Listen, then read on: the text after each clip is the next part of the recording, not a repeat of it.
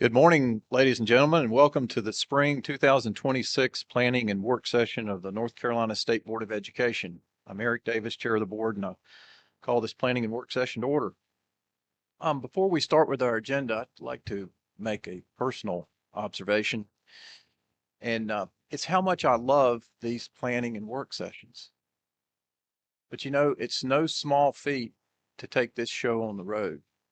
It might look easy, but the amount of work that it takes for this team to go across our state to beautiful places like Duplin County takes a remarkable amount of work.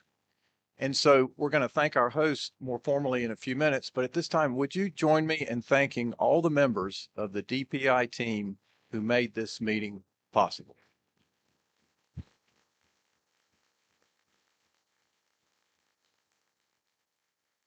And another part of traveling across the state for these meetings that I find most beneficial is the journey that each of us take to get to our host district.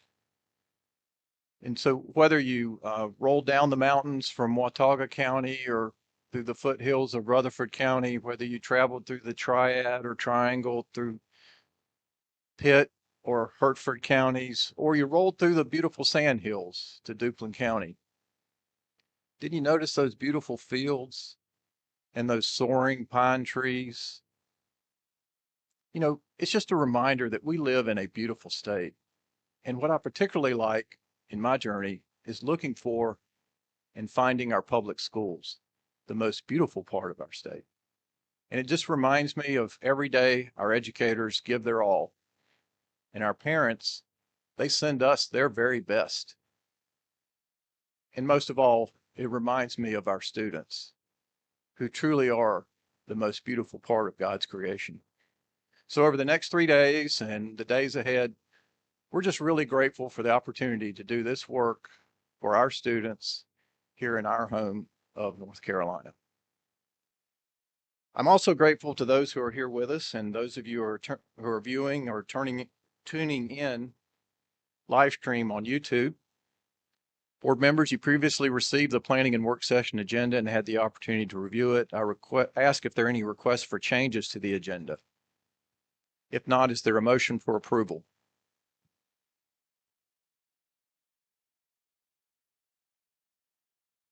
So moved. Motion by Ms. Kamnitz. Is there a second? Second by Mr. Hall. Mr. Fafaria? Dr. Oxendine, Ms. Kamnitz, Mr. Keenan, Yes. Mr. Hall, Yeah. Dr. Mason, Yes. Mr. Blackburn, Ms. Moore, Treasurer Briner, Lieutenant Governor Hunt, Vice Chair Duncan, Yes. Chair Davis. Yes. Motion carries. We have an agenda. So it is a privilege to convene this meeting here in Duplin County as we take our work on the road to connect more directly with educators, students, and communities that we serve across our Southeast region. Being here will ground our conversations in the real experiences of North Carolina's public schools and remind us why this work matters. And I'm delighted to welcome our local superintendents who are joining us today. Those superintendents include, and if you would stand and remain standing, please, Dr. Wesley Johnson of Clinton City Schools, Darren Tyndall of Duplin County Schools, Dr. Barry Boone of Weldon City Schools, Chad Calhoun of Mitchell County Schools. And did I miss any superintendents that are present in the room? Please join me in celebrating these leaders.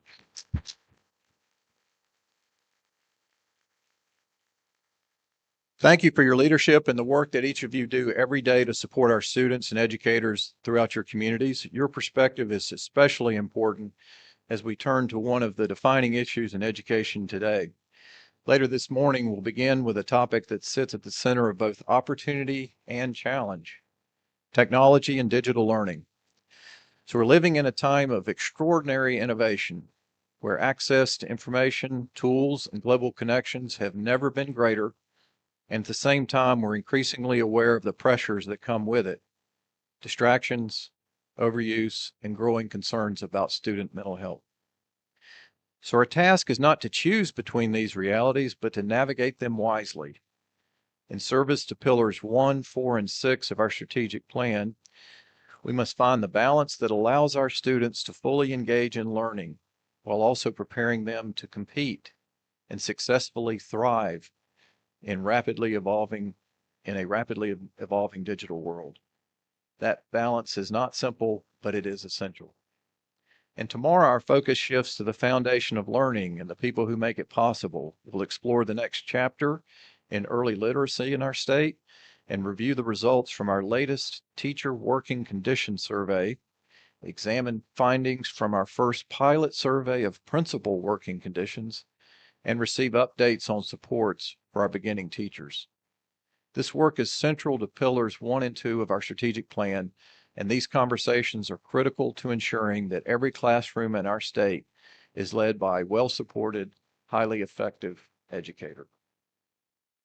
As part of the presentations throughout the next 3 days, we're delighted to hear directly from educators and students from the following school districts: Chapel Hill, Carrboro City, Chatham County, Clinton City, Duplin County, Hyde County, New Hanover County, Orange County, Wake County Public Schools, Wilkes County, and Wilson County. I feel like we've got half of the state of North Carolina presenting to us today, or the next 3 days.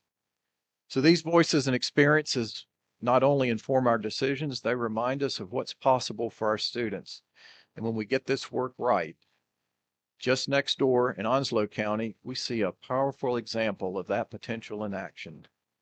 One of their alumni, or our alumni, Christina Coach, recently returned from a historic linear mission aboard the Orion spacecraft. Her journey from White Oak High School to the far reaches of space has captured the imagination of students across the region and our state and our nation. She's a powerful example of what's possible, not only in Onslow County schools, but in every school across North Carolina. As educators in Onslow have shared, students have been captivated, watching, learning, and imagining what might be possible for their own futures. That sense of wonder, curiosity, and inspiration is exactly what we hope to cultivate in every student across our state. It's a powerful reminder when we get this work right, when we support our educators, invest in strong instruction, and prepare students for both today and tomorrow, there is no limit to what our students can achieve. We could even be best in the nation by 2030. It's also a reminder that incredible things are happening across our public school system every day. And as we stay focused on areas for growth and continue the hard work of improvement, we must be intentional about recognizing and celebrating these successes in alignment with pillars 7 and 8 of our strategic plan. Again, I want to thank you for being here, for your leadership in your individual capacities and as a team, and for your continued commitment to the students of North Carolina. We look forward to the important decisions ahead. And now turning to Duplin County, which holds a special place in the hearts of this board. It is home to our very own colleague, Reginald Keenan, our longest serving member of this board, 17 years strong. But you know, that pales in comparison to Reggie's service to Duplin County. 40 years on the Duplin County Board of Education. Would you celebrate Reggie?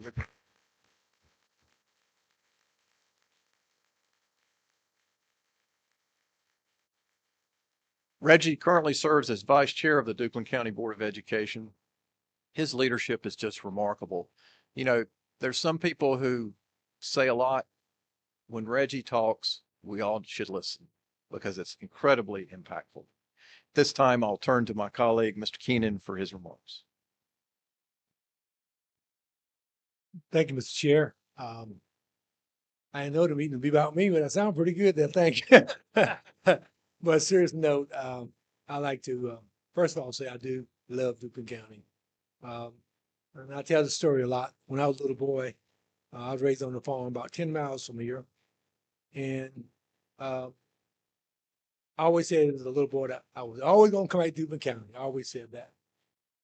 to the airways that travel both off of military bases and regional airports.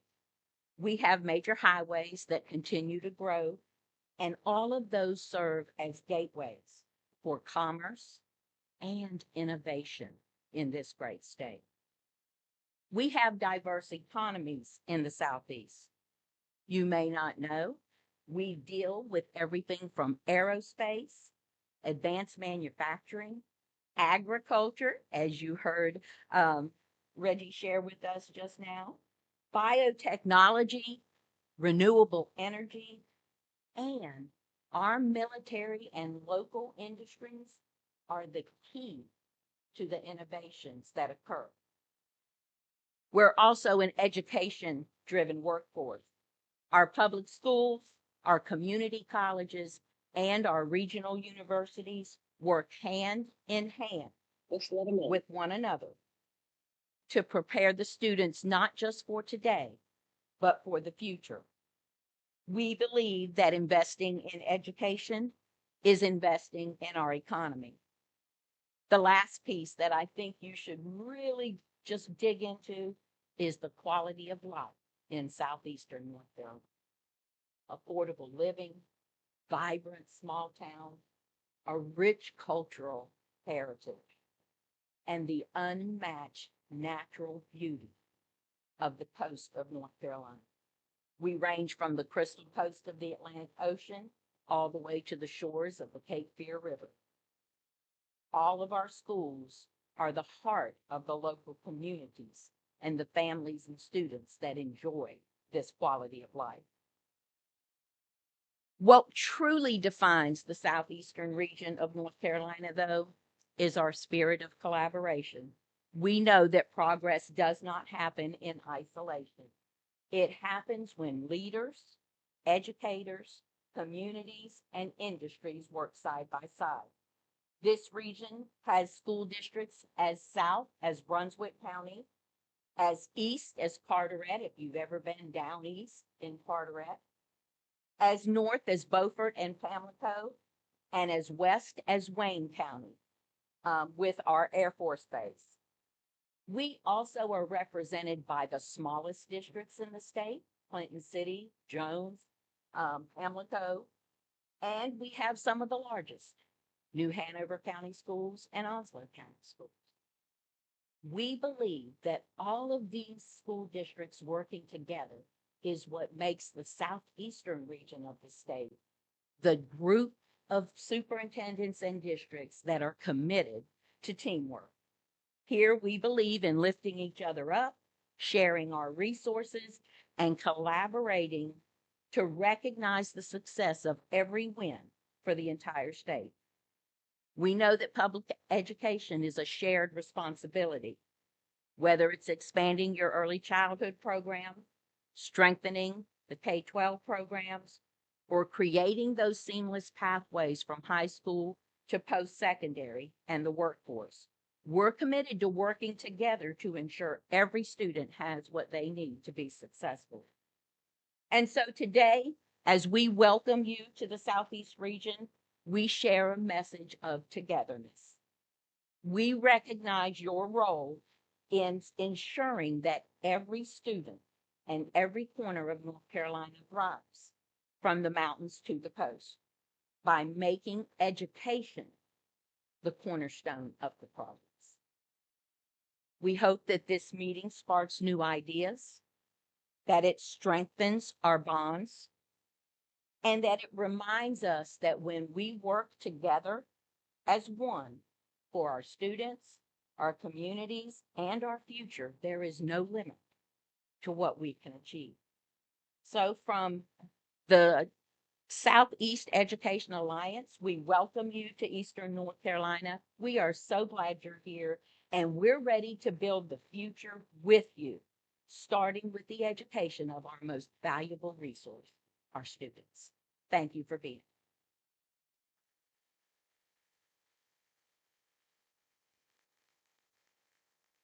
Thank you so much, Dr. Spencer. And finally, we'll turn to our host district. So after more than 3 decades of service to Duplin County Schools, Darren Tyndall was recently named superintendent by a unanimous vote of the Board of Education. Having served in roles from classroom teacher to principal and district leadership, he brings a deep experience and strong commitment with ties to this position. Superintendent Tyndall, we're delighted to be in your district, and we'd be delighted to hear from you at this time.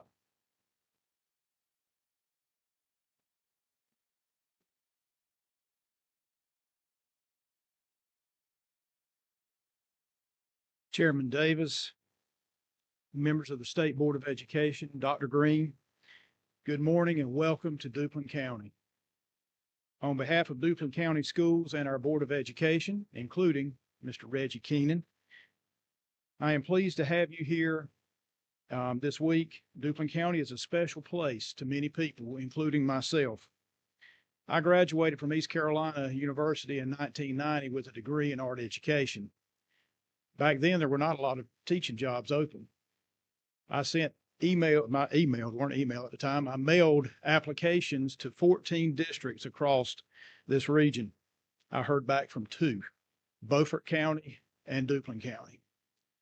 On March the 8th of 1991, I started working between 2 schools, E.E. Smith Middle School and Warsaw Middle School, as their art teacher. 35 years later, I am still in Duplin County. I love this place. I love the opportunities that it provides our students to grow.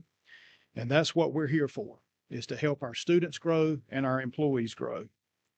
I would be remiss at this time if I did not mention Dr. Austin Obasahan, our former superintendent who passed away last July. Dr. O, a remarkable man who loved the students of Duplin County Schools. His desire was for each student to have a pathway with purpose. Through his vision, STEMA was born.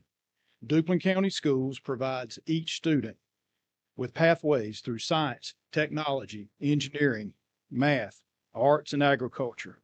We, as educators, provide students with opportunities to explore and grow on their pathway to success. We don't want to just educate students. We want to prepare them for their future, a future of their choice. In addressing local, state, and national business and industry needs through powerful partnerships, the STEMA model contributes to a growing economy and a better prepared workforce by engaging all students in pathways with purpose, increasing their chances of being connected to school and thus graduating on time, ready for prosperous careers and college experiences. Upon graduation, many graduates often leave the area because their perception is that there aren't great jobs existing near their homes. This STEMA model provides opportunities for students to explore how their personal interests and their career goals align with many of the local, stable, and well-paying jobs of which they may not be aware. Many of those jobs are in the agriculture and related industries, which are the largest employers and economic drivers in Duplin County. Through STEMA, our commitment to students allows graduates to become more aware of local job opportunities prior to high school completion, thus creating connections that may encourage them to live and work closer to home. Some of our district-wide information celebrations, Duplin County Schools received Cognia STEM certification, the first district in the state to achieve this certification, and just the second in the Cognia Mid-Atlantic region to earn this achievement. We have held district-wide STEMA activities this year. Our STEMA program is not just for a certain group of students. It is for all students, pre-K through 13. We've held STEMA fairs that included grades 3 through 8. We've had a high school STEMA symposium and beyond the books. We've had 3 of our students advance to the state level science and engineering fair. One of our students was selected recently as a state nominee for the Presidential Scholars Program. James Keenan High School was recognized just a week or so ago for the Purple Star Award for being a military-friendly school, the first in Duplin County, and our plans are to grow that. Wallace Rose Hill men's soccer team was the state 3A soccer champions this year. We also have a strong partnership with James Brunt Community College to offer expanded access to college transfer, vocational, and continuing education pathways for high school students, including this past summer 2025, fall 2025, and spring 2026 semesters at James Brunt Community College. Our Duplin County Schools high school students participated in and earned the following. From our comprehensive high school, our students, over 650 of them, enrolled in 2,797 college classes. Duplin Early College High School students, nearly 200 students there, enrolled in 1,088 college classes. At this upcoming James Brunt Community College graduation to be held in just about a week or two, our comprehensive high school students will earn 44 associate degrees and 124 certificates. Our Duplin Early College high school students will earn 30 associate degrees and 24 certificates. Duplin County Schools also takes advantage of grants. One grant was a home builders grant that allowed us to build a new construction trade shop at East Duplin High School. 2 agricultural grants allowed us to build greenhouses and a shed at both James Keenan High School and East Duplin High School. And most recently, I had the opportunity to go to Wallace Rose Hill High School to see their drone program in operation, where they are integrating that into their agricultural program. Duplin County Schools has 4 career academies. We have a Duplin Agribusiness Academy, a Duplin Health Science Academy, an Industrial Trade and Technology Academy, and most recently, a Teach Academy that has 35 students participating at this point. And also we have across our district, a teacher club with over 200 students participating. We want to bring teachers back to Duplin County Schools. Also, Duplin County Schools is grateful to have received $32,480,000 need-based public school capital fund for renovations at East Duplin High School that we are grateful for. With that said, I want to thank Duplin County Schools Board of Education Chairman Brent Davis, Vice Chairman Reginald Keenan, and board members Pam Edwards, David Jones, and Claude Morrissey for their leadership and support. Our board, school leaders, faculty, and staff put children first. Our students are the reason that we're here. To the State Board and Superintendent Green, thank you again for being here in Duplin County this week. I hope that you enjoy your stay. Thank you.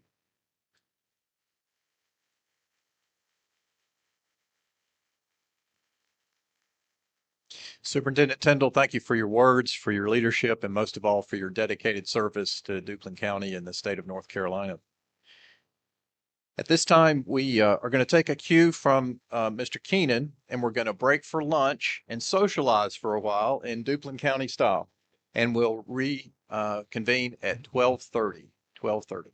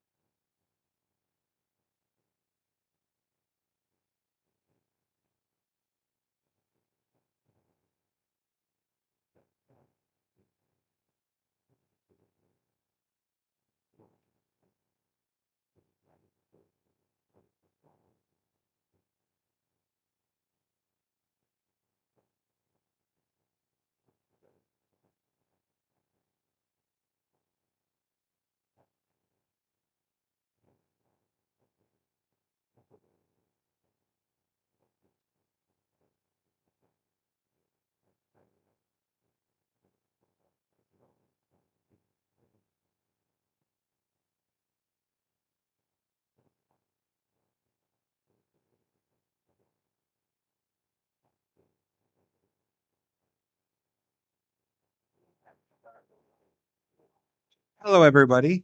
For the next 10 minutes, I'm going to have the photo area set up over there. So if anybody would like to come and take a picture, you're more than welcome. They're absolutely free, and I'll be sending them the link. Thank you.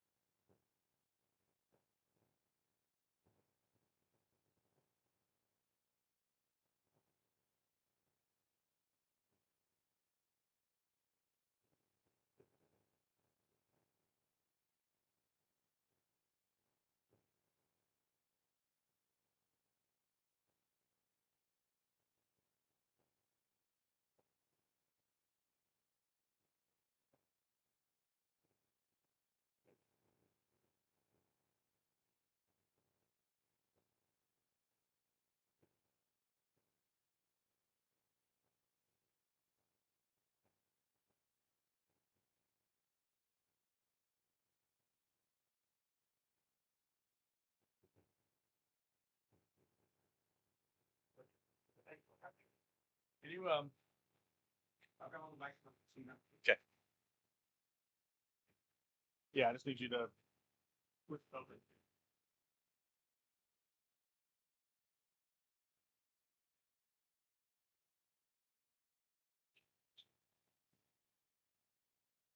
Let's switch over to the other thing. Presentation. Send this thing out.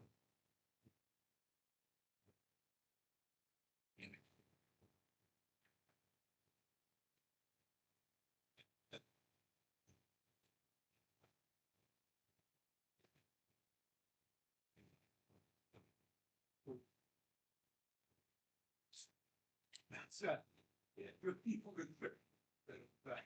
Right.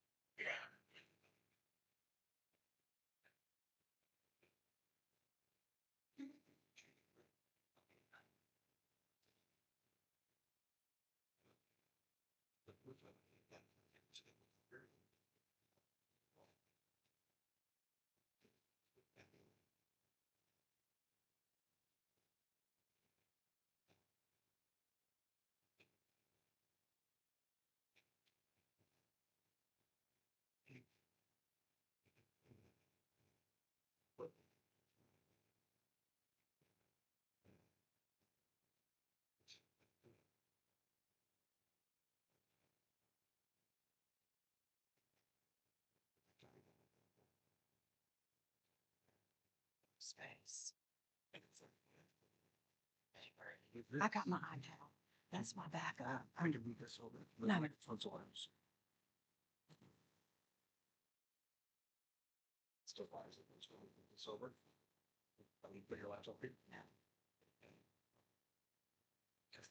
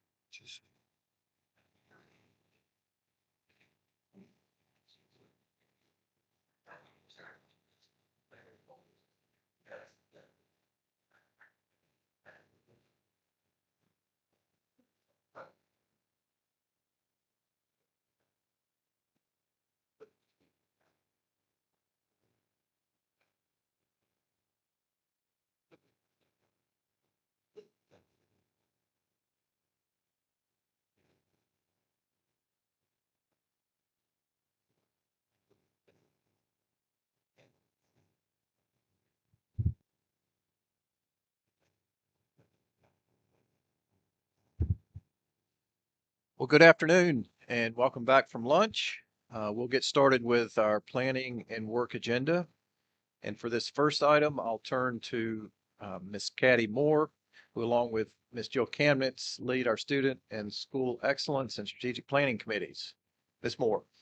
Thank you, Chair Davis. It's my pleasure this afternoon to introduce and kick off this work session day with information that we will be receiving from our Chief Information Officer and her team from DPI, Dr. Vanessa Wren, really centered around a better understanding of the research around technology and education in schools and what's happening with our research partners and folks in the community that can help inform our work to move us better then into the digital learning plans that come from that we support our schools in building and putting together so they can meet the needs of students, And then that's like the first part of the day. And then the second part will take us a little further then into our digital and remote learning academies and the policies and structures that we have in place for those and how they support our schools and the role of the State Board of Education and the supports that we have here. I do think that as you look at all of these different pieces when it comes to technology and education, remote learning, virtual academies, we really are talking about the tools that we provide our teachers and the supports that we provide our teachers in order to meet the needs of students in our classrooms. At the end of the day, all of this work should be filtering down into the hands of teachers and into students' experiences. And that's where we know that we are working to make a difference. And all of these are tools, and there are many tools that we have to use. But I think it's also important to note as we're looking at all of these tools that we're providing our teachers, there's expenses, there's best practice, there's training, there's accountability for what it looks like.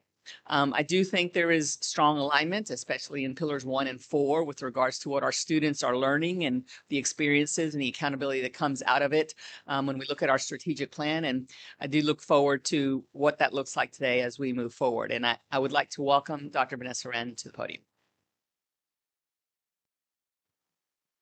Thank you, Dr. Moore, for that wonderful introduction. You have encapsulated our afternoon so beautifully, and we have many things to share with you today. But I will start with good afternoon, Chair Davis, Vice Chair Duncan, members of the board, Superintendent Green, and our esteemed guests in the audience today.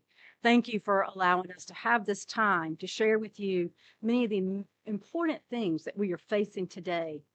Our conversation today is both important, but it's also complex. We're going to examine the value, the balance, and the future of education technology in North Carolina schools. Again, I'm Vanessa Wren. I have the privilege and the honor to lead all digital technology initiatives across the state. And I am also pleased to have my team with me here today who will be joining me in various presentations. Matthew Mayo, who is our Director of Digital Teaching and Learning, Dr. Ashley McBride, who heads up our NC EdConnect suite of resources, and Ms. Heather Pinnica, who leads our Digital Teaching and Learning Regional Consultants. We hope to address several of the things that we are seeing. A widespread crisis adoption education technology pieces that schools are experiencing, and it's leading us to a reassessment. We are hearing in North Carolina and nationally valid concerns around screen time, concerns around student attention span and student behavior. We're also hearing about distractions and how technology is making those distractions easier to happen during the school day. Of course, social media and the addictive algorithms that often are tied to various social media, our student mental health, and not to forget, you always hear me talk about student data privacy and protecting our systems. There's also the need for ongoing professional development that we'll talk about today. And then, as Dr. Moore said in her opening statements, the overall cost of many of these technology items that are in our schools and run our systems. So these concerns are real, and they deserve to be taken seriously. There's also a legislative landscape that we're hearing much about. We know that things have rapidly changed, particularly over the last 2 years with artificial intelligence and the new tools that that's bringing into our classrooms. And so we're navigating what we're calling some tensions. There are some real tensions with technology in school, and what are we doing to stay innovative and not losing that innovation, not losing the tools we need to prepare our students, not losing the tools we need to keep teachers' lives easier, but also ensuring student safety and really, ultimately, that students are learning. Last year, we saw many states put in place laws to restrict cell phone usage in our schools. 37 states have laws in place that restrict cell phone usage during instructional time. We've also seen laws come out with age restrictions on social media, and North Carolina is part of that. In North Carolina, we have seen a direction for us to train our students on the harms of social media. We also saw a statute come out that directed our technology directors to calculate the total cost of ownership of their devices.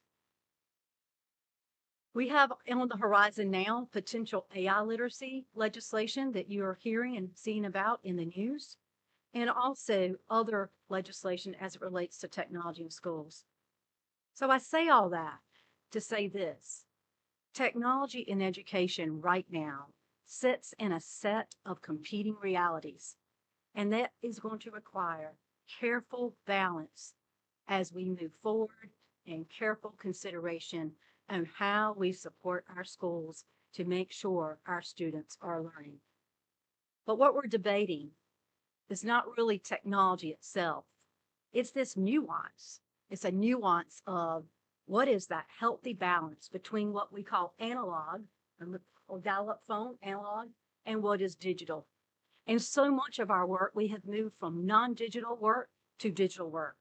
So the question in front of us today, and what we hope can help navigate throughout the afternoon, in this age of extraordinary innovation that we are living in, when does the technology improve learning and when does technology get in the way? I think that's the crux of the question, what we hope to learn more about today. Because we know that technology cannot be one single thing, right? We have seen the cases where technology in a school can be someone scrolling on social media. It also can be someone completing multiple spreadsheets that have been moved from non-digital to digital. But we've also seen technology where students are using it to write, to collaborate, to analyze, and to create, or even to access coursework that they wouldn't have had access to otherwise. And yet, in the public conversation and often in the media, it gets collapsed into one single thing: the harm of technology in school, and what are we doing about it? So we hope to address that adequately today, because oftentimes it's not the screen. The real piece, and Dr. Moore hit on this, is really around the instruction. It is the lesson design behind how technology is being used. We have seen classrooms where technology is meaningful. We've also seen classrooms where technology is misapplied. And we acknowledge that we are in a moment that exists in both realities. As with anything, technology can be used for good and technology can be used for bad. But it really comes down to how it's being used. In North Carolina, since 2015, we have grounded the work of technology in our schools in the North Carolina Digital Learning Plan.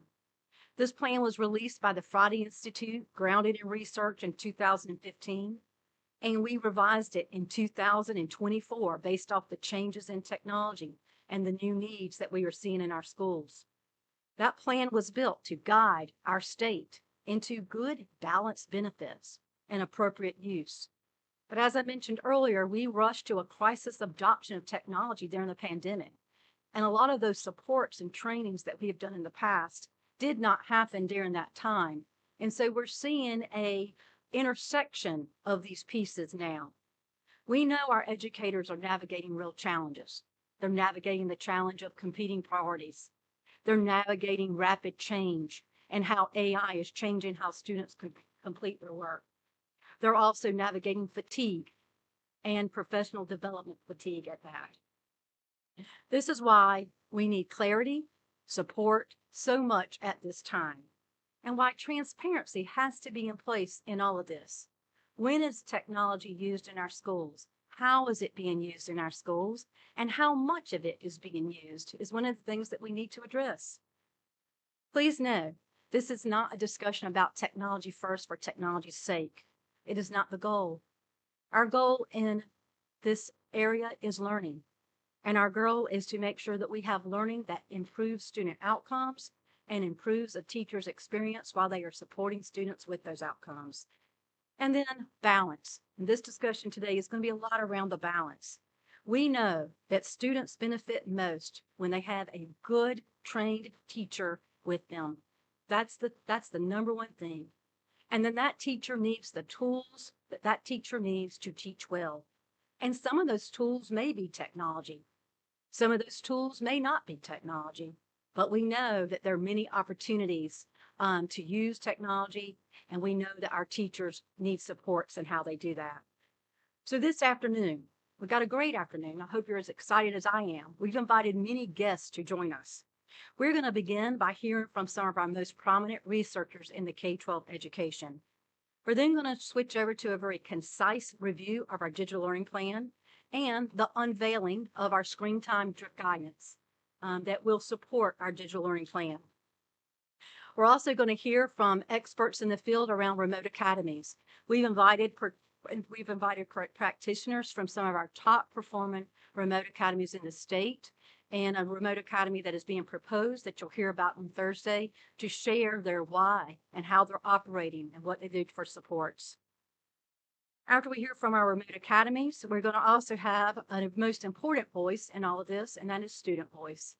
We have a panelist of students who are going to talk about how technology has hurt them and how technology helps them. And lastly, and most importantly, a view from the front, from the trenches, educators who are in practice today, hearing their view of what's occurring with technology in our schools today. And we're going to close the day with a time for discussion and Q&A. And we'll also have time built in after each one of our panelist sessions so you can ask the experts in the field and our expert researchers your burning questions and where we are in this intersection.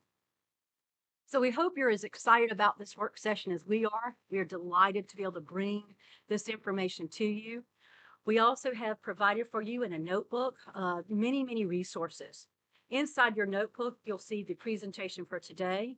You'll also see the North Carolina Digital Learning Plan, and then supplemental guidance around our AI guidance that we released in January of 2024. Our unreleased, and you'll be the first to view it, screen time guidance that we'll talk about today. And then some other supporting information, because much of this and much of what we bring to you comes to you in the form of a contract. So we've also put a session in here about what contracts we bring to you that makes all this work. There's many things that we do managed at the state level. And today we're going to get a chance to tell you the why we do that and how we monitor that work. How do we know the return on investment is there? And so we'll talk about that today as well. So I hope you will try to reference page numbers in that notebook as we go throughout the day. But we also want to make this a very open and collaborative session where you can stop us, dig deeper, and ask questions. So thank you for allowing me to open up today with those comments. I also get the privilege of facilitating our panel with our researchers. And so we wanted to hear from our researchers on student mental health and their well-being and how that intersects with technologies. So as I welcome our researchers to come to the front, I will get them seated here and we're going to move quickly into questions. And we're doing that because we want time for you to ask them questions. We've brought together researchers who have been understanding child brain development and the impact of technology and how they learn. And so we've designed this so you can hopefully answer some of these things as we talk about what is that nuance balance. So we're going to give each researcher an opportunity, and I'm going to introduce them by name and where they're from, but we're going to give each one of them an opportunity to open up with what they are researching and introduce themselves and talk about what is their area of research. So joining us today is Dr. Ellie Ibrahimi, affectionately known as Dr. E, and she joins us from the University of North Carolina at Wilmington. We also have Dr. Krista Gluzowski, who joins us from the North Carolina State University's Friday Institute, which we partner with heavily with all of our digital learning initiatives and our infrastructure work. Joining us from University of North Carolina, Chapel Hill, the Winston Center, is Dr. Carl Johnson. And Dr. Johnson has been working quite a while with the impact of screen time and how that impacts our students. And we have a remote panelist who could not be here in person today. And this is Miss Sue Thorts. And Miss Sue Thorts, there she is waving. Hi, Sue. She is joining us from Common Sense Media. And Common Sense Media is one of the premier research institutions about how do we protect students in an age of digital technology. So, we've got an esteemed group. We're going to catch our breaths, and I'm going to turn it over to them with a few questions. I have 4 questions for our researchers today. And the first question is for them to introduce themselves and talk about their area of research. So I'm going to start with Dr. E.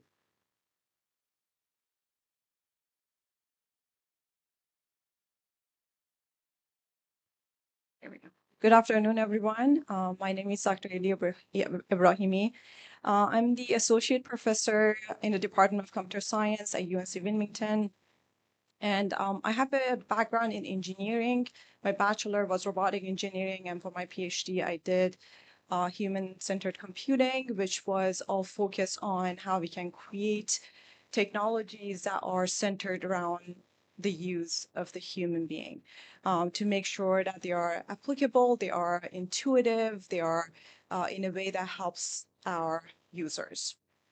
I joined UNC Wilmington in 2018, and since then, and then even before that, I was very involved with creating educational content for K through 12. And when I joined here, I was very involved with like middle school, elementary, and then some kind of applications for high schools too. I'm also the founder of Cyber Park, which is a platform that educates students on learning cybersecurity, AI, and digital literacy. So with that, I'm going to pass it to Krista. Good afternoon. Thank you. Vanessa, I want to thank you and your team for this invitation. Thank you to the board and to Flint County. Thank you for hosting us. Not going to lie, you had me at Strawberry Shortcake. Thank you for hosting. I wear a few different hats in this conversation. I come to the conversation first as a researcher, looking at how teachers engage learners in complex problem solving and how students learn through complex problem solving.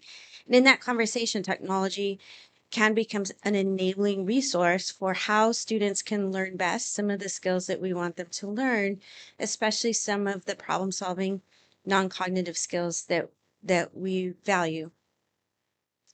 I also wear the hat of a teacher educator, working with pre-service teachers, working with teachers in the field, and really trying to probe how we can create systems and solutions that work for everyone, not just in constrained conditions, but that can be scaled to multiple contexts at once. And that's a different kind of question than the question of what works and how does it work and what happens when. And I also, like many people here, wear the hat of a parent. And I'll tell a quick story about this. Not too long ago, I have a son who's a freshman in high school, and came to me and he's showing me this video, and it's a video as if a primate is taking care of a kitten, or almost like parenting a kitten or mothering a kitten. And my son says to me, "Mom, you gotta teach grandma how to recognize AI generated content," because my mom had sent him this video. And so in this context is, I think, some questions that we all care about, namely, what are we hoping to see happen in the classroom? What are we preparing learners for in their future world and their future life? And how we're giving access and opportunity for everyone to have the future that they imagine for themselves. Our future is a tech-enabled future, but we need to have guardrails that keep our kids safe and informed. Good afternoon, everyone. It's a pleasure to be here. My name is Dr. Carl Johnson. I come from UNC Chapel Hill. My jacket is supposed to indicate that. I also wear a couple different hats. I'm affiliate to the Winston Center, which has conducted a lot of research on the use of technology in schools, especially wireless technology. But I'm formally at the School of Public Health at UNC, and so I bring that perspective as well, thinking about the health and well-being of children within this context. I'm also involved in a parent group in my local county that's trying to think through critically engaging with issues around intentional use of technology in the classroom. I'm a parent of a toddler, so she's not in school yet, but I have many conversations with my friends of my same station of life, thinking about where we're going to send our kids to school. And often issues of education technology come up in those conversations. And then I also work at a health department in a rural county, Granville County, North Carolina, which we've partnered with the school to do a lot of stuff around their own policies around ed tech in the classroom. And so I've had a lot of conversations with parents or with teachers and administrators in that context as well. So I hope it can bring all those different hats to bear on this question and answering some of the questions you may have. And I'm going to turn it over to Sue. Hi, folks.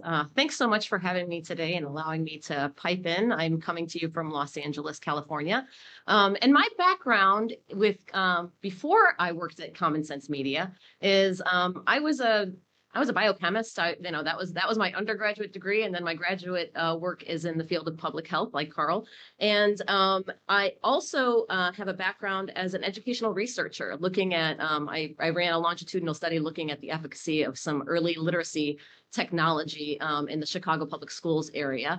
And so I bring that education as well as I was an educational practitioner. I worked in I was a fourth grade teacher in a classroom for a few years. And now for the past 15 years, I have been at Common Sense Media, and my role there is really trying to help educators as well as families try to guide kids through this world of media and technology. So I work at this nonprofit, and we provide resources to families and to educators, really trying to guide students to use technology well in a meaningful and balanced way. And so really trying to promote not only curiosity and human connection and understanding important things like media literacy, and all the essential skills that students need in order to thrive in a world full of technology. And so for the last few years, that's all I've been doing is working with school districts, with state departments of education, with county offices all across the country to try to figure out what is our best path forward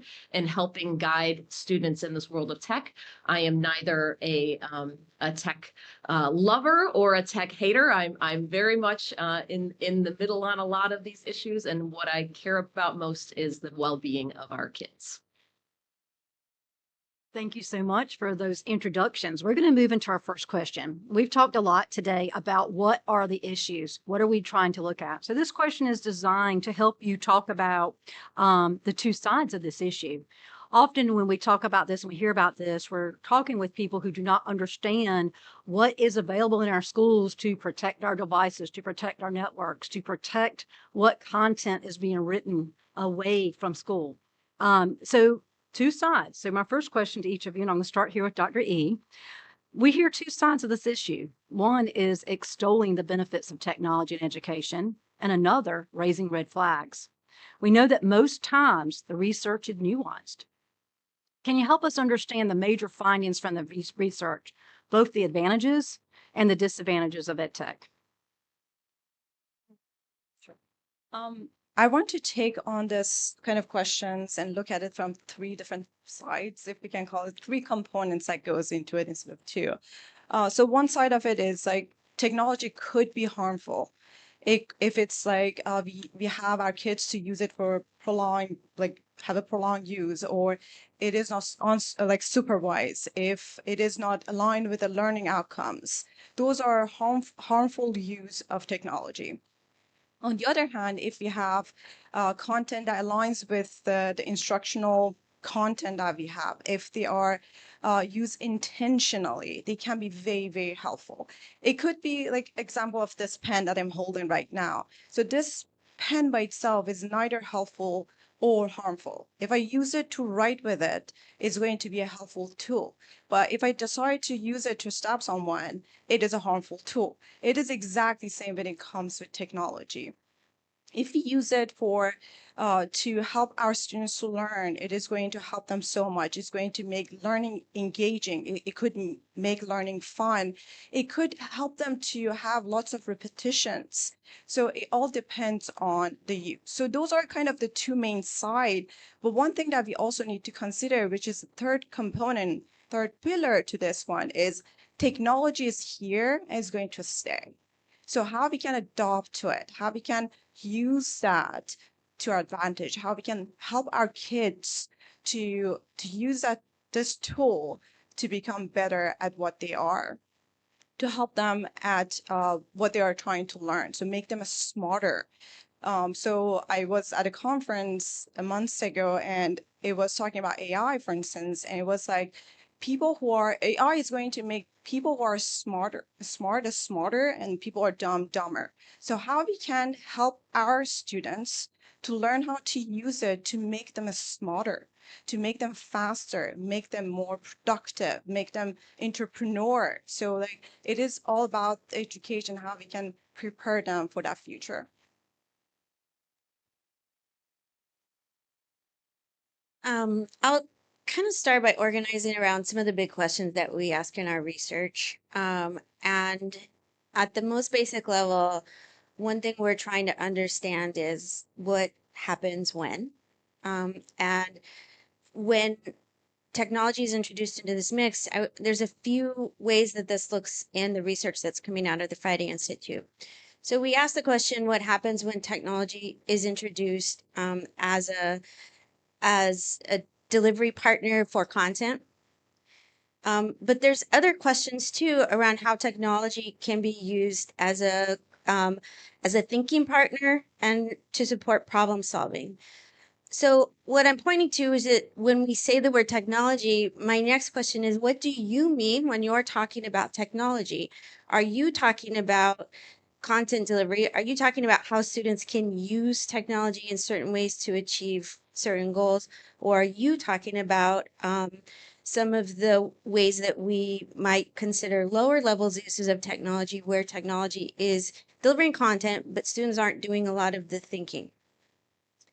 I'll point to what my colleague, Dr. Ibrahimi, has pointed out, which is the question of alignment, where it is aligning with the learning goals of the environment, with classroom goals, and I'll put at the center of this conversation the importance of the teacher.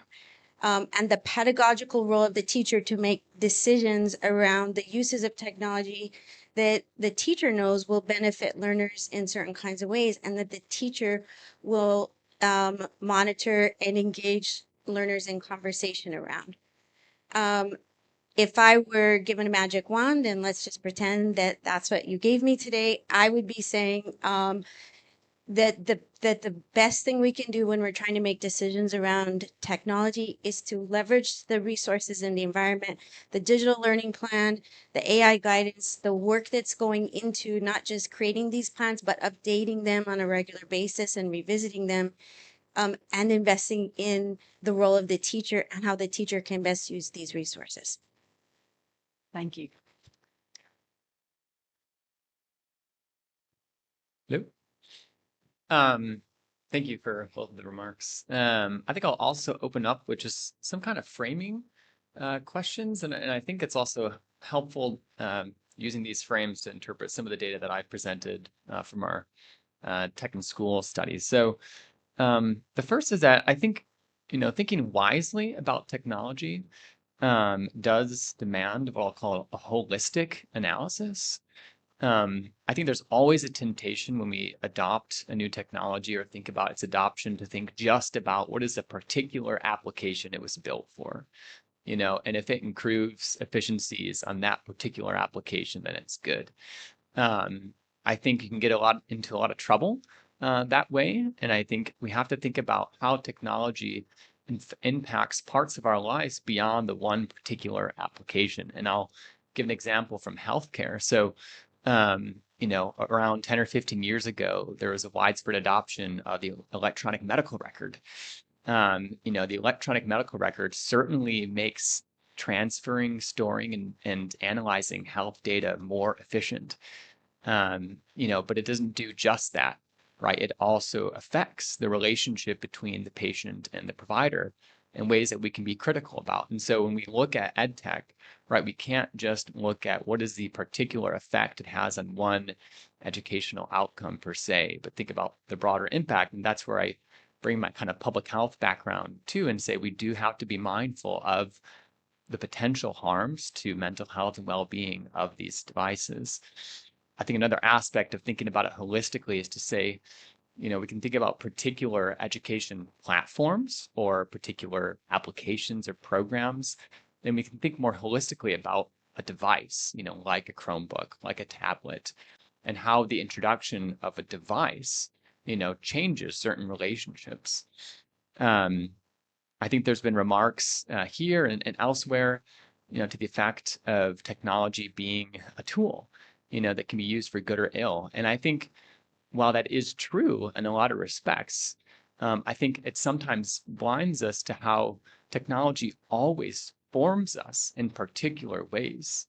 No technology is ultimately just a neutral tool. I think all of us who grapple with the challenges of, addiction to our own smartphones would acknowledge that it's not just an inert, material there. It's having an effect on us, right? And it's pushing us towards certain behaviors and not others. And so when we think about, the possibility of using technology in good and bad ways, I think we have to think about, well, how is it kind of structurally orienting us to certain things and not others? And that's where I look at some of the data on, distraction in the classroom from devices, and I say, well, certainly it is the case that we can think about the good and bad uses of ed tech or Chromebooks, et cetera, but we also have to think on net, where are these devices kind of pushing us, where we can be a little bit more critical. And then lastly, I think, again, when we think about technology in general, but also ed tech, the question ultimately has to come back to a question of purpose, right? Not just what the particular purpose of the technology is, but what is the purpose of the broader system in which that technology is being adopted? And I'll go back to the EMR I mentioned. Is the purpose of a healthcare system to transfer and store health information? I would argue it's not. It's ultimately to provide care, right? The care that's needed by patients. And so we can think about, the particular purpose of an ed tech platform versus the broader purpose of education. And again, I'm not trying to be overly philosophical here, but I think that is the kind of appropriate question to ask, right? Is this place called school, K through 12 education, even higher ed where I'm at, is it primarily for vocational readiness? Is it primarily for character formation? Is it primarily for intellectual formation? And so we evaluate the kind of purpose of the ed tech, against those ultimate purposes of the system itself.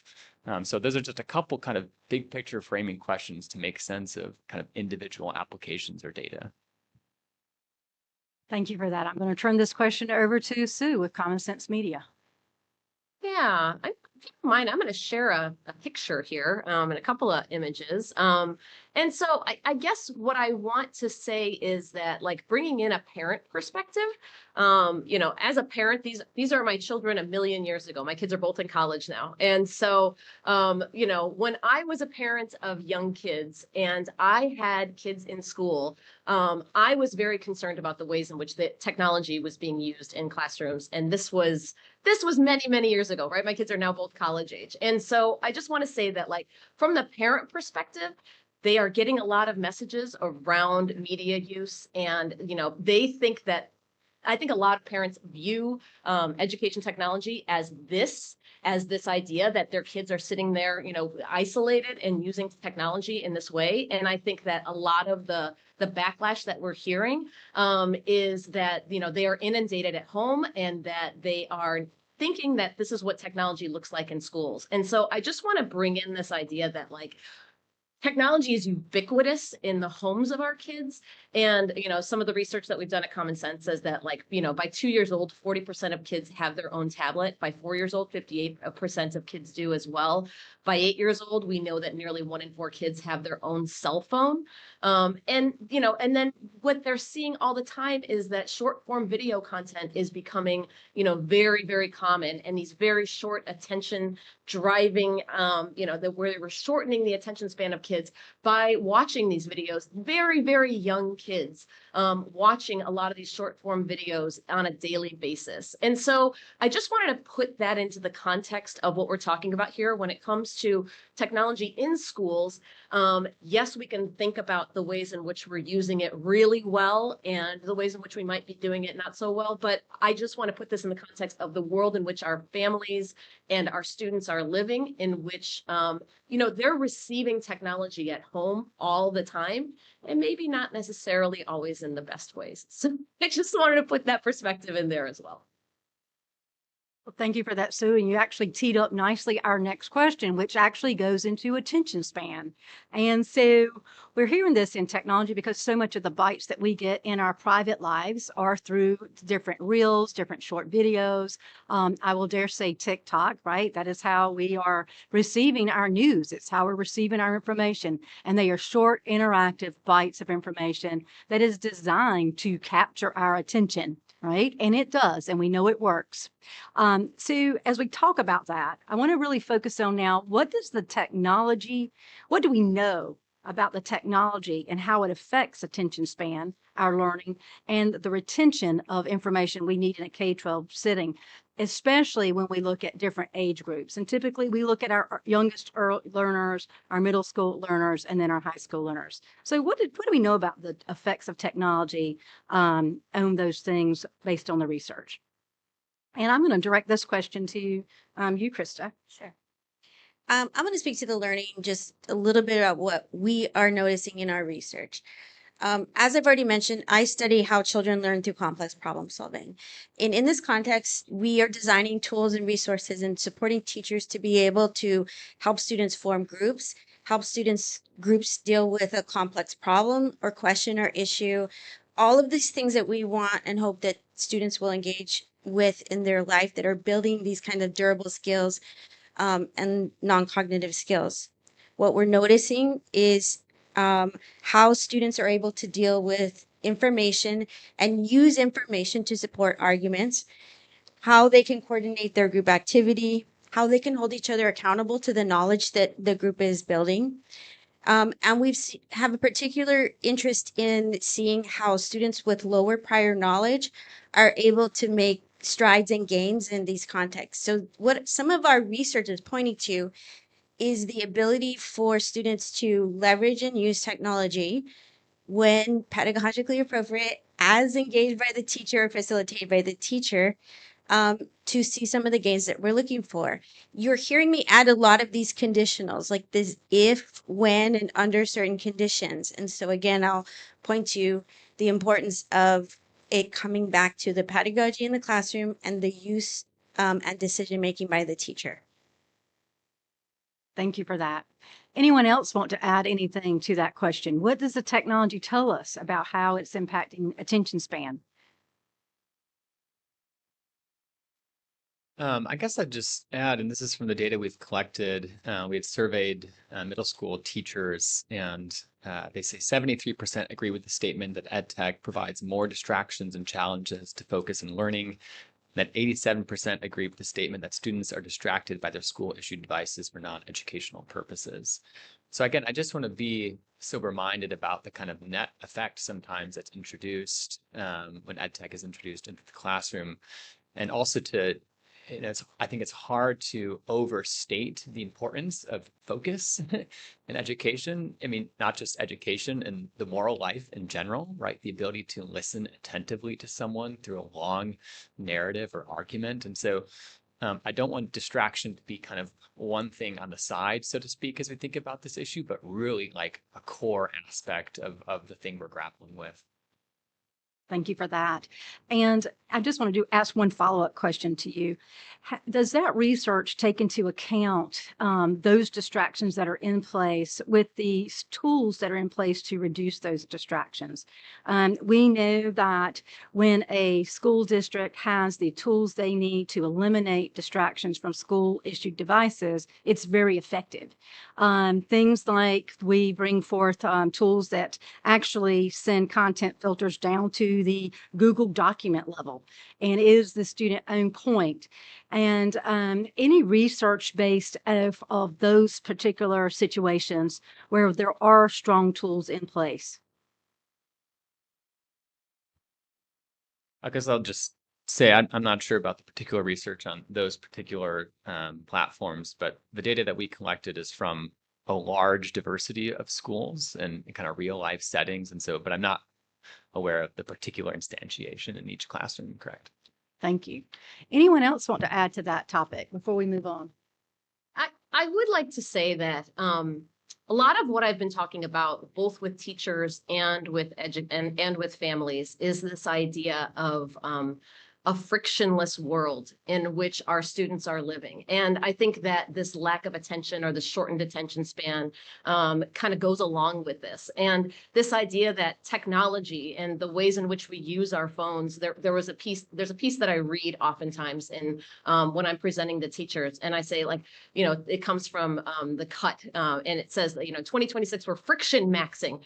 So this is a little bit of pop culture context, but this idea that tech companies are succeeding in making us think of life itself as inconvenient and something to be continuously escaping from into digital padded rooms of predicted algorithms and single tap commands.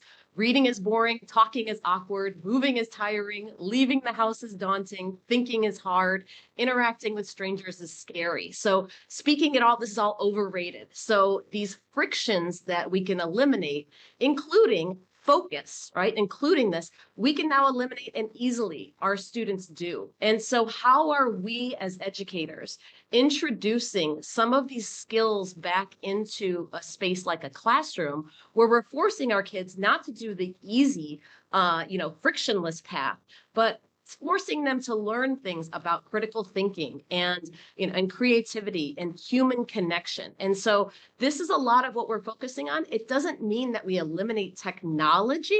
It just means that we use technologies in very intentional ways to really drive some of those critical thinking skills in the classroom.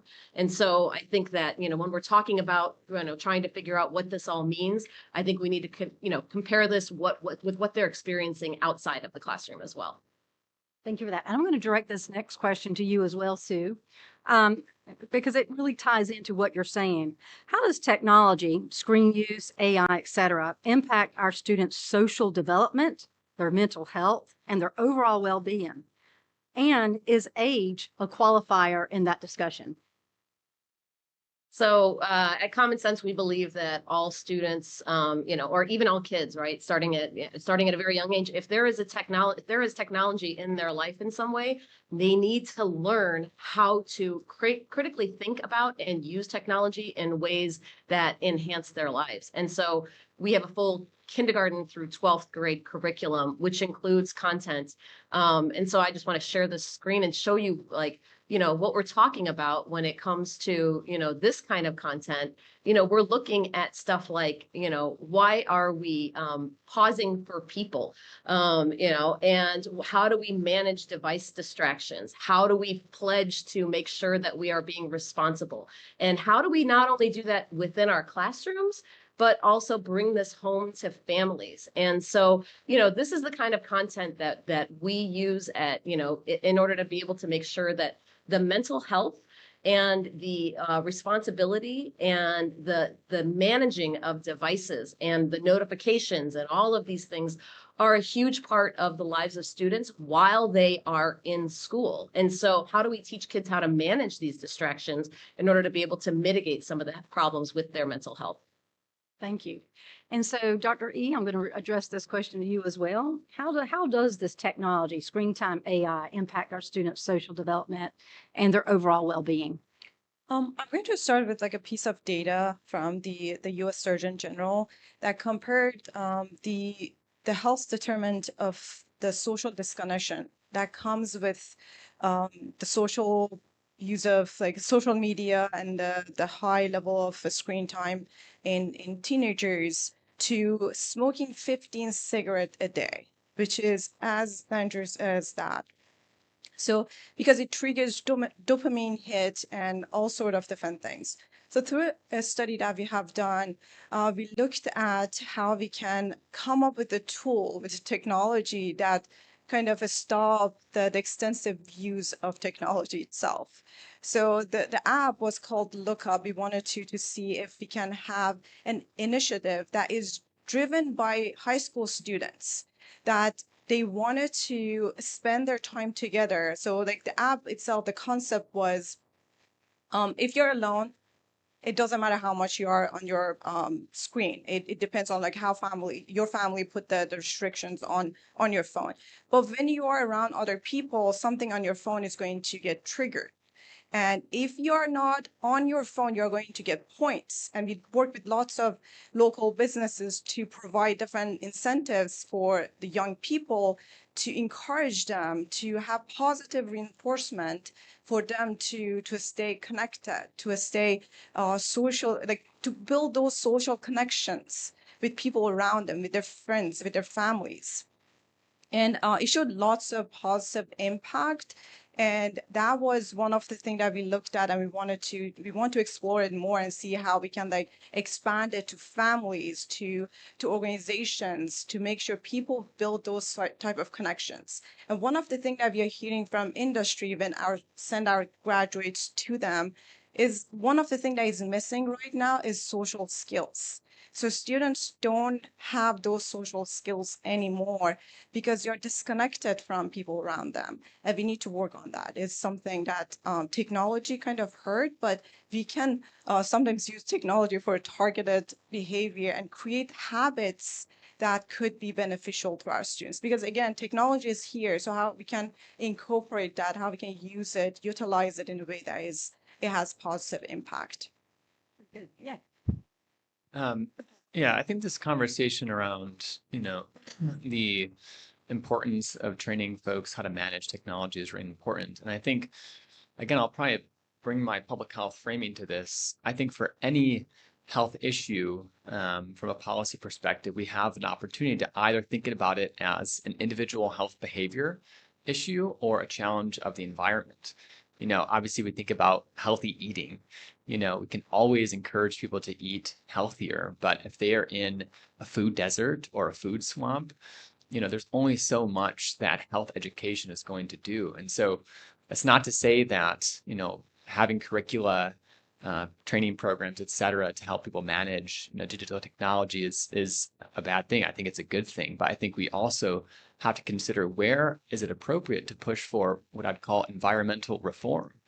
And in public health, we think about that, especially in the case of the least advantaged. How much more difficult is it for folks who don't have resources to manage their own health behaviors than it is for people who do? And I think there's a similar parallel with ed tech environments or technology environments more broadly, which again, I think it goes back to this bigger question. And I wrestle with this as a university instructor too. What is the purpose of this space? Is it ultimately to train people to learn how to use digital technologies, or is it to learn or to cultivate other kinds of character formation, intellectual formation more generally? I'm not going to answer that question, for you all right now, but I think that should be the question we ask ourselves when we make this kind of distinction between environmental reform versus trying to help people manage individual behaviors. Thank you for that. Any other comments on that question? I think I would argue that it's definitely, obviously the goal of all of, our school environments is to help people learn, but we do have, health curriculum. We do have ways in which we help our students understand and build culture. And I would hope that, within the culture of the schools in which we help our students advocate for themselves and for a healthy learning environment and for a healthy community in which they live, and do that in cooperation with their families in order to be able to really build that trust between families and school, educators, as well as with the students as well. And so I would hope that everybody can get on board with understanding these huge concerns when it comes to technology and the way that it's infiltrating our lives. I do definitely, we are a huge advocacy organization at Common Sense, and we are trying to push for, better laws and regulations and, better tools, in that way. And I think all of us are here together to try to make sure that our kids are growing up in a full community that has both, strong understanding of ways in which we can mitigate these factors on our own individually, but 100% as public health practitioners, we are designing that space, and we are here today to make sure that that space is beneficial for our students as well. Thank you. All right. I think this question really starts to bring it together. So we have two more questions, this being the second to the last, and then we're going to open it up for question and answers from the board and our researchers. So we've heard these things. We've talked about what these conditions are, how we can have impacts on our students and their mental health. But under what conditions does technology in school actually improve student outcomes? And what distinguishes effective use from less effective use? Dr. E. So, research after research show that the top factor when it comes with to a student's achievement is teacher quality. So we are providing, I mean, DPI is doing a great job putting together lots of resources for our teachers. But over the last few years, the problem that we had was we moved to remote learning during COVID. So everything was very quickly done on our teachers to learn so many of these tools, being able to navigate many of these resources. So how we can help our teachers with different certifications, with different licensing, with their education, when they are the new teachers are coming out of the pipeline, how we can help them, how we can prepare them for this new environment so they are prepared when they are going to the classrooms. And then going to one thing that Cole was mentioning, like the purpose of education. So we need to understand what the purpose of that education is. We need to also understand how students learn, which we have lots of data on and lots of methods on how students learn. And then the other fact is, what should they learn during this time and age? Like, what is the most important skill they need to learn? So education is going to change. And there are many different things that kind of predict education is going to change in near future. So how we can put those three items together to understand what the purpose of learning is, how students learn, and what should we teach them. I agree with all that.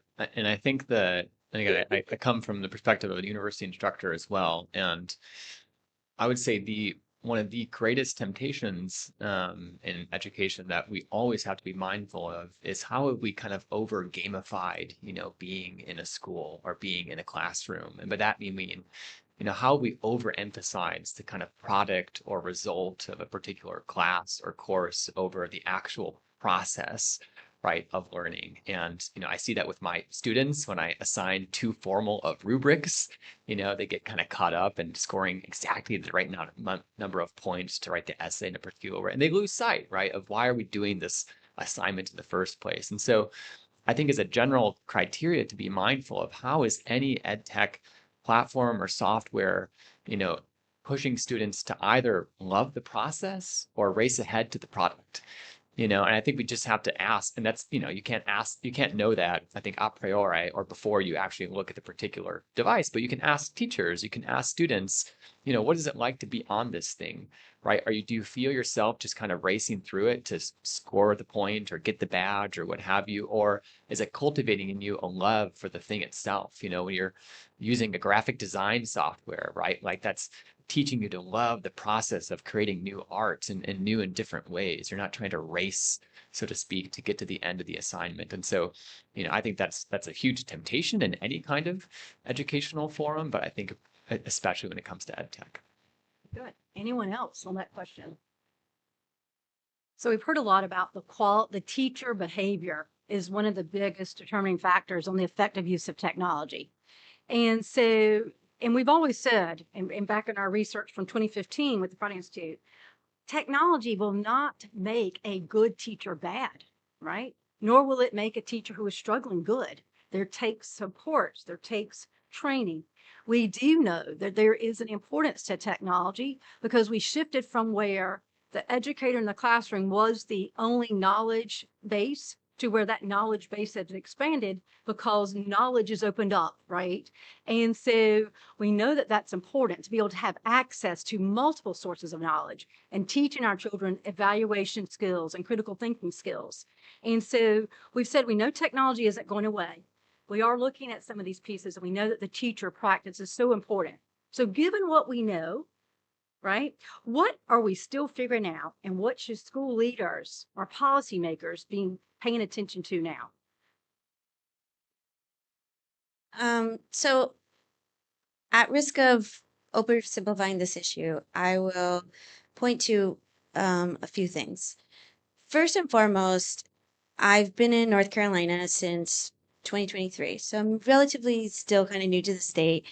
The digital learning plan, as I read over it and I read the updates, I guess what I think is still working about this plan is it's not just a document that helps spell out the dimensions of what good practice can be.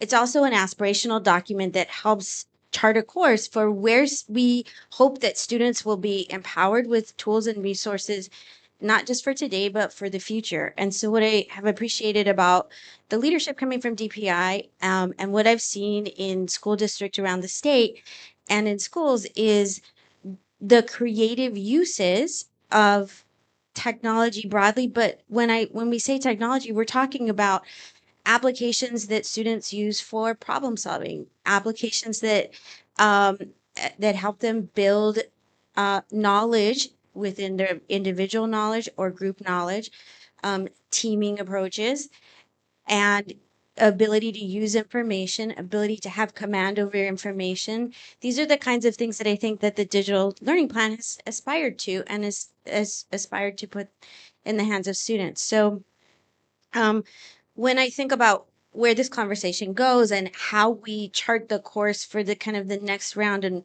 what we're looking for, and as we're not just aligning to the digital learning plan, but we're thinking about the strategic plan and the pillars of the strategic plan, I think about, or one of the worries, or one of the things I worry about is how we can balance this in the right ways and thread that needle very carefully without overcomplicating or over worrying, sort of like the baby in the bathwater problem, right? We don't want to create the scenario where we've now found ourselves in the situation of wanting to pull back a little bit, but pulling back too far.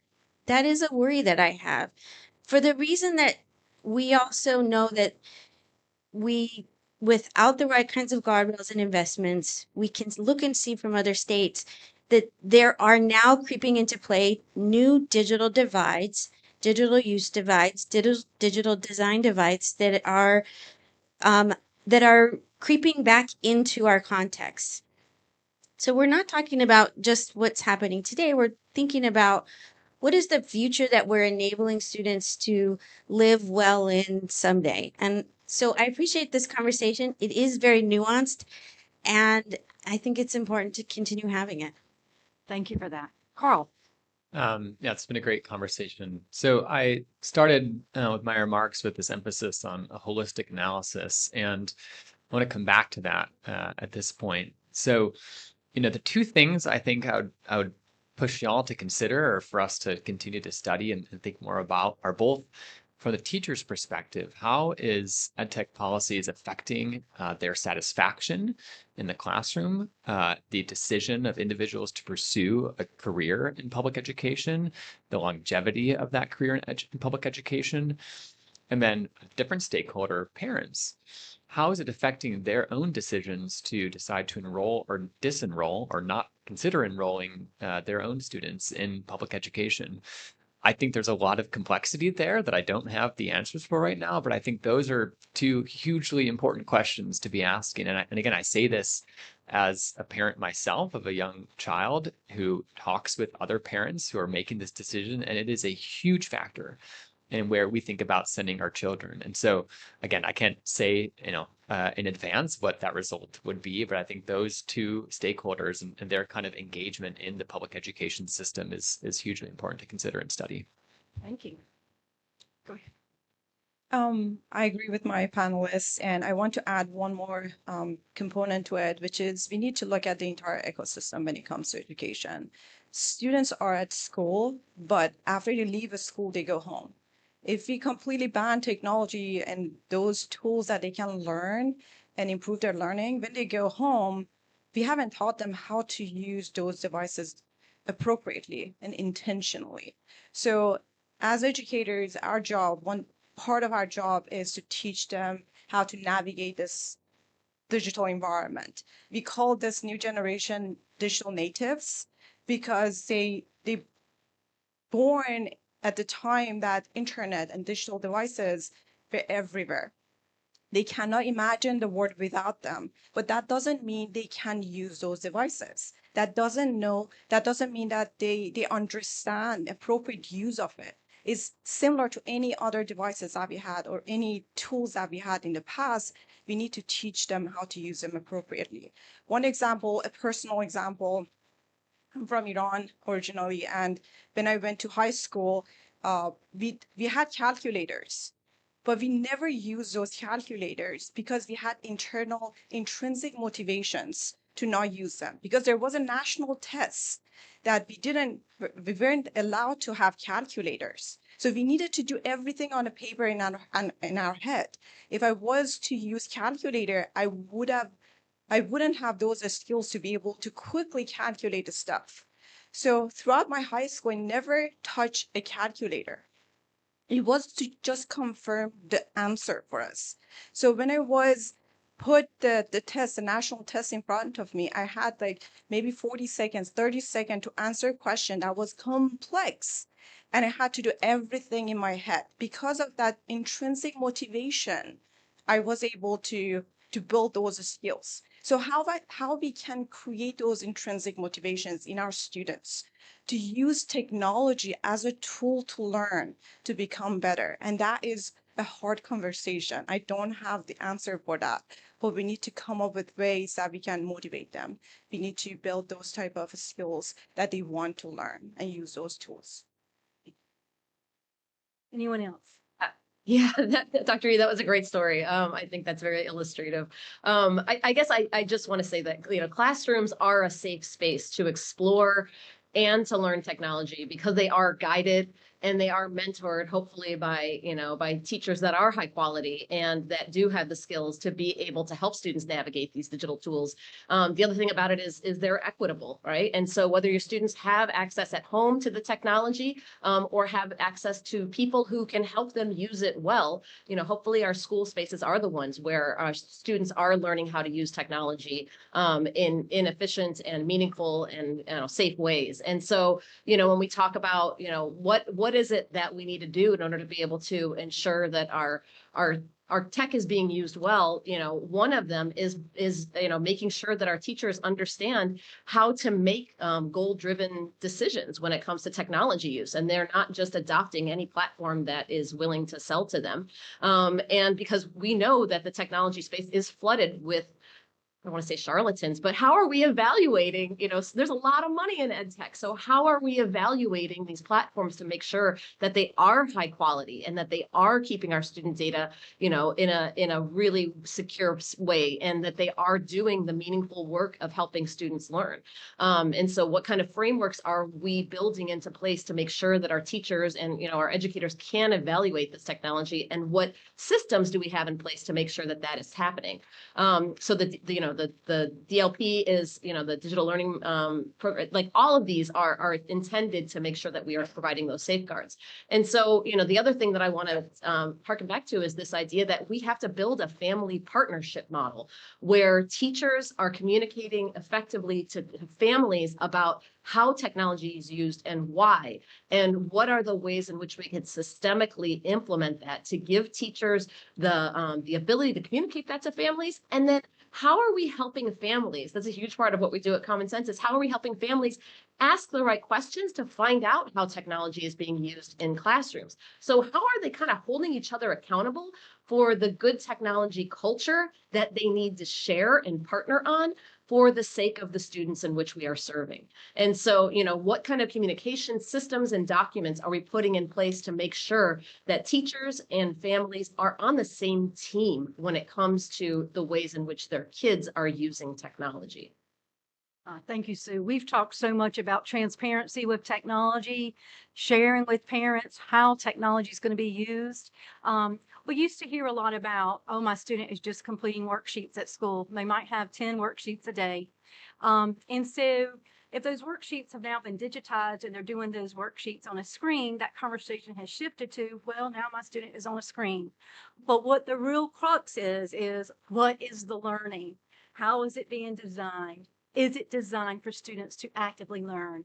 And then we also have to balance the needs of our workspace, our workforce partners who are saying, I need students who are problem solvers. I need students who come to me ready to work in the workspace with those skills and with those technology skills to be successful. So I want to let you all have some time to just ask questions of our researchers. So it is going to be open mic session here for just a minute. Is there any questions you would like to pose to any of our researchers before we dig deeper into our digital learning plan and screen time? Ms. Jones. Dr. Johnson, you brought up a really critical point about the balance of what education should be versus what it often is. And if we know that education should be about process over product, but if we also know that education, at least as it's currently designed, is meant to prepare our students for the workforce, a workforce that currently does not care about process and only cares about product, where are we left as an education system? As a classroom teacher, do I focus on education as a pure practice and ignore market realities? Or do I prepare my kids for a market that, quite honestly, is not going to ask most of my kids about their process? They're going to ask them to memorize a series of commands and carry those out. Are we creating workers or innovators? And I think, of course, that's a conversation that has to happen on both sides of the table. Like when we're talking to our corporate partners, they have to be honest about what they actually want versus what they are hiring. But it also creates a very hard reality for us as educators.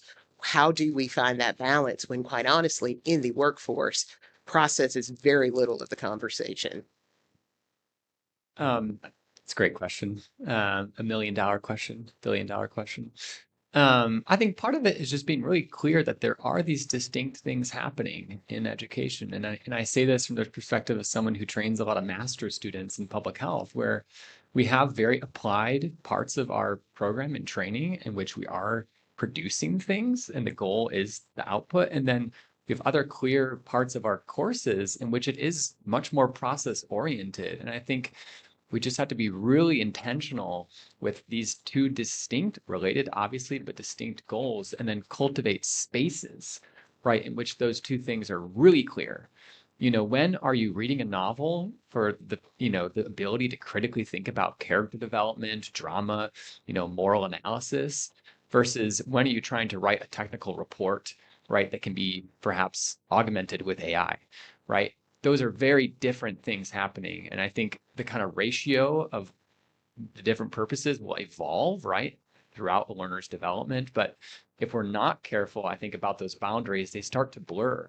And inevitably, I think you have the kind of product-oriented goal gradually kind of dominate the process-oriented goal for reasons we could maybe talk about. But yeah, being really clear about the boundary, I think, is really wise. Ms. Camness. I actually have two questions. So this is the first year of some control of cell phones in classrooms in North Carolina. And anecdotally, I think many of us have been hearing very positive stories from students and teachers and parents about the effect of that. I was curious to this recent study that just came out, which I've got from Stanford, Duke, Michigan, and Pennsylvania, that largest study ever of school cell phone bans with teachers reporting fewer distractions, but little evidence that bans quickly bring improved academic achievement or better behavior. I don't know whether the emphasis there is on the word quickly, but I don't want this to undercut what we're trying to do. And I'm just wondering what your reaction to that is. And then, well, I'll second question if I can. Yes, please. Yeah, I saw that headline this morning. Yeah. And I hadn't had a chance to read it, but I do think the word quickly does a lot of work. And I think it's worth asking, when you've had a system in place for so long and you change a factor in that system, how quickly should you expect results? I'm not sure if we should expect academic, gains, if that's the theory, within 3 months, 6 months, 2 years, et cetera. And then I also think, again, back to my emphasis on holistic evaluation, maybe the kind of quote unquote quick gains around academic performance isn't what we hope for or what we think they should be, but we have to think about the other things going on too.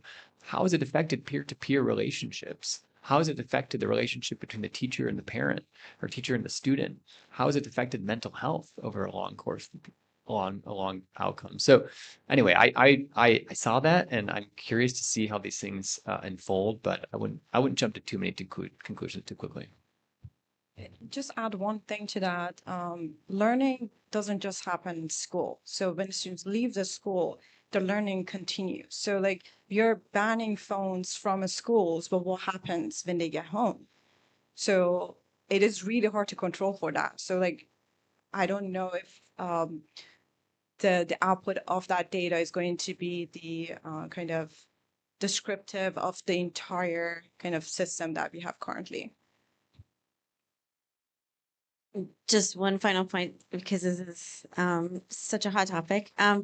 I will also argue that the removal of cell phones in schools does not automatically yield a meaningful, authentic learning and engaging learning environment. And so, again, I think what we're all kind of pointing to is what is the environment that we're creating for kids? How are teachers empowered and resourced for that learning environment? And what are we understanding about what's happening? I think sometimes we need to look closely at the data, not just not self-report. And I appreciate my colleague kind of bringing in what teachers are saying, but also what's happening in the classroom. I think it's a really important question. Thank you. Anyone else? Just very quickly, are we seeing change in our teacher training programs in our universities that are having the same kinds of conversations that we're having here today? Is that happening at the same time as we're struggling with it? Yeah, I meant to say this earlier because congratulations to the state board for having all these conversations that we are having at the university level too, both from the perspective of what we are trying to grapple with in our own learning environments with students, but also as the preparer of pre-service teachers, the #1 education program in the state, NC State University, the largest preparer of STEM educators in the state, NC State University, not gonna lie. But I want to bring it back to this conversation of, yeah, we are also grappling with this at the university level too. Again, from the perspective of how are we preparing teachers for the classroom that exists, but also for the classroom that we know the political weather that they're walking into. It's really important to keep having this conversation. Vice Chair.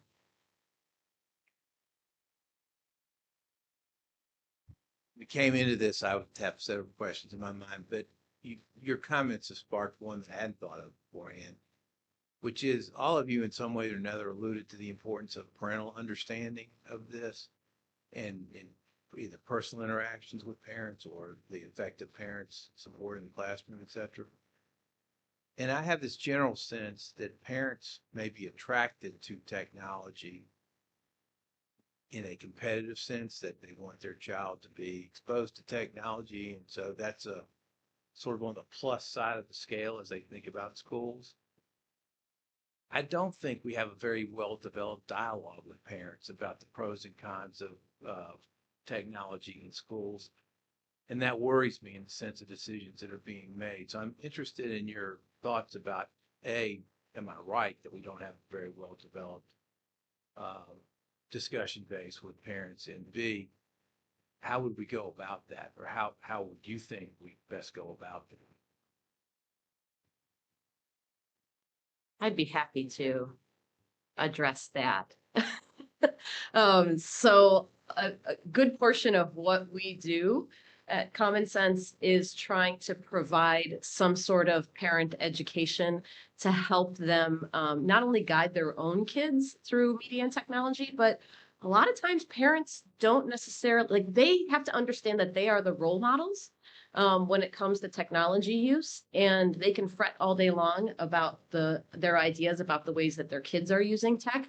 But if their parents are, have their face in a screen all day long, then that's not a very good message. And so we have a lot of activities and resources trying to get parents to understand, look at their own values and what do their habits related to technology use, how do those either reinforce or detract from the values that they say that they hold. And so, nobody's pointing any fingers at parents and saying, you're doing wrong or you're doing bad by your kid.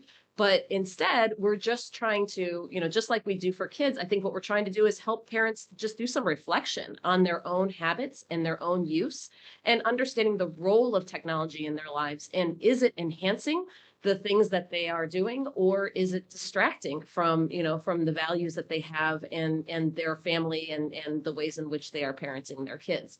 And so doing it in a way that allows parents to be built up in their own skills and their own reflection, is key with all of this, and making sure that they have a strong understanding of the way technology plays a role in their own lives. And so we do that a lot through schools and through community-based groups and so on. I'll just say from the parent group I've been involved with, I think there's been a gradual reckoning. And I'll say this group was formed about a year ago, again, to talk about issues of intentional approaches to tech in the school district. And a year ago it was 30 parents, and now it's over 300.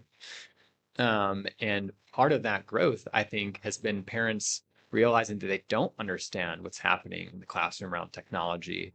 And that as they hear more stories or they have more conversations with their students, they get more both curious and perhaps concerned.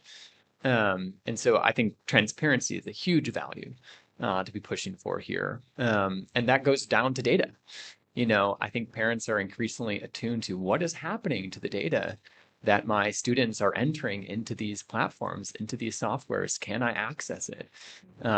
Can other folks access that data? What are they doing with it? If I were to leave a district, would that data just go into the ether? Can I know where it went from, or where it went to rather?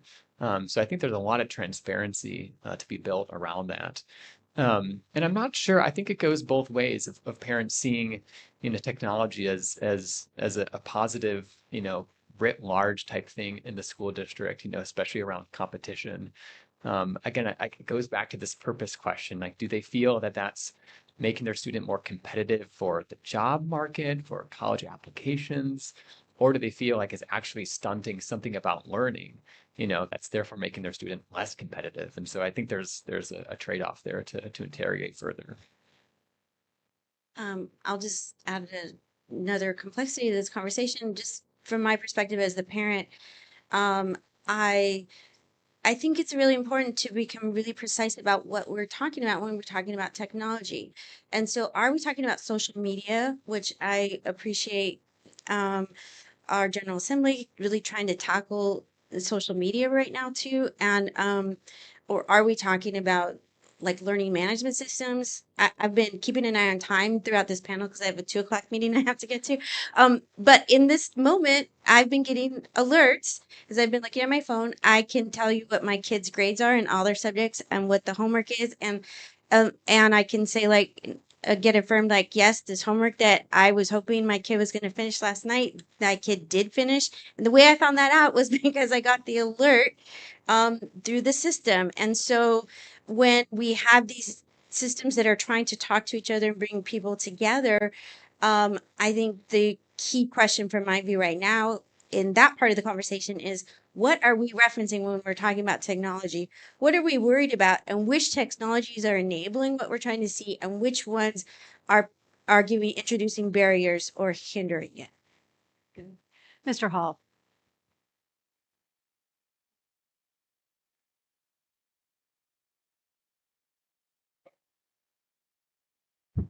And we got it. Thank you. Quickly, I agree totally with Vice Chair about the message. As a grandparent, it's the fear that we hear today about technology taking over everything. And when you hear the richest person in the world today mention the fact that he's going to build a factory housed totally with robots to do work.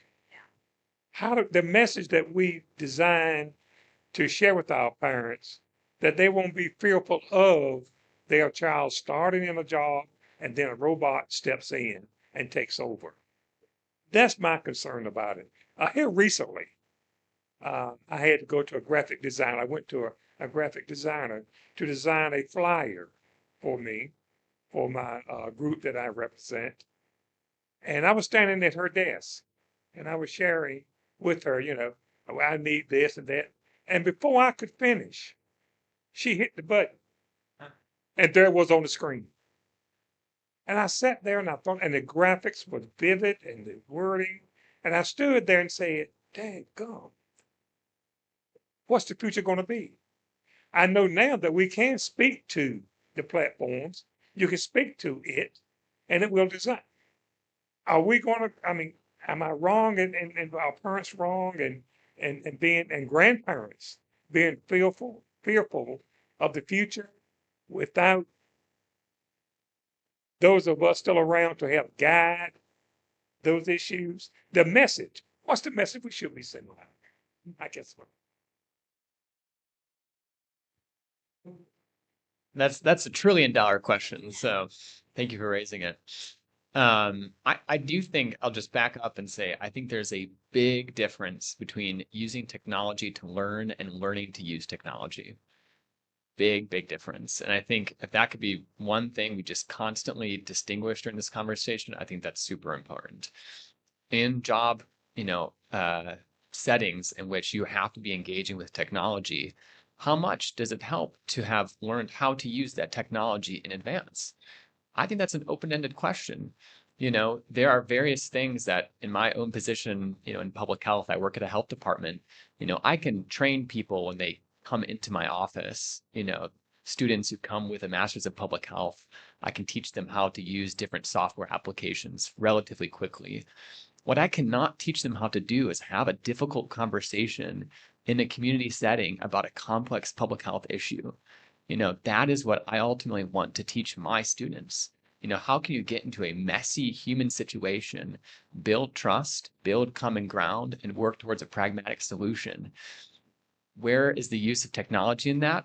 It's complex, right? But it's not the central focus. And so, in one sense, my response to this as an educator has been to double down a little bit on these more humanistic skills that are going to be always present. When I think about the colleagues that I work with, again, in practical real world settings, they're not often the people that know how to technically do, some analysis in the best possible way, though that's obviously important. It's people who can navigate really tricky human relationships, and who can build trust with me and say, wow, I want that person to be on my team because I know they have the character and the virtue, right, to be a successful colleague. And so, I'm not like totally dismissing, right, the technical proficiency that we want our students to learn too, but I do hold out the importance of the human virtues in that. I think we have time for about 2 more questions. One more. There we go. Thank you for this wonderful presentation.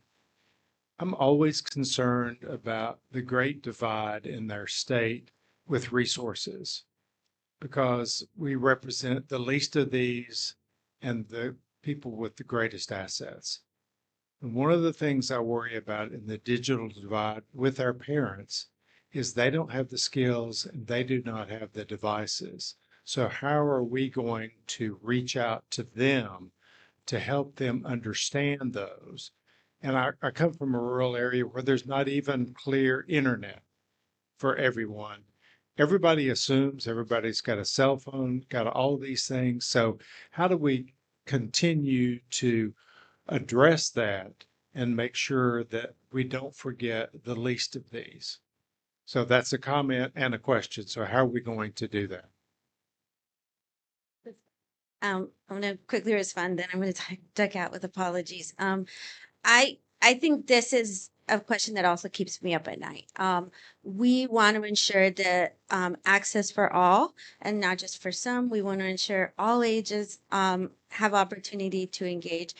I want to also, just at least acknowledge, like, for our colleagues in the room, most of the colleagues in this room are not going to be focused on building parent capacity or adult capacity for learning when it comes to digital devices. However, I'll just shout out the Department of Information Technology and DIT colleagues across the way who have been building over the years the digital opportunity work that's happened. And this is the opportunity that's bringing devices and education into schools and into communities to really focus on adult learning with digital learning, adult access, adult cybersecurity. All of these things are happening in the state, and that's part of what makes this state such an amazing state because of the investment of pre-K through grade. Everyone is given opportunities to learn and grow in the state. But I do think this is a central question. We don't want to continue to exacerbate divides. We want to continue to close divides. Thank you. Ms. Oxendine. Yes, thank you so much for the presentation. And I don't recall which of the panelists made this point about the push toward technology or the push toward digital learning. But one of the thoughts that I have is this: as district leaders began contemplating and discussing the decreasing or limiting or controlling digital screen time, I'm also wondering if it wouldn't be wise to give consideration and thought to the print, the curricular resources that we have in our classrooms, in our schools, simply because I would imagine those publishers have a way of embedding the use of digital learning and digital devices. So it makes even the print material developed and advertised and marketed by our publishers dependent on digital learning and dependent on technology. In a way, you can't get away from it to some degree, but it's being conscious of that reality of what the market is giving and putting out there for districts to purchase. It's there. And I think that's a very valid comment, and it certainly has to be woven with the accessibility guidelines that we have to meet for all of our students to have accessible content. And that is one of the areas that we've got to grapple with as we look at non-print and how do you make non-print as accessible as you can do with digital content. And I've said many times, I've spoken on this topic, we moved from an age of innocence with technology. We all said we need technology and we needed technology in our classrooms, and we were very innocent about that. We put free items in our schools. We've now moved into an age of knowledge where we are learning how to be much more discerning with our technology and much more discerning about our data and much more discerning about the most important thing is the teacher, how that technology is used, and equipping that teacher to use that technology in a way that actually grows our students. And so I hope this conversation has helped push forward some of those thoughts. We're going to talk more this afternoon about these pieces, particularly how we work to Mr. Blackburn's comment, the disparities in our state, how we have worked to level the playing field and what that work is like in our state to make sure that if I'm in Bertie County or if I'm in Clay County, I have the same opportunities if I'm in Union County. So we hope to address that later this afternoon as well. Please join me in thanking our research panelists.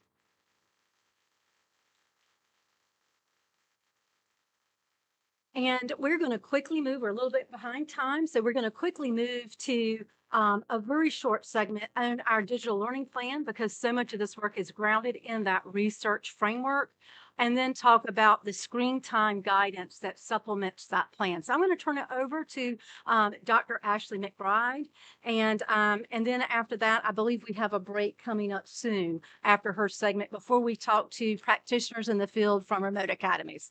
Thank you, board, for the time to share with you today. Okay, we can go ahead and take the break and I think that's very jump good. back. Thank you, Chair Davis. So we'll move to a break, and I'll look to Rupen to guide us on how long that break is. Oh, there you go. That's not your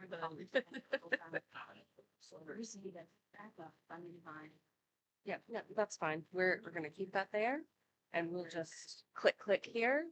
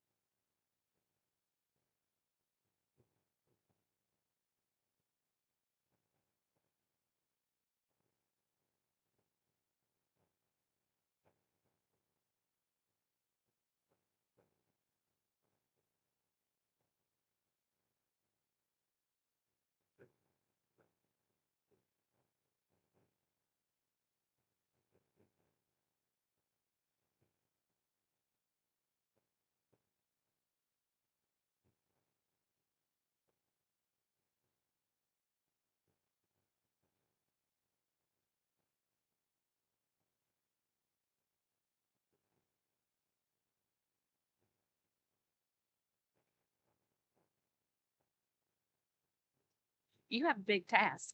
Yeah. So you have the big task. Okay. Oh, all right.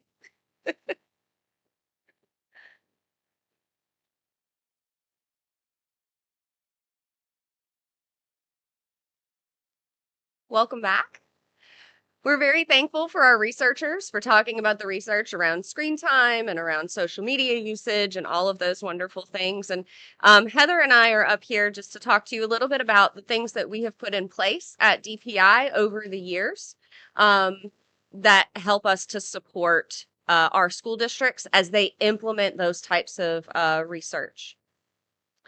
Since I came to DPI in 2021, my job was to help redesign the state's digital learning plan and ensure that once that vision was set, that we continue to provide materials that are aligned to that plan, legislation, the most up-to-date research on teaching and learning, and focused entirely on ensuring the success of North Carolina students when they enter the workforce.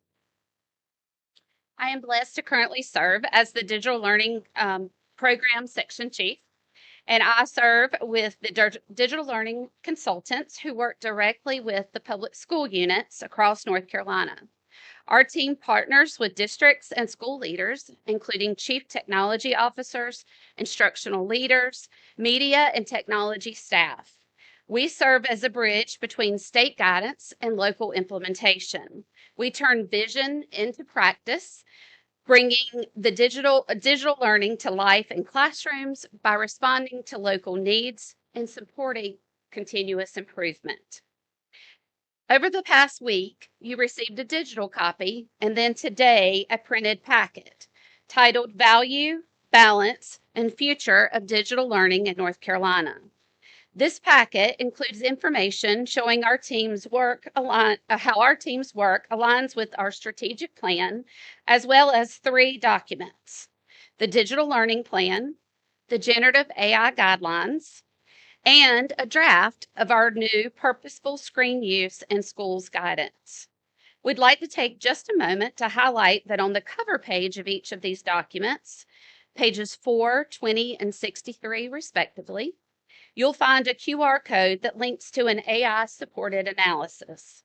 These offer additional ways for you to explore this content through formats like infographics and podcast. During our time together, Dr. McBride and I will provide a 10,000-foot view of these plans and guidance documents, highlighting how they connect to form a clear, aligned vision for teaching and learning in today's digital environment, and how our team supports their implementation across the state. On page 5 of your book, you see the Digital Learning Plan framework in full. The original Digital Learning Plan was published in 2016, and this revised version was approved by the board in 2022. This plan was created with a group of 54 educators from across the state, along with input from students and families. This matters because it's not just a technology document, it's a reflection of real classroom experience and needs across our state. At its core, the plan is centered on one thing: the student learning experience. Everything else in the plan surrounds and supports that singular goal. The framework is built on 5 key areas: leadership and vision, human capacity, curriculum instruction and assessment, data privacy and cybersecurity, and technology, infrastructure, and devices. What's important to understand is that these are not separate initiatives. They're deeply connected. They work together to ensure that when technology is used, it meaningfully improves teaching and learning. For example, investing in infrastructure ensures that both teachers and students have reliable, consistent access to the tools they need. At the same time, building teacher capacity through ongoing professional learning and providing access to support personnel, such as ed tech coaches and school librarians, ensures that strong instructional practices drive how technology is used, not the other way around. Digital resources are intentionally aligned to the curriculum so they strengthen instruction rather than compete with it. And throughout all of this, we prioritize data privacy and cybersecurity to ensure that students are learning in a safe and secure environment. The digital learning plan makes something very clear. Technology is not the goal. Learning is the goal. As you've heard, the digital learning plan provides a strong aligned vision to digital learning across our state. But a vision only matters when it's put into practice. That's where our digital learning team comes in, supporting districts as they move from guidance to consistent implementation. At the system level, we work with district leaders to align priorities with state guidance by supporting strategic planning, continuous improvement, and informed decision making around technology instruction and data use. The goal is coherence, ensuring efforts are connected and centered on student outcomes. From there, that alignment must translate into classroom practice. At the classroom level, we focus on building educator capacity through targeted professional learning. Our team focuses on providing support for instructional design and effective use of digital tools, and ensuring that opportunities are available for collaboration across regions and the state. Through this work, we help educators turn guidance into practical, effective strategies for teaching and learning. And as districts strengthen that foundation, they are simultaneously navigating one of the most significant shifts in education today, the rise of artificial intelligence. That brings us to the next part of our work, how we support the thoughtful and responsible implementation of AI in our schools. On page 20, you can see that the AI guidance is directly aligned to the same 5 areas of our digital learning plan, which ensures consistency in how we approach this work. At a high level, this document does 3 important things. It reframes mindsets. It pushes us to ask, how do we use AI responsibly and effectively? The guidance is very clear. Banning AI is not a good solution. Students are already using it outside of school. Our responsibility is to ensure that they learn to use it safely, ethically, and thoughtfully. The second thing it emphasizes is AI literacy. AI literacy is now considered a foundational skill and is a part of the overall digital literacy skills matrix. Students need to understand how AI works, recognize its limitations and biases, evaluate outputs critically, use it responsibly and ethically. And this is not just about school. It's about preparing students for the workforce and for informed citizenship in a world where AI is literally everywhere. It also reinforces the human role in learning. One of the most important ideas in our AI guidance is that AI should support thinking. It should not replace it. It's described as a learning partner, something that can help students with brainstorming ideas, getting feedback, exploring new concepts, but students still must make the decisions. They still must show their thinking. They still must take ownership of their work. In other words, just like the use with any technology in the classroom, the human remains at the center. As districts build instructional capacity, they are navigating ever evolving technologies. With emerging technologies, particularly AI, our team's role is to ensure districts are supported in managing that change. This includes facilitating opportunities for educators and students to gain understanding of these new technologies, supporting the development of local practices, expectations, and guidelines, and creating opportunities for shared learning across multiple districts. In this area especially, the emphasis is on thoughtful adoption, grounded in instructional purposes, as always, ethical considerations, and student impact. And as we consider the role of these powerful tools like AI, it is also brings forward a broader and equally important question. how technology is used overall in the learning environment. And this leads us to our next area of focus today, balanced and intentional screen use in schools. I know we got you flipping through those books real fast, but like we said, 10,000-foot view. You don't want to hear from us, you want to hear from our guests. So today we are introducing our draft of screen use guidance, which takes a balanced research-based approach grounded in work from the American Psychological Association and the American Academy of Pediatrics.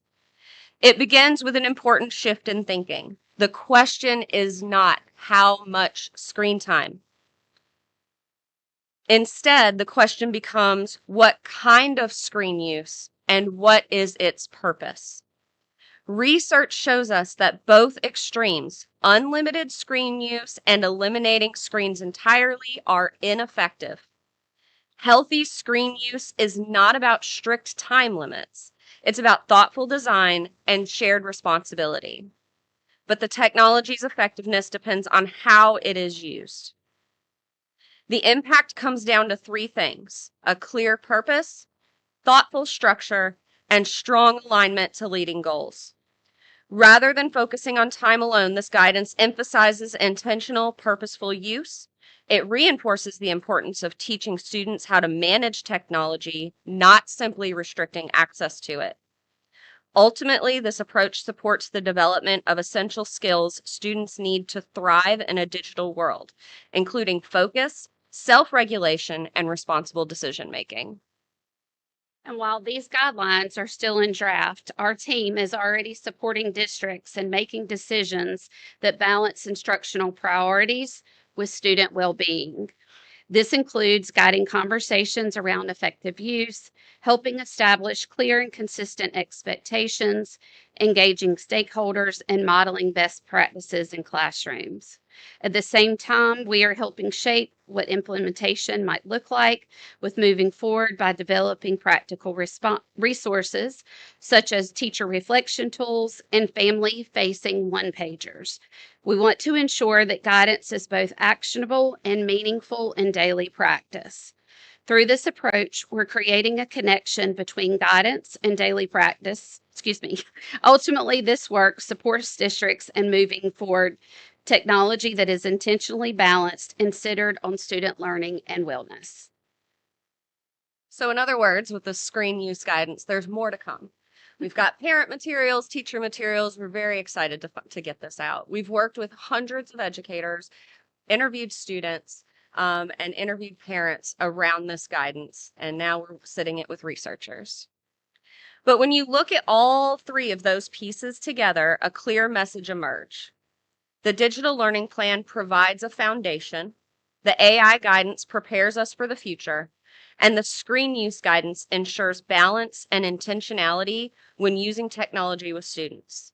And across all three of these resources and the other resources and guidance that our teams share with the field that we really don't have time to go into today, a couple of ideas remain consistent.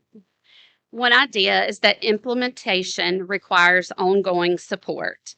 What makes the model effective is that we have proximity to the field of educators. Our team provides direct, on-site, and virtual support to districts. They respond to requests for customized assistance. They facilitate collaboration between regions and various roles. They support statewide initiatives and partnerships. And as a result, our implementation is not static. It is responsive, adaptive, and sustainable over time.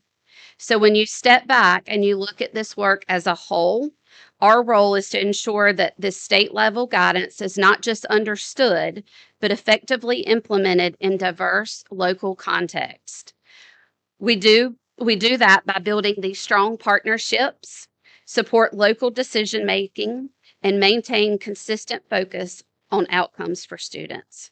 Ultimately, this approach allows districts to move forward with clarity, consistency, and the support they need to implement the work successfully across North Carolina.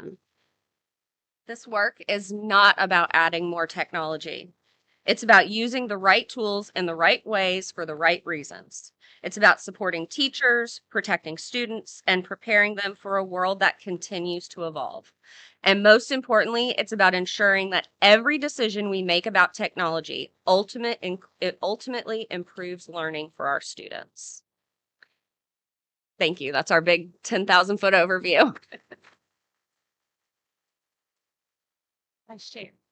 If I could ask a question, at the Blue Ribbon Commission meeting a week or so ago, one of the business representatives was espousing very strongly the use of AI and gave a concrete example. It happened to apply to inventories, how you could create much better inventory efficiencies, and that was extremely helpful to the business. So I was thinking to myself, I don't know that I could answer the question, what's a concrete example of AI right now? I'm sure you can.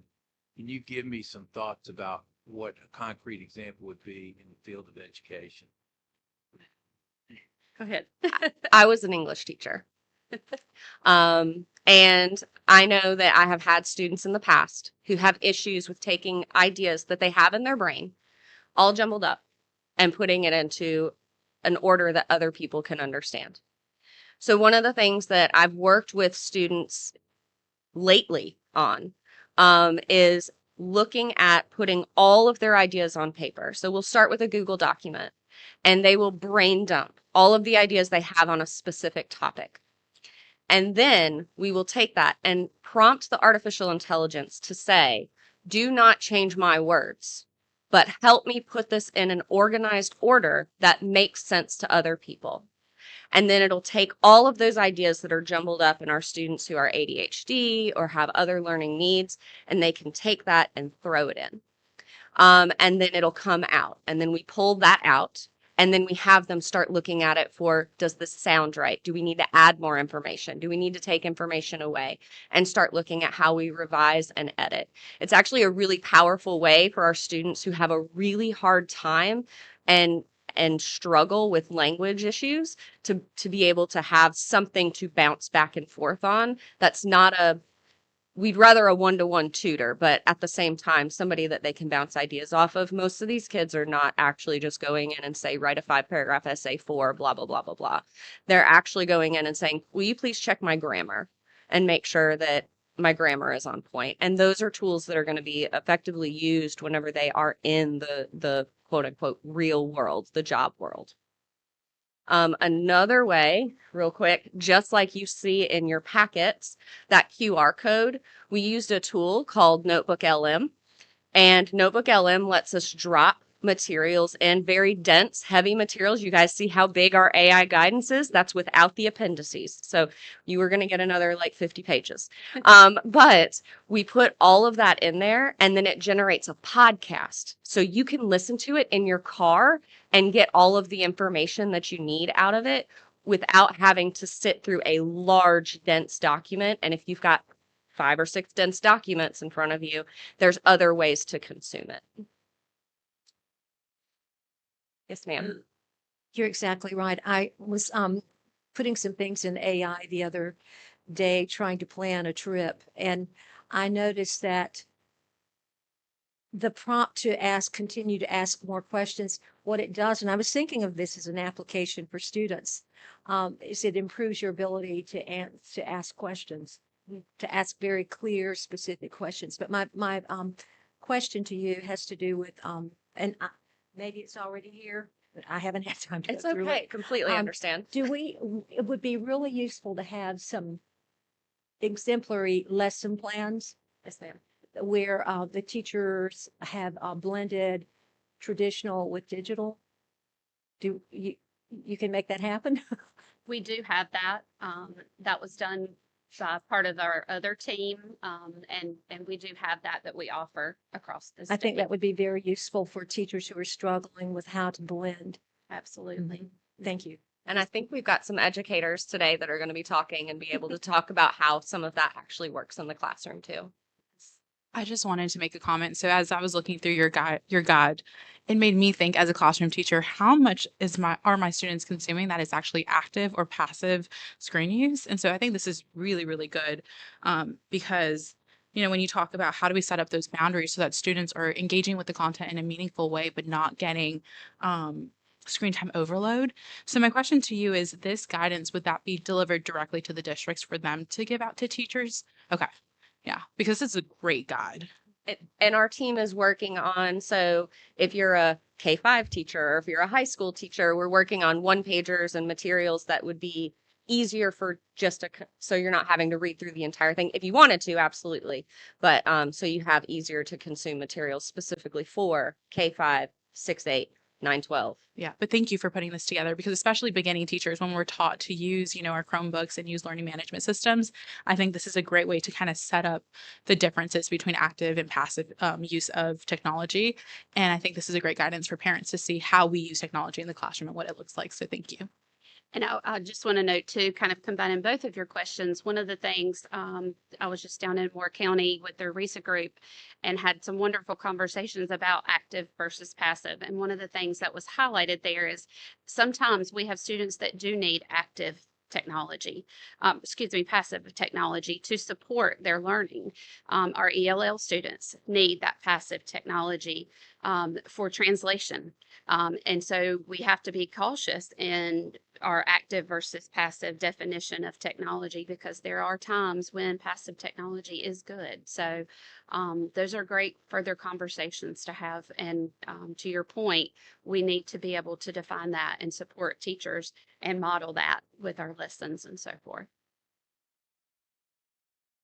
Quick question and follow up on the screen time guidelines. You said that you were preparing some materials for parents. How are you going to disseminate those? I mean, just out of curiosity, what is your mechanism for getting that into the hands of parents? So really what we do is we design and provide materials to the districts, and then the districts will actually be able to take and utilize them. We've actually told them that at any point, any of our materials they can take and then they could brand it, and they could make some different adjustments or tweaks that would speak more to their local community, and then they can disseminate that. But yes, all of that will be like a toolkit for school districts to be able to go out and do. Yes, they could put it in AI. Yes. All right. Thank you so much. Thank you.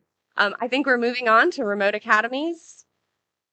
All right. So we have 3 remote academies with us, but before we get jumping in with them, just a real quick overview around understanding remote academies. My notes are here. So with us today, we have a number of different stories, but what I want you to see is that we have a whole slew of districts across the state that already have remote academies. And you'll notice that here we have a couple of schools that tomorrow we're going to be, or not tomorrow, on the 7th, we're going to be talking about, they're going to be closing their doors. And then we have 6 locations that are looking to open their doors. And then we have other locations around the state. We're sitting at about 29 within our LEAs. So these are our LEAs because that's what my department deals with. I believe you've heard some of what charter schools already have through the charter school group. The session law 2022-59 authorizes that local education agencies are able to apply to establish a remote academy with state board approval. This state board approval is on a 5-year cycle. So at about this time next year, we'll be coming back to you with our first round of schools who are ready for their 5th year to come and be renewed for another 5 years. And then remote academies, they are not unregulated virtual programs.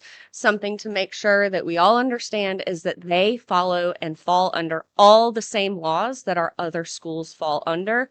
The real big difference is how their attendance is taken. When they give us an application, they must actually tell us what grade levels they plan to serve, their methods for attendance tracking, for making sure that their enrollment, they're monitoring their enrollment, their course completion, their credit tracking, progress towards graduation. They have to tell us what kind of hardware, software, and platforms they're going to be utilizing. They also have to talk to us about their instructional design. Is it asynchronous? Is it asynchronous? Is it a mix of both? Is it blended learning? Do they come in and they physically sit down with their teacher for a couple of days, and then a couple of days they're off site? And you'll hear some different things around those types of different situations here in just a minute. And then that plan also must include parental permission. So no student is put into a remote academy without a parent asking for them to be in that remote academy. Schools also are allowed to reassign students. If the student is not successful in virtual learning, then those students, the district has the ability to have conversations with their parents and move them back to a face-to-face environment. And then approval of accommodations must be made. Students are still under their IEPs and their 504s. And then consistent internet and equipment access must be available to them. Teachers must fall under the same licensure. And then also professional learning to teachers must be provided to teachers on remote instruction pedagogy and digital teaching practices specifically.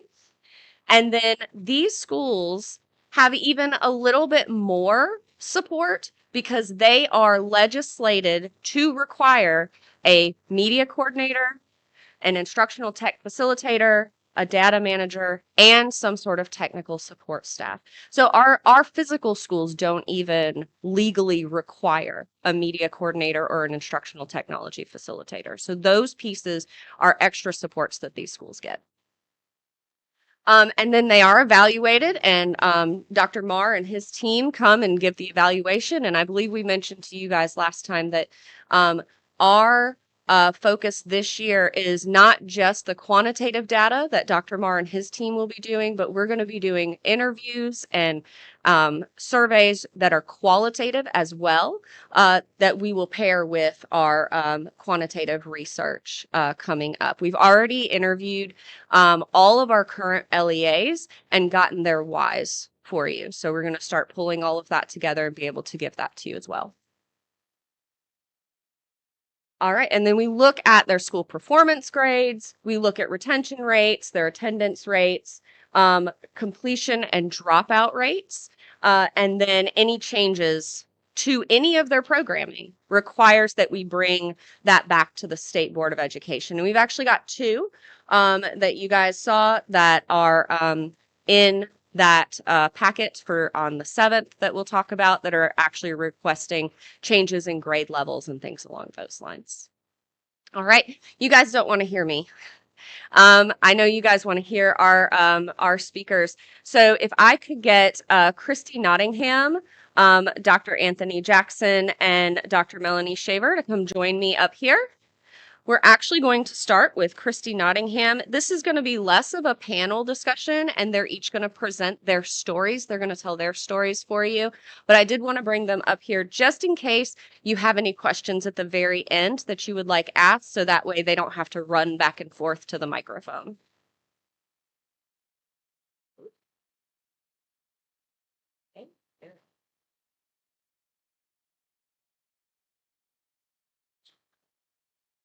So we're going to be starting with us today to share their stories from the field is Christy Nottingham, the principal for Wake County's Crossroads Flex Academy, Dr. Anthony Jackson, superintendent of Chatham County Schools, and Dr. Melanie Shaver, superintendent of Hyde County Schools.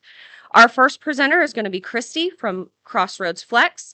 This is a school that serves Wake County students who need flexibility in their learning environment. This past year, the school has a score of 92, earning them an A grade with a graduation rate above 95%. Christy? Thank you so much for the opportunity to be here today. My name is Christy Nottingham. I am the principal of Crossroads Flex High School. I've also brought some other people with me, Dr. Johnson and Mr. Enns, who also represent Wake County as well. Before I start, I am a proud product of Wake County. I graduated from Apex High School and I also attended Appalachian. So being part of North Carolina is very important to me, and I'm proud to be able to be a part of this incredible institution we have in Wake County. And so as you can see, oh, it's not up there, sorry. Okay. As you can see, we have been established since 2016. So we are entering our 10th year. So we were in existence before COVID, which I know many remote academies across the state were a response to COVID. But we do have a very unique model, and we're dedicated to the rigorous pursuit of academics and extracurriculars. Our students, sorry, there's too many things. Okay. Our students and their pursuits, our students are all involved in something outside of school, which we call pursuits. So they are athletes and artists. They are competing and performing at such a high level that they need a flexible schedule. I'll talk a little bit more about our students in particular towards the end, but I have some incredible students who do things that I could never imagine doing. Who we serve. So we serve students, like I said, who are pursuing something outside of school, and they must dedicate at least 20 plus hours to whatever it is they're doing outside of school. But we still provide them a very rigorous and engaging education. Our school provides them the opportunity to do school and their thing at the same time, and that makes us so excited that we can be a part of it. Again, watching my students just always puts me in awe. So our model, we're a hybrid blended model. And so what that means is that students come in person 2 days a week, or I'm sorry, their classes meet 2 days a week. And then the other 3 days of that class, they complete work asynchronously through Canvas. And so we meet their needs in a few ways. They take classes which we call flex classes. And so those are the model I just explained. So I have teachers in my building, students are assigned to classes. They come to those classes 2 days a week, either Monday, Wednesday, or Tuesday, Thursday. And the other 3 days of that week, they are working asynchronously with work our teachers provide them through Canvas. However, we're not able to meet all of their requirements for graduation. So we also partner with North Carolina Virtual Public Schools, and they complete all of that coursework asynchronously. So typically students have about 2 classes that are flex classes and 2 that are NCVPS. We're still on the 4x4 model like many high schools are. We also provide instructional support in many different ways. One of those ways, which I'll get to in a second, is our commons. So you can think of our commons area as a college student union. So it's an area where students are sitting, they're working collaboratively, and students are there to support them. Staff is there to support them. In addition, staff is available to help students virtually, in person, and we also partner with NCVPS, and they offer that same support as well. One of the big components of our school is a seat time requirement. So in addition to coming to school to attend their classes, they're also required to be there to earn their seat time. You can see that there's a different amount of seat time for 9th, 10th, 11th, and 12th graders. And we keep track of that with this program called All Timely. It's kind of like you can think about students check in and check out, or clock in and clock out like you might at work. But that helps us keep track of it. It also provides us a mechanism to communicate with parents if their students are not meeting their seat time requirement. It also allows us to provide some interventions if they're not attending school, and that might be increasing their seat time, which would allow us to provide the opportunity to provide them the support they need. As I mentioned previously, the Commons is a really vital part to our culture. In the Commons, again, like a college student union, you can see students working collaboratively with their peers. You can see them working one-on-one with a teacher or in small groups. We also have breakout rooms in that space. So if they needed a private space to go work, they can work in there. Sometimes they're making up assignments. We do provide a lot of flexibility. So if our students are not on our campus because they're in London swimming, or they're in Namibia playing cricket, if they're doing those things, our teachers have mechanisms to also deliver that instruction asynchronously. And so often when they come back, they're in the Commons either making up missed assignments or working one-on-one with their teachers. Um, Again, the Commons is so vital to our culture, but all teachers are assigned to the Commons throughout the day, so students will have access to support. I mentioned that our students are in NCVPS classes, and so if they happen to be in an NCVPS math class, my math teacher is there to support them through that class. The same with any other content area. I also have an intervention coordinator, and she ensures that our students are on track, they're attending school, and they're meeting all expectations. We are constantly looking at data to make sure our students are succeeding at the level we know they can succeed. All right. As it's been mentioned, I think earlier today, it's really important to support our teachers, and we do that through a variety of ways. We provide a new teacher orientation, which also includes a onboarding course through Canvas, which we've designed at Flex. We also really lean into any kind of blended learning PD we can get our hands on. Primarily, Catlin Tucker has some incredible resources that we use, whether it's her online courses or her books. We've done some book studies in the past. We work with Rethink Ed through DPI in the past. The Digital Learning Collaborative is something we've also worked with, and that provides PD that teachers can access, and it's differentiated. I know often teachers ask for differentiated PD, and that provides them the opportunity for that. We also have an amazing academics team at Wake County, and they constantly are working with us on asynchronous professional development for our teachers. And then we are working on some learning walk tools for the asynchronous portion of our class, right? We have great learning walk tools for the in-person components of our class, but we are really evaluating our asynchronous components of our class, and we are doing that as a school on site. So like I said, we have some incredible students, so I just wanted to highlight some of them. I changed the wrong one, sorry. Oh, wait, okay. So we have some incredible students, so I just wanted to highlight some of them.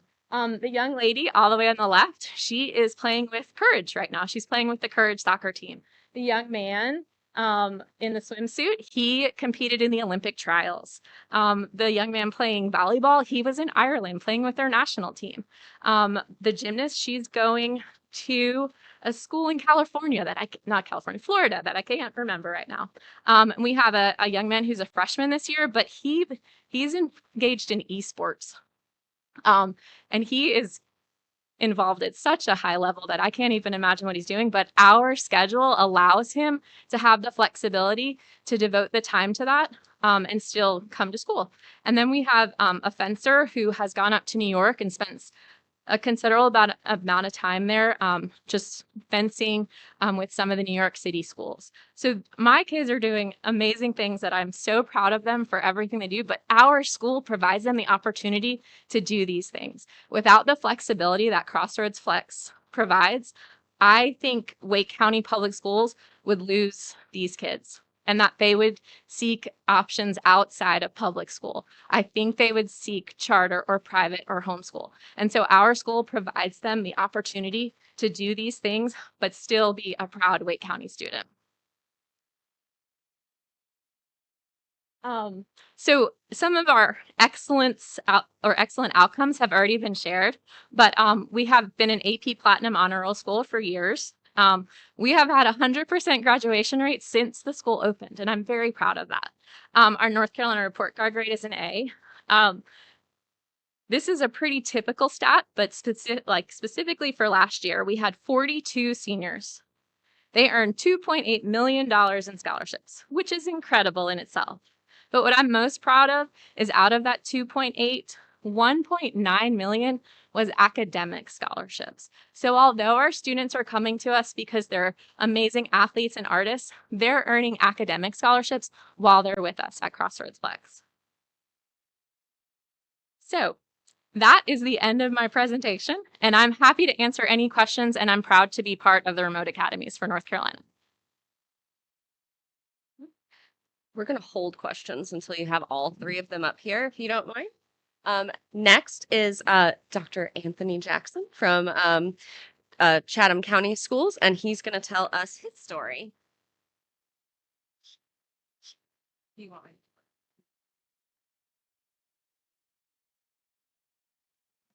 Oops. So good afternoon, everyone. We'll try that again. Good afternoon, everyone. I'm just making sure you guys are still up there and that you're doing it. First of all, I want to enroll at Flex. It just sounds amazing. I do want to share that the Flexible Academy in Chatham County was born out of a need to ensure that every student had a pathway.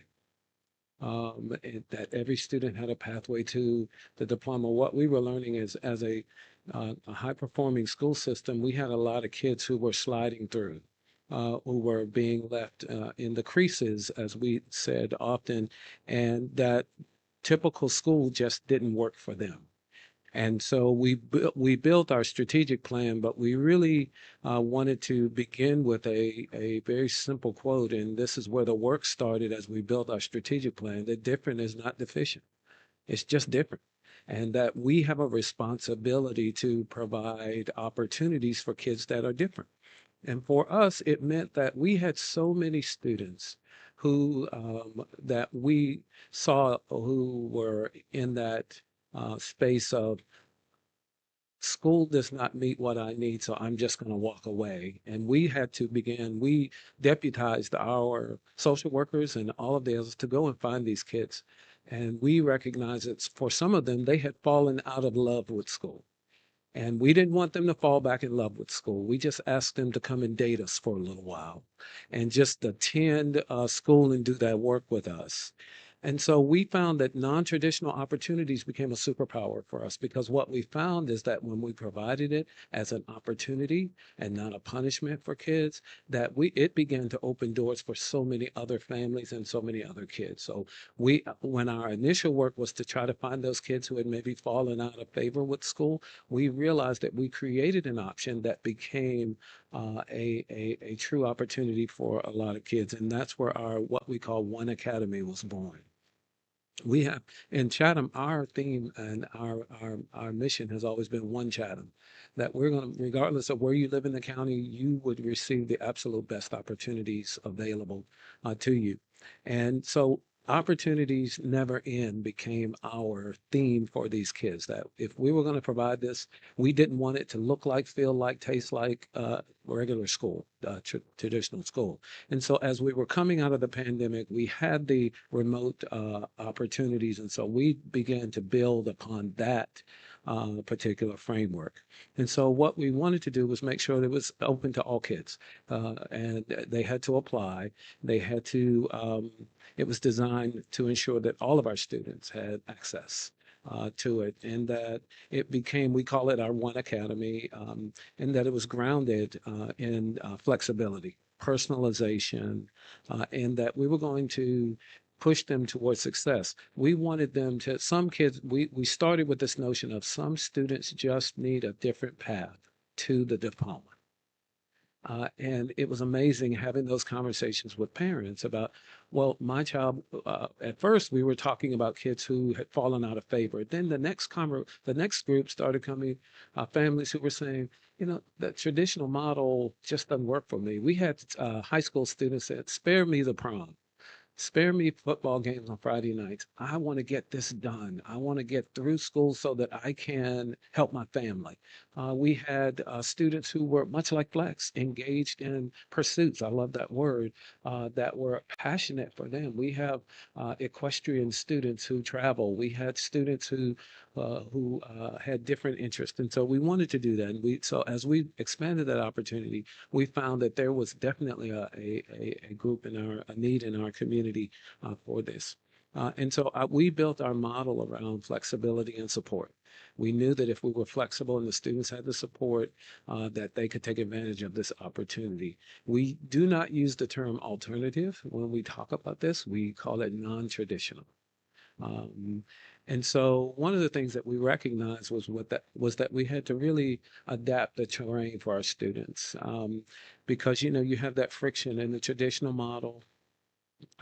It's effective for a lot of kids, and they come into these models, and then we just package it differently and do it the same way. We found that that didn't work for our students. We needed to talk with them, with their parents, and we had to adapt some of the systems for them. Some of our students could manage the full flex model. Some needed a different kind of interaction. Some needed different kinds of relationships. And so when we did that, we really began to look at things like the pace. We began to look at the things like the environment. We began to look at the things like what types of supports did those students need, and would it be so different, and was it different enough for some kids?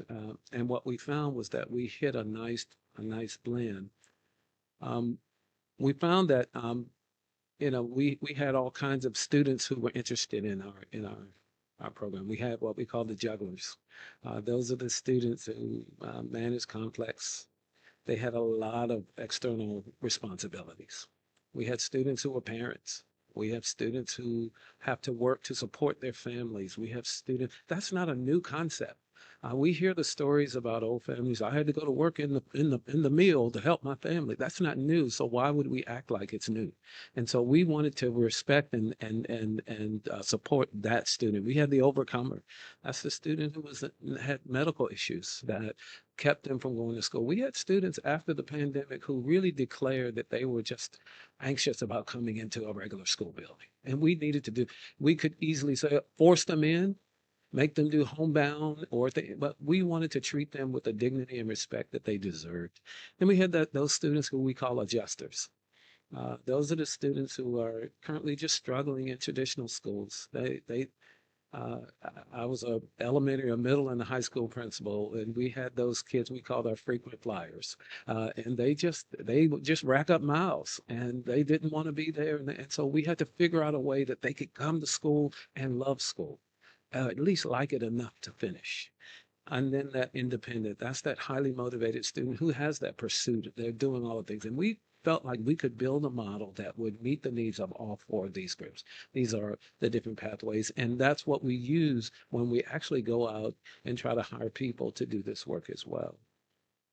And so our model is similar to Flex, but some of our students are 100% virtual, and it's asynchronous and synchronous. And those are students sometimes who may travel. They're on the road. We have, again, one of our students that we talk about who graduated last year. She was an equestrian, and she traveled and competed all over the country. Then we have some students who are hybrid. They come in for a good portion of their time, and then they also engage in some of the virtual work. And then there's some students who are full face-to-face in our model. And those students we work with because we want to make sure that every student has the appropriate pathway. And our program, we have a day program and we have what's called an evening academy program. So there's someone available during both of those sectors of time. And so we definitely have what we call the architecture of personalized support for them. Their academic mechanics, that flexible pacing model. Every student has an individualized plan. Every student has an individualized plan. And whether that student is being served on the 504, that's incorporated, the IEP is incorporated, we serve all of the students that are accepted into the program. Right now, we're serving we're built to serve 75 to 100, and we generally have about 80 kids there involved. Seamless credit recovery. It's credit recovery. We also use NCVPS as a core model.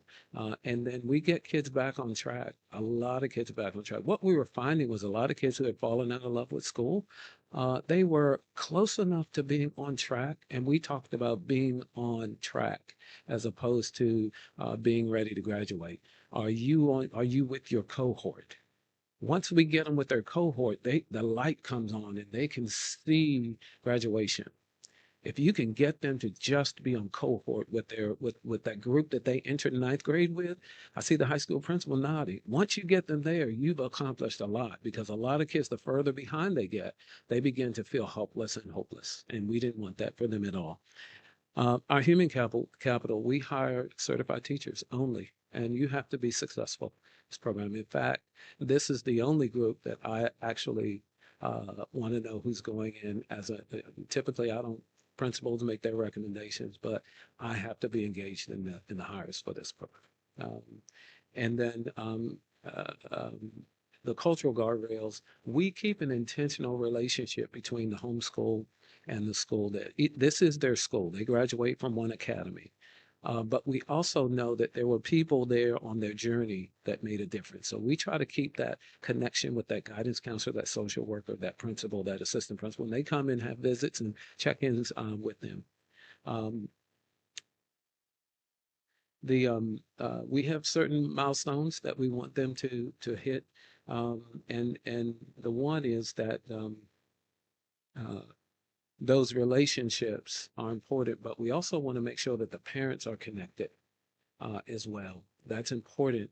And then we kind of adapt things throughout the year. We adaptive timelines. We have a mid-year graduation for these kids. And this past year, the first year we had 3 kids graduate. This past January we had, I think there were 18 graduate.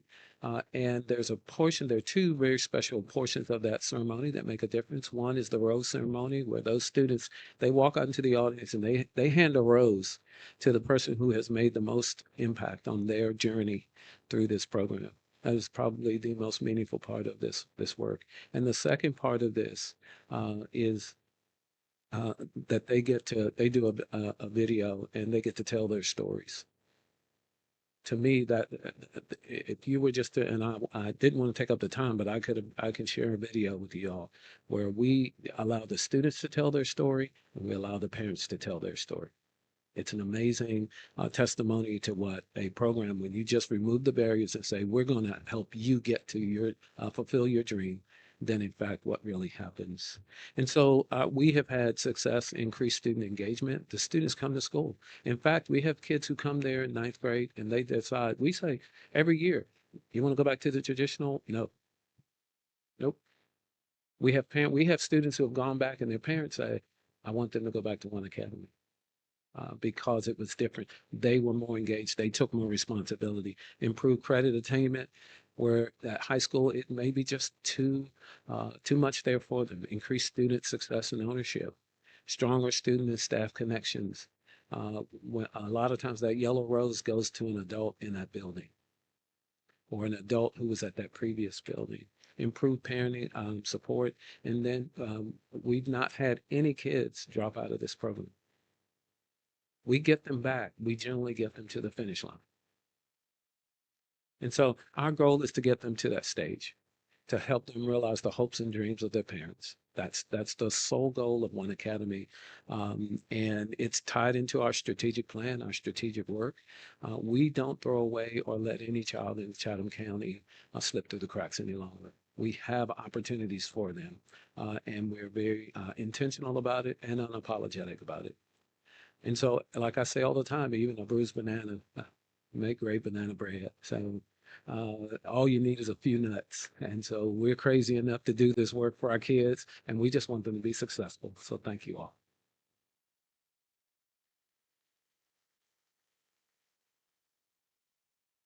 All right, so I think that sets us up perfectly for Dr. Melanie Shaver. A couple of months ago, Dr. Shaver called myself and Michael Marr and had a conversation with us and said, what if? What if my students had a little bit more flexibility? Because we are one of the most rural school districts in the entirety of our state. So I'm going to hand it over to her because you don't want to hear it from me. So Dr. McBride set that up perfectly by having these wonderful 2 go before me because even though we are Hyde County schools and we are one of the smallest districts in the state, we do have really high achievers who have other pursuits. We have a young man who owns a farm in the Bahamas and leaves 1 month every semester to go and farm that. We have students that the traditional model just doesn't quite fit. And so when we look at our core challenge, Hyde County's geographical isolation creates barriers. It impacts student access to essential services and their attendance. So the only way that you can get to Hyde County if you've never been, it's a wonderful place and one of the most wild places still in North Carolina, is on a 2-lane road, any way that you want to come in, or a ferry. And that's the only way you're coming to Hyde County. Although that we're the second largest county in our actual area, we have the lowest population density with 7.5 people per square mile. When I interviewed for Hyde County, they asked me if I knew that there were more black bears there than there were people, and I thought that that was a joke, but it was not. So we have 3 schools total and 2 school campuses, and we compete with Terrell, which is our top hat, for the most rural, or I'm sorry, the smallest district in the state. So the remote academy designation request is not really about sending our students home to learn, but expanding their access. So as we look at the geography of our schools, which are central to both of our communities, we can see that in order for anyone in our school system to travel, to go to a hub where there would be a hospital, there would be a big grocery store, not just Chris's or, you know, the Ocracoke variety store.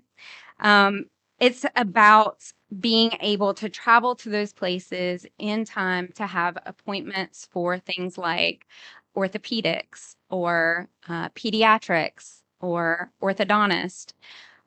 It's about being able to have the flexibility during that time to still have access to school as well. So that geographical isolation, I did want to put some times there so that you can see how long it takes to get to that place. That's not back from that place either. That's just to where that goes. And so geography on our schools has a huge impact on our isolation. The travel time to appointments to these hubs of access takes a lot of time. But just to give you an example, in 25-26, based on May 1st, we had 1,406 absences due to medical appointments. That's almost 10,000 hours of instructional time. That access also affects our ADM. So if you have those absences where we have 551 students enrolled, our ADM as of May 1st was only 501. So because when the remote status changed a little bit, so that 1R within our student accounting manual changed, we could no longer mark those students that were logging in from the ferry or logging in from the car ride on their way to appointments as being remote present. And so that really ties into how much continuity our students are getting through their educational access, right? So even though they're still logging in, or they might still be logging in, they're not getting credit for that day anymore. And so there comes to an issue with that. The remote status formalizes that our work that our students and teachers are already doing in trying to provide those consistent learning experiences. This designation really implies and ensures that we are complying with the student accounting manual to provide that structure support. Yep, you know, that's that teacher who sees that student on that screen who is still collaborating with them on the ferry may not mark them absent because they aren't in class, but does that really follow how they are supposed to do that? And the answer is no. And so we've really had to have a lot of conversations this year as that student accounting manual has changed. It's really not it's not a matter of willingness. Our students and our parents are willing, and they have been doing this for a long time, longer than I've been there. But it's about the unavoidable demands of life in a remote coastal community.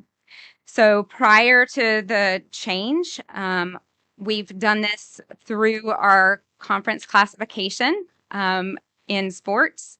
Some of our students are traveling by bus for 10 to 19 hours to compete in sporting events. So what do? We offer mobile hotspots on our buses so that our students can still stay engaged, so that they can continue the work that they're doing. We ask families to be partners with us in ensuring that their students are, engaged during that travel time. And currently, across our broadcast classes, our Beaufort classes with our Cooperative Innovative High School, our College and Career Promise classes, North Carolina Virtual Public School. We also have a CTE Regional Collaborative and our work with the School of Science and Math. 90% of our high school students are already taking at least one virtual class. So the catalyst for this conversation comes from our Navigator program connection, and it's really supporting students that may not always need that traditional schooling experience. We're a small district. I don't have 100 students that need that kind of support, but I do have 10 to 20, and they deserve the same thing.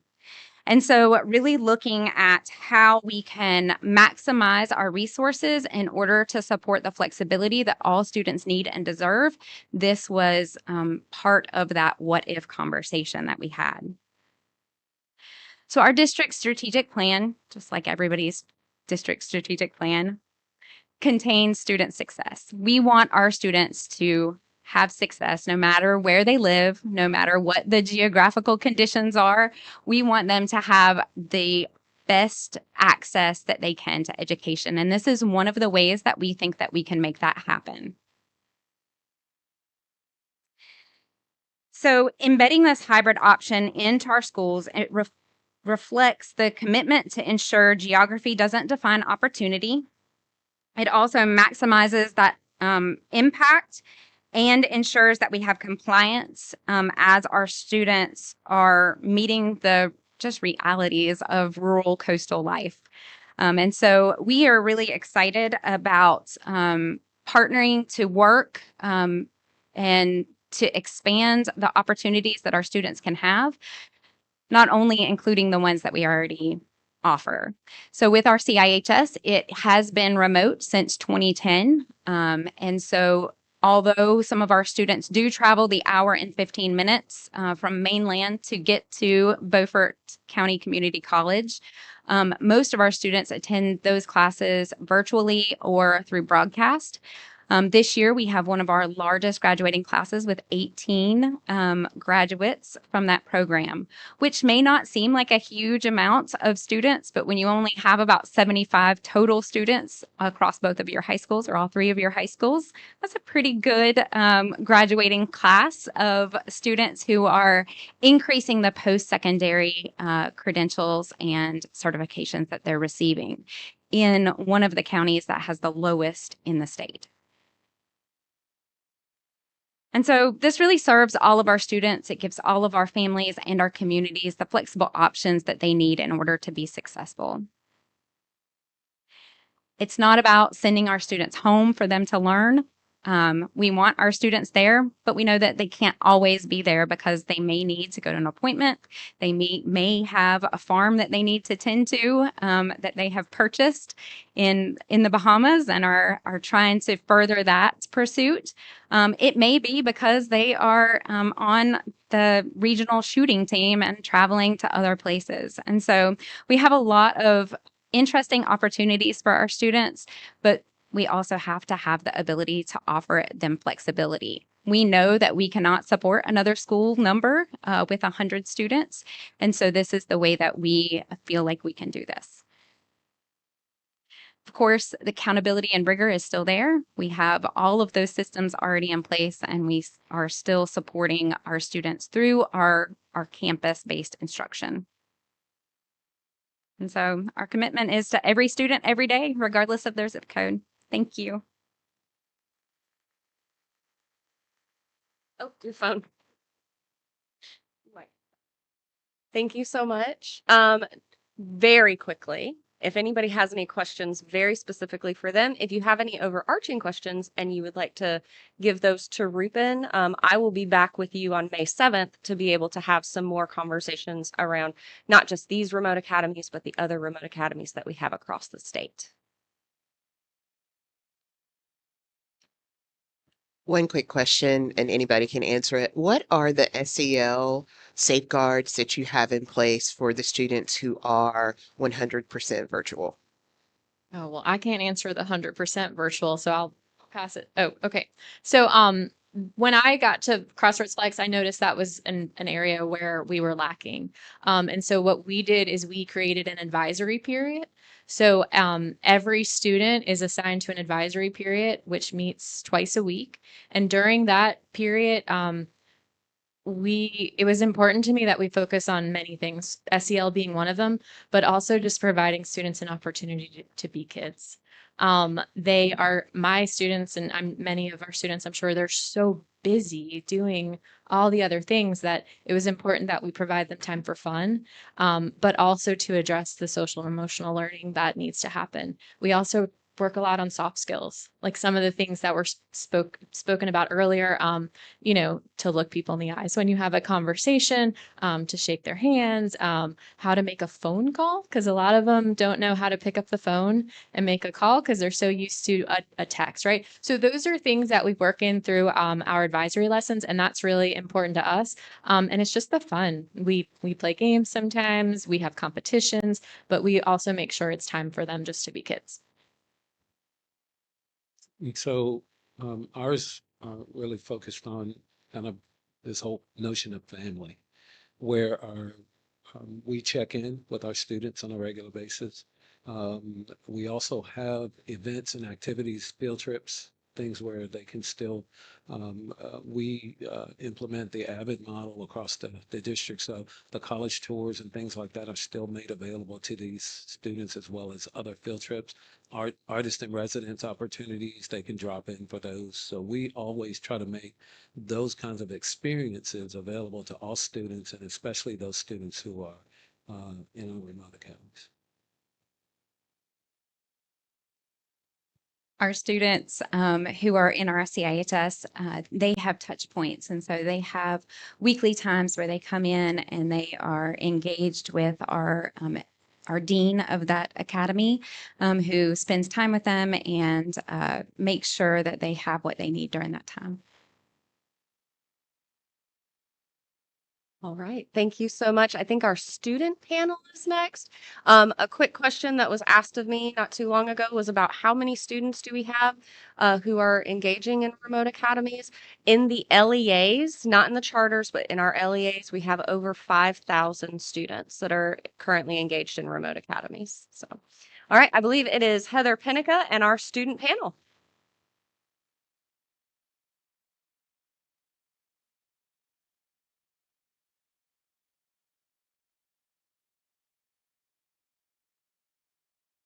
So I hate to tell you that I have the best part, but I mean, really, right? I have the best part.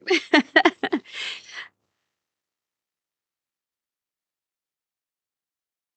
right, so we have a couple students joining us virtually, so we'll give them a chance to get them on the screen. So they believe they have, yeah, they've joined. We have Ashika and Arnav. Got them? Okay, great. So we've talked about plans, we've talked about policies, we've talked about research and instruction and supports that, of course, make learning possible across this state. But now we get to hear from the people that are closest to all of it, our students.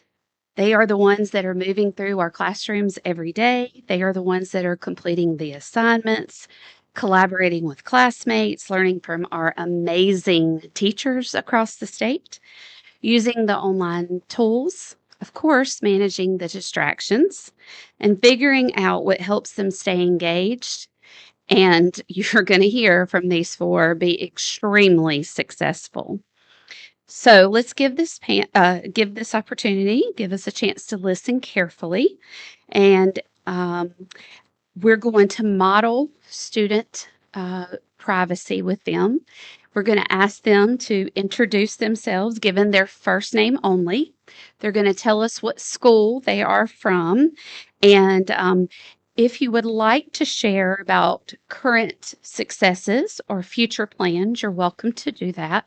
But we do want to model student privacy. So if you're hearing not too much information from them, our student privacy is important to us. So we will start off with these two young ladies that are here with us today. If you both want to grab a mic there. All right. And let's test them and see if they're still on the ship. Maybe click them there.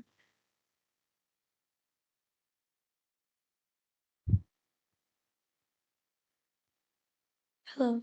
All right, there you go. All right, and ladies, we'll start with y'all and then we'll head to the screen. Hello, everyone. Thank you for the opportunity to come here today. My name is Varsha, and I'm proudly representing TMSA Carey.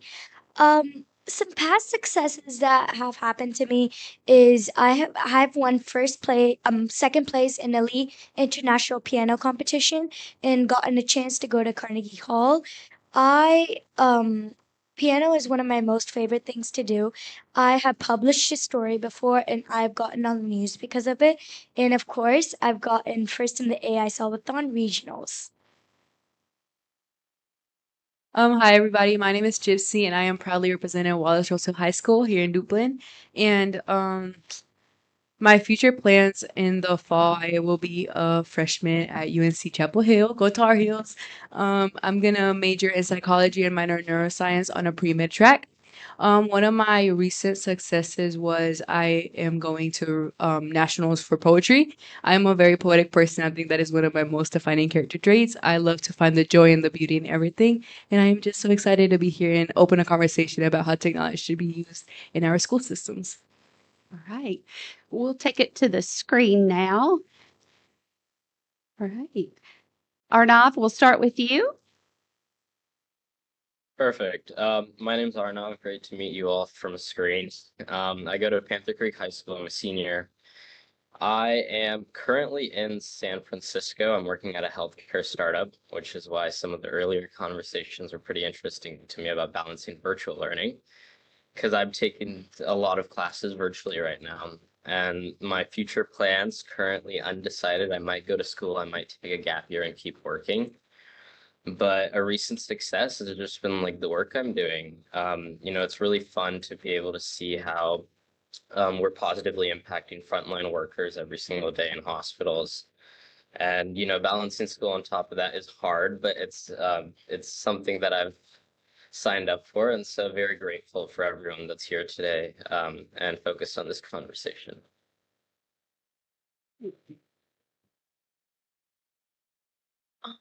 Hi, my name is Ashika. I'm a sophomore at Enloe High School in Wake County. Thank you so much for the opportunity to speak with you guys. Um, yeah, that's kind of all I have to say. Thank you. All right. Thank you all so much for the introductions. And so we are going to start off strong with a pretty loaded question here. Overall, what is your experience with technology in schools? Are there times when technology makes learning harder or less effective for you?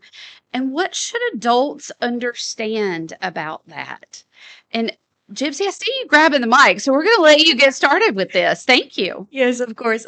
Technology overall has made learning and education a lot more accessible and flexible for students everywhere, especially when it comes to like researching or working on group projects or like sharing a PowerPoint or starting a new document.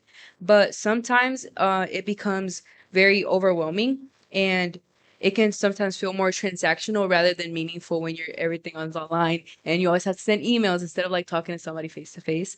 And it shifts the focus to completing a task rather than actually learning education. So like you're just waiting to check mark as done on Canvas rather than actually like waiting to get your education.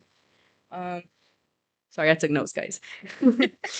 So I think overall adults should understand that we grew up with technology. I mean, we're like an age where everybody has a phone, everybody has a tablet, everybody has some way to connect to the internet. And we need to understand that in order to manage how to manage it without disrupting the learning, but supporting deep learning. I think my experience with technology in TMSA, Carey, and all the other schools I've been to is that AI is both interactive and challenging at the same time. Sometimes AI can be more easier to use when you use it as a side tool and a tutor when you're working, and it can also be pretty overwhelming when, for example, a student is focusing and AI distracts them and they want to manage the tool more than focusing on their main focus, learning.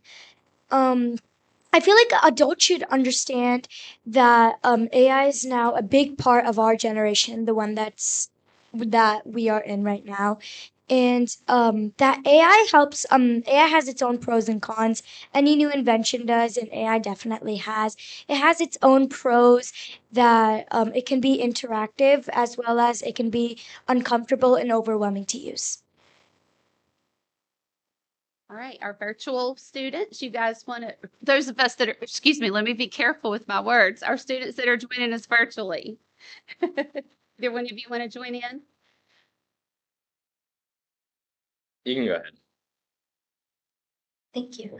Um, so I think I think obviously we grew up with technology, but that was more like at home and at school. The only like I know specifically during elementary school, the only sorry, I'm talking a bit fast. Specifically during elementary school, like the only technology that was used, at least at my school, was just, oh, you guys had beginning of year exam, like state tests, and that's kind of it. Like there was like the rare occasion we would use like Google Docs or Google Slides, but that was like, and most things were like on paper. Um, and I really appreciate that. But also I like how AI has just made a lot of things easier, especially for teachers.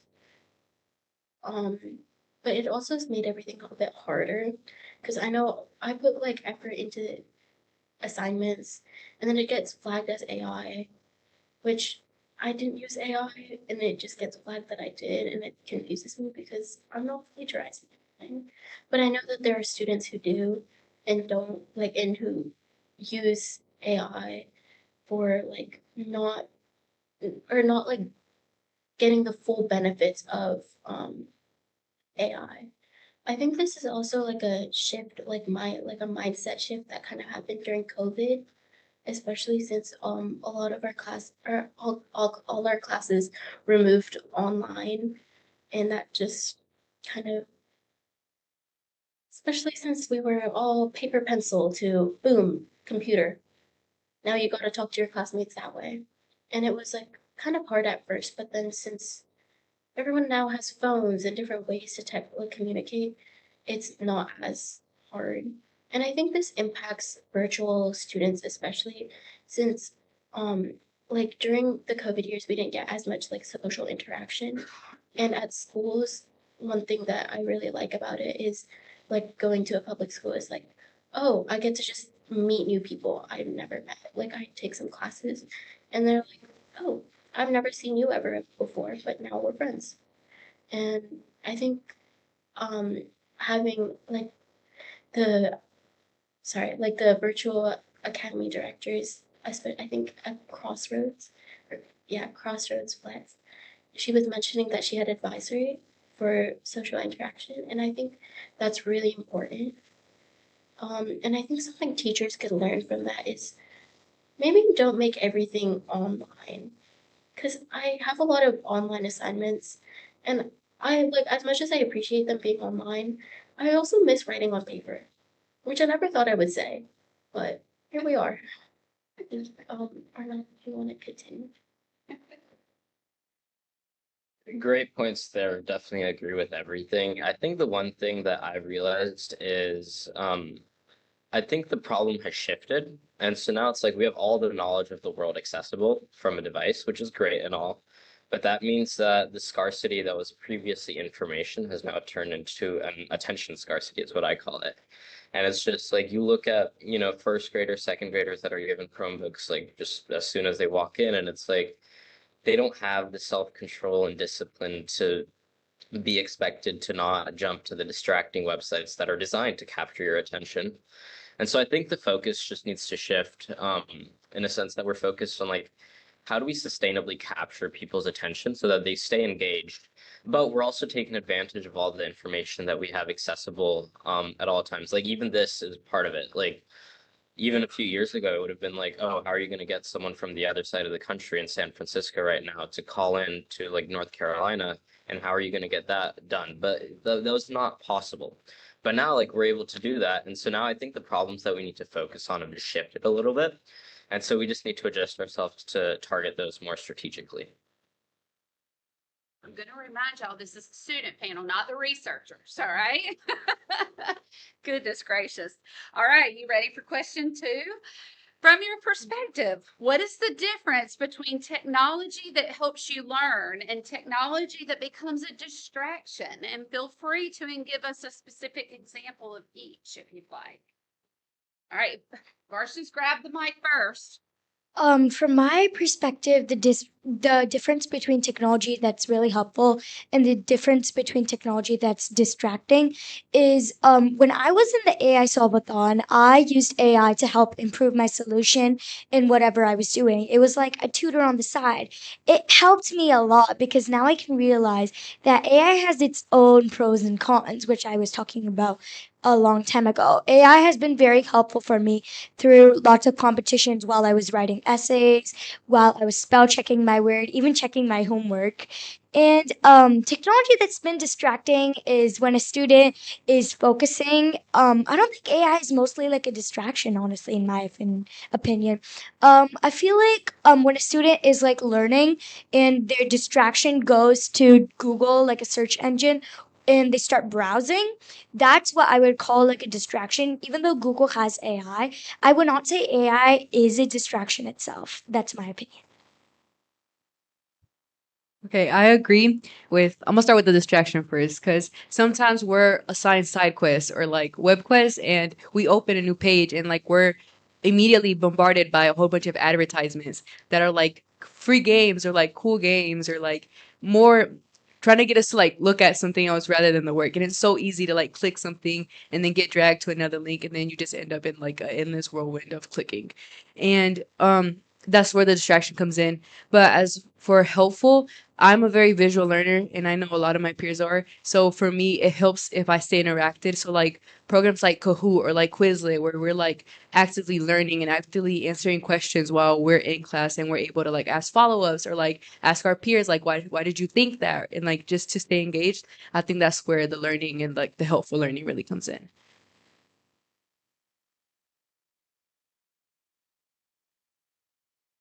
I can start here. I think the problem is that the same tool can have a distracting outcome and a positive outcome at the same time.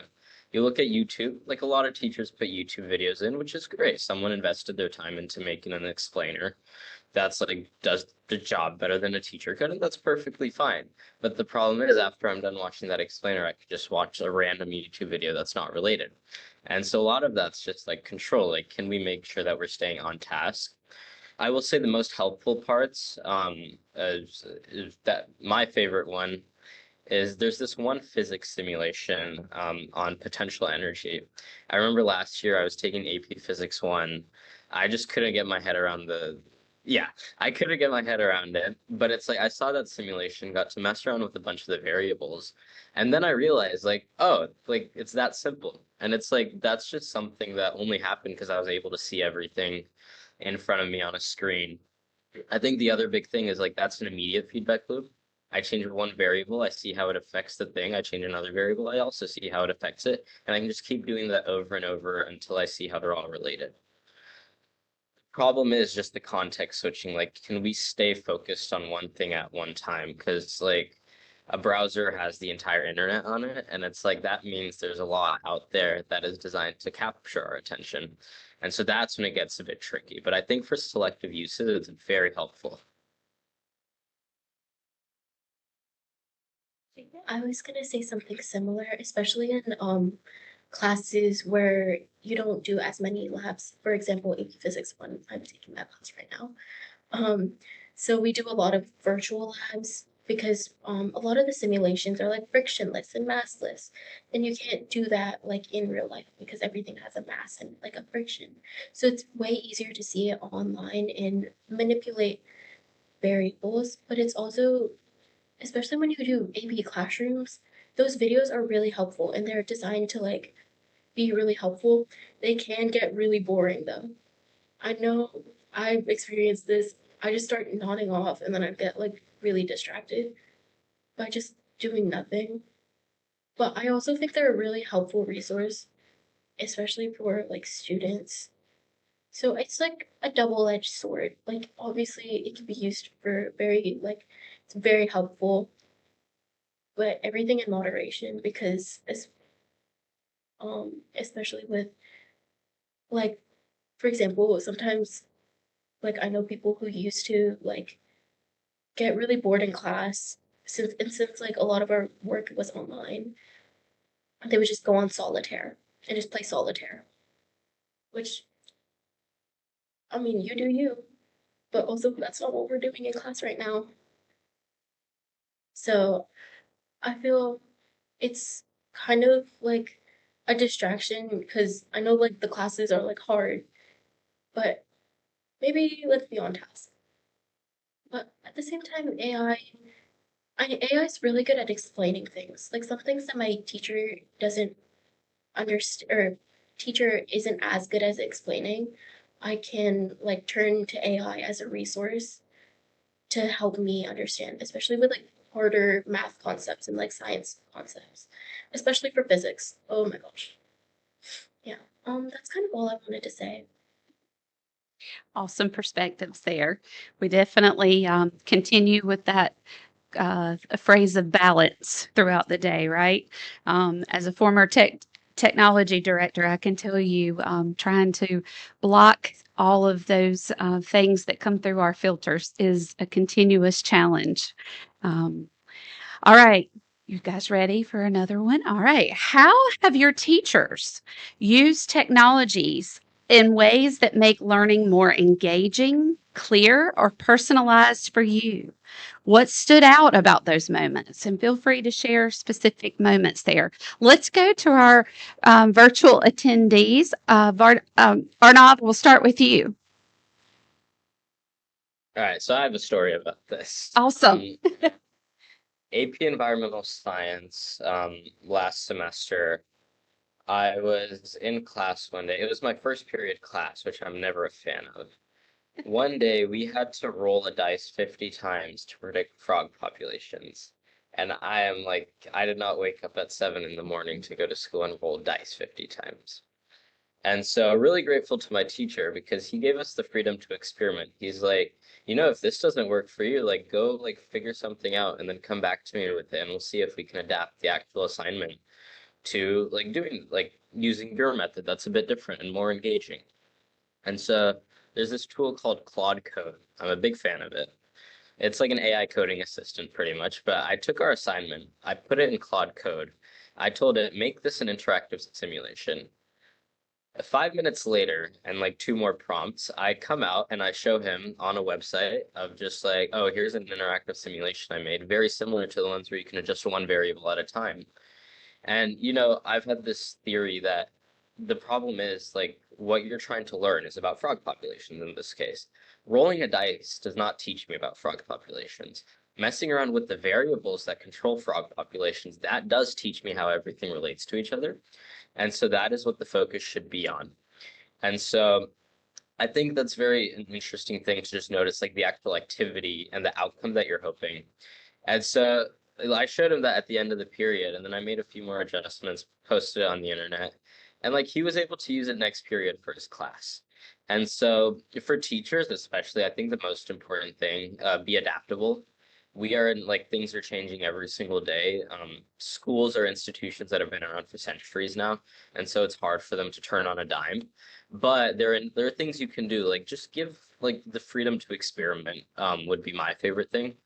Like all the classes I love them. It's because like I was able to do like take things in my direction while still like finishing everything in class. And I think that was the most valuable experience that I had because I'm looking at this curriculum and then I'm seeing how I can develop on top of it.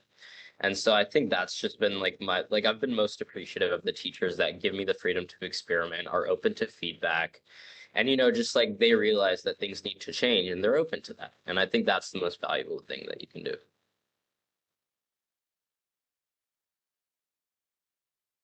Um, so my teachers do give us a lot of engaging activities, especially like in Spanish. He gives us just prompts and we kind of just go off of it. He makes it pretty free to like learn by ourselves, but obviously he's there to help us. Another thing is like for some of my AP classes, AP Classroom gives us like they assign us progress checks, and from there I can see like where I'm going wrong or what I need to focus on better, and then like asking my teacher those questions that I got wrong or asking for clarifying information that like personalizes it to me and like they can explain it in a way that I didn't understand like originally, if that makes sense.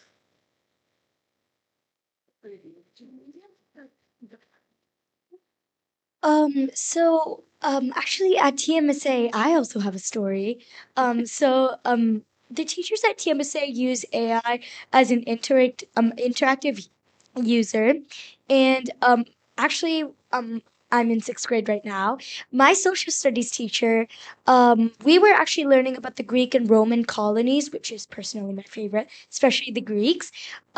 So I was actually really interested in it, but none of the students in my class seemed to focus on it. So, what my teacher decided to do at the end of the unit, she showed us how she generated a game using AI, which she calls as City State Wars.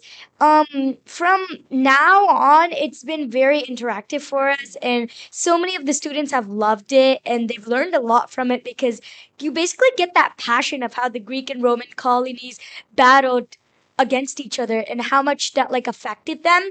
In every single test, they use that passion in social studies to get an A.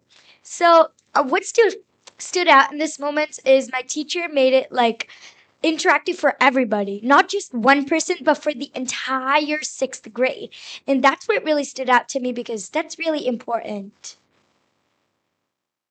Okay. I kind of have a story too, since we're storytelling today. Um, in my AP Lit class, my teacher, she does like these check-ins where we sort of take like 10 minutes just one day and we just like think about where we're going, where we're at, how we're like improving, where we could like do better. And one thing we were all kind of like on the same page on was about the AP videos, because the AP videos sometimes they're so long and they're so repetitive and they get so hard to watch because we're just watching the same thing over and over. So we decided that we were gonna take our time to watch the videos ourselves, but then we were gonna take the time to like create presentations to present to the entire class. And so we took a day and we all took like 2 videos and we presented it to the class in like interactive ways. So I remember my presentation was SpongeBob themed. So I took an episode from SpongeBob and we applied the same concepts from the video to the SpongeBob, and then we did a Kahoot on it. And I think she quizzed us after like all the presentations were done, and like we all got like A's. I don't think anybody made anything other than an A, just because we were so involved with each other, and she allowed technology to like fuel our own curiosity and our own like expandation, I guess, of our topics. If I share, Duncan, we should have just let you get your answer from the students about how they're using AI and technology, right? Awesome. All right, we're going to wrap it up with a final question. Lots of times, you young folks want to tell us adults, right, about what you want to see. So here's your chance. If you could speak directly to education leaders, what would you want them to understand about how technology is helping prepare you for your future? So I'll take the lead on this one. Go ahead, Gypsy. No, it's okay. Go ahead. You got it. So technology is already shaping how we work and communicate and how we will start doing that in the future. So I think it's very important that we don't like as adults, you guys don't make us rely on technology, and you understand that we love technology and we love learning about it and we love using it and we love all about it. And we use AI, that's not a secret. But that we also thrive on balance. And it's a lot of times where we're in the classroom and you guys are giving us presentations or like just a whole like long document, and we just really wish we had a piece of paper, something tangible that we could highlight and we could underline and we could take a second to spend time with. If I could speak directly to education leaders from all over the world, I would say that in the future, um, I would definitely use AI the way I use it today, the way I use it to help me spell check my essay or help me improve my solution for the AI solvathon. I think many people, because in my school, one of the students have said to the teacher before that they weren't allowed to use AI at home, and my teacher told them that that should change in the future, that all adults should understand that even if AI is part of our world, that they should understand that it has its own pros and cons. And if it's part of our world, we just have to accept it. We can't do anything to take it out, right? So we just have to expect what's expected of it. We just need to use what's expected of it. We just need to use it to improve whatever we're doing. That's all I have to say. All right, final thoughts from Ms. Shanti or Arnav? So I think here, go ahead. Go ahead. You can go, it's fine. All right, so I think, and it's just like I said earlier, like things are changing so fast every single day. It's like I like to live, breathe, like eat technology, and I'm still behind like half the time. It's like there are people much smarter than me that are just doing incredible things in the world right now, and like we're just there waiting to see what else they do next. And I think the most important part is just being receptive to that and understanding that, the pace at which this is changing, it's like the status quo just doesn't hold up the same anymore. Like you can't expect everyone to just go and, go to high school for 4 years and go to college for 4 years, get a master's, get a job. Like that's just not it's not the same world anymore almost. And there's alternative routes and stuff. And so I think this goes with everything. It's just like be open to it. Like it's scary a lot, and it's just like, can you jump into the deep end and just like try it out? And then maybe you find something that's like very good and like very useful, or like you optimize a workflow that you previously had that you weren't able to before, but now it's like because the technology's emerged, you're able to do that. And so I think just like being courageous almost of just like go try new things, like get help when you need it. And this goes for all the students too. It's like we're taught that when we need help, ask for it. And it's like I think that also goes for teachers now. It's like it's a scary time and things are moving so fast. And so like go ask around. There's a ton of in North Carolina, I know there's so many technology leaders that are just that love to talk about this stuff.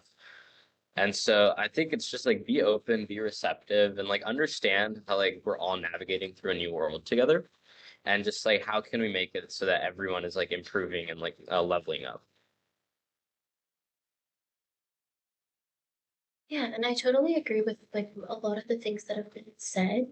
I think I would tell just teachers in general or like the state board like this.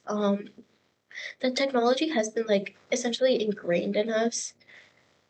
It's kind of part of everything now, or especially now, with Canvas being used and with during COVID was like Google Meet, Google Classroom, Zoom, and all of that stuff.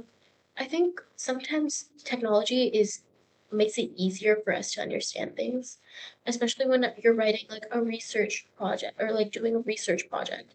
You have access to a lot of your just textbooks and materials such as like the Journal of Psychology, just all online. And sometimes I do in fact learn better from like YouTube videos or like quizzes or Quizlets or like look-its better than I would just like a boring presentation and lecture.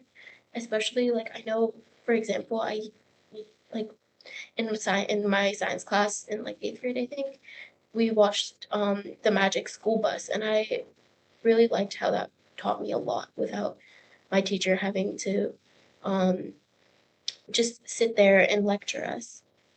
But I do understand that is a crazy world, especially with all the information being updated like every 3 seconds. It's scary, like Arnav said, and I think that everyone should get like us. Everyone should be receptive to the new things, as well as understanding to everyone else, since it's like everyone's first time with this new technology. So, yeah, I think everyone just learn from each other and support each other. That's mainly. It's what we have to do with all things, right? Learn from each other and support each other. I love it. All right. Please give them a round of applause for sharing their insights today. Thank you guys so much. Before we let them go, and I know we are very short on time, any thoughts that you all want to share with them or questions? Right. No doubt it is because of our overness on our time for sure. Thank you again. Right. Right, we're going to transition now for you to see how our contracts connect us all. Awesome. Thank you so much. Thank you.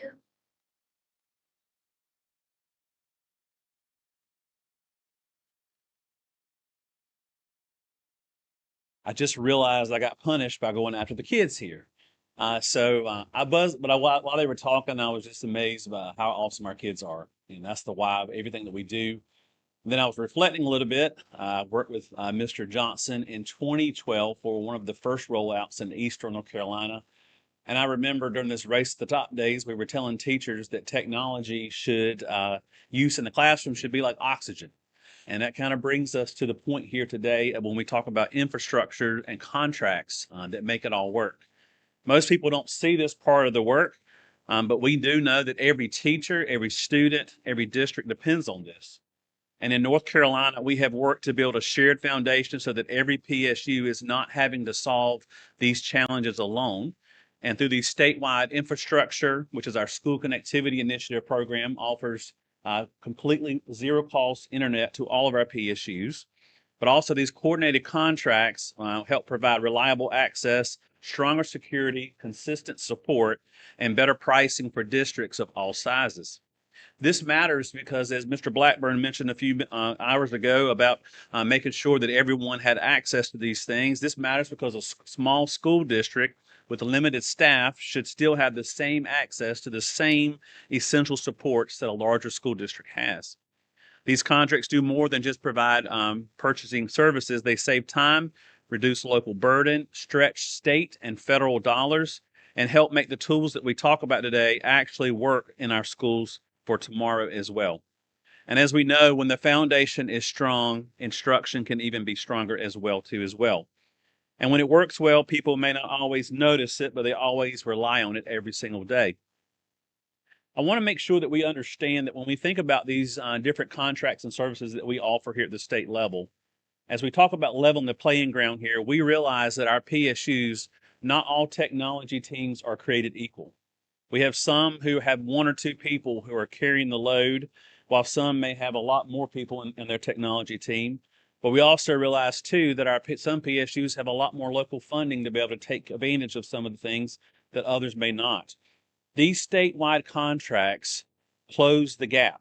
They allow to take the work off these local teams, negotiate better pricing, provide more consistent support, and make sure that all of our school districts have access to high quality tools, cybersecurity support, networking and engineering support, but those services that they may not necessarily be able to provide on their own. So the goal is not just efficiency with these contracts and services. Our goal is simply that every school should have the same foundation, the same tools, the same support needed to give our students so that they can do the best learning possible. And this time, I'm going to turn it over to Dr. Wren, who's going to talk to you a little bit more about these contracts. And I am hoping that we can get our slide deck up so you can see. We bring before you, usually through our BizOp committee, many contracts, but they're all connected in some type of way. And so we've talked about how our goal is to, number one, save money.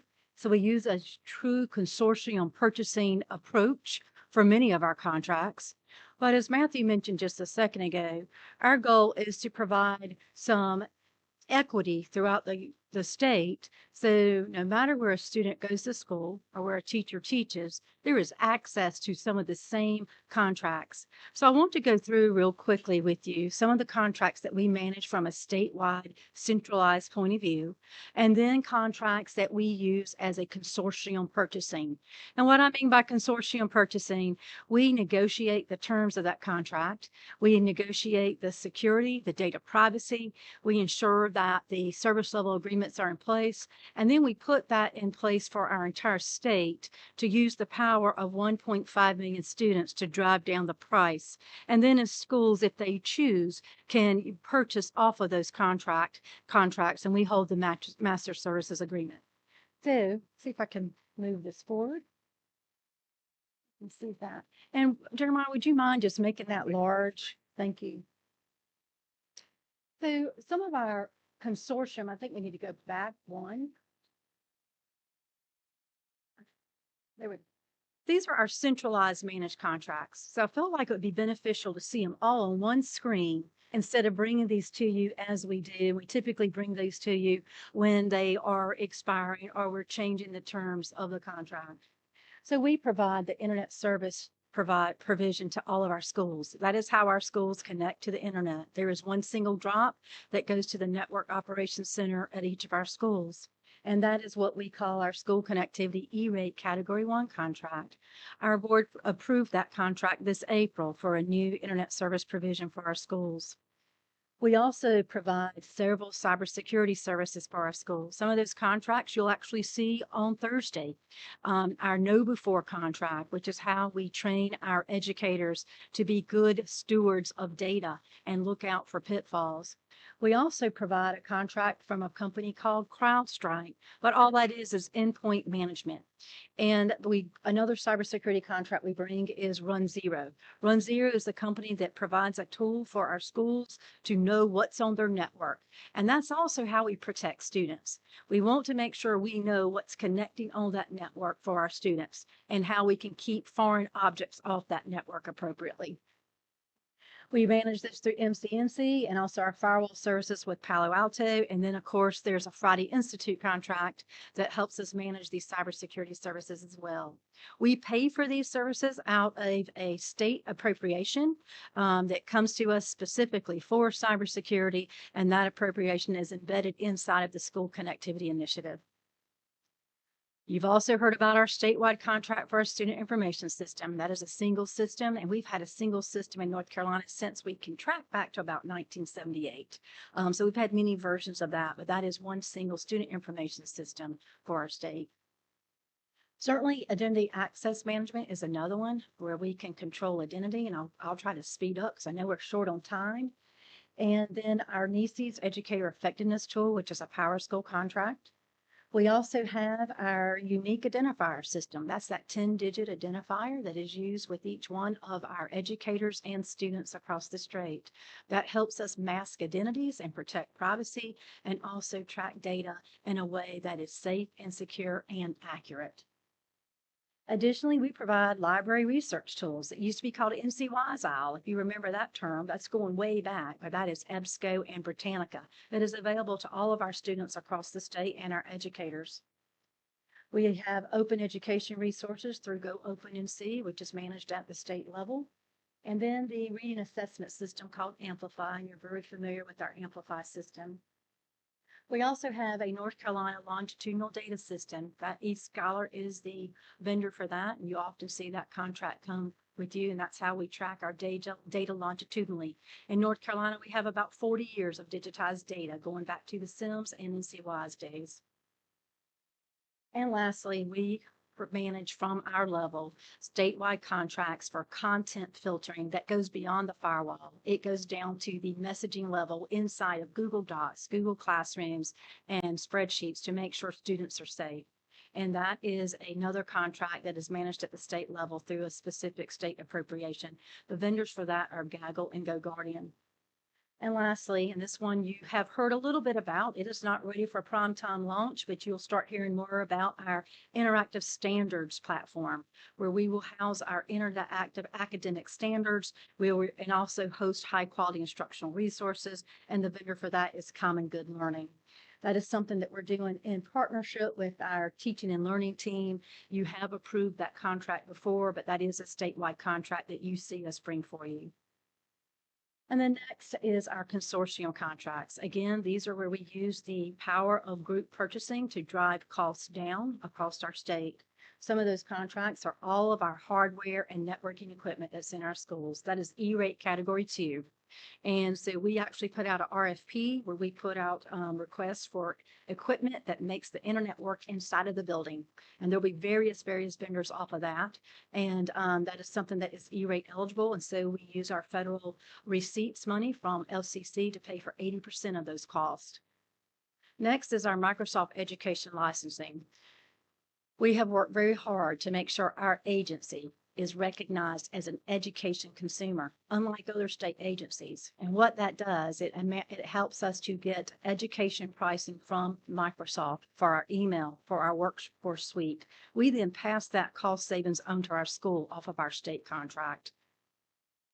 We also provide an instructional support system, that is the Pearson Internet, and we have contracted those prices, and that is used by all 115 of our LEAs. It's primarily used for formative assessments. And then next, another one is our learning management system. The brand name of that is Canvas. The parent company is Instructor. We also have digital literacy curriculum. This one is legislated for us to have tools in place to teach digital literacies for our students, and that is learning.com.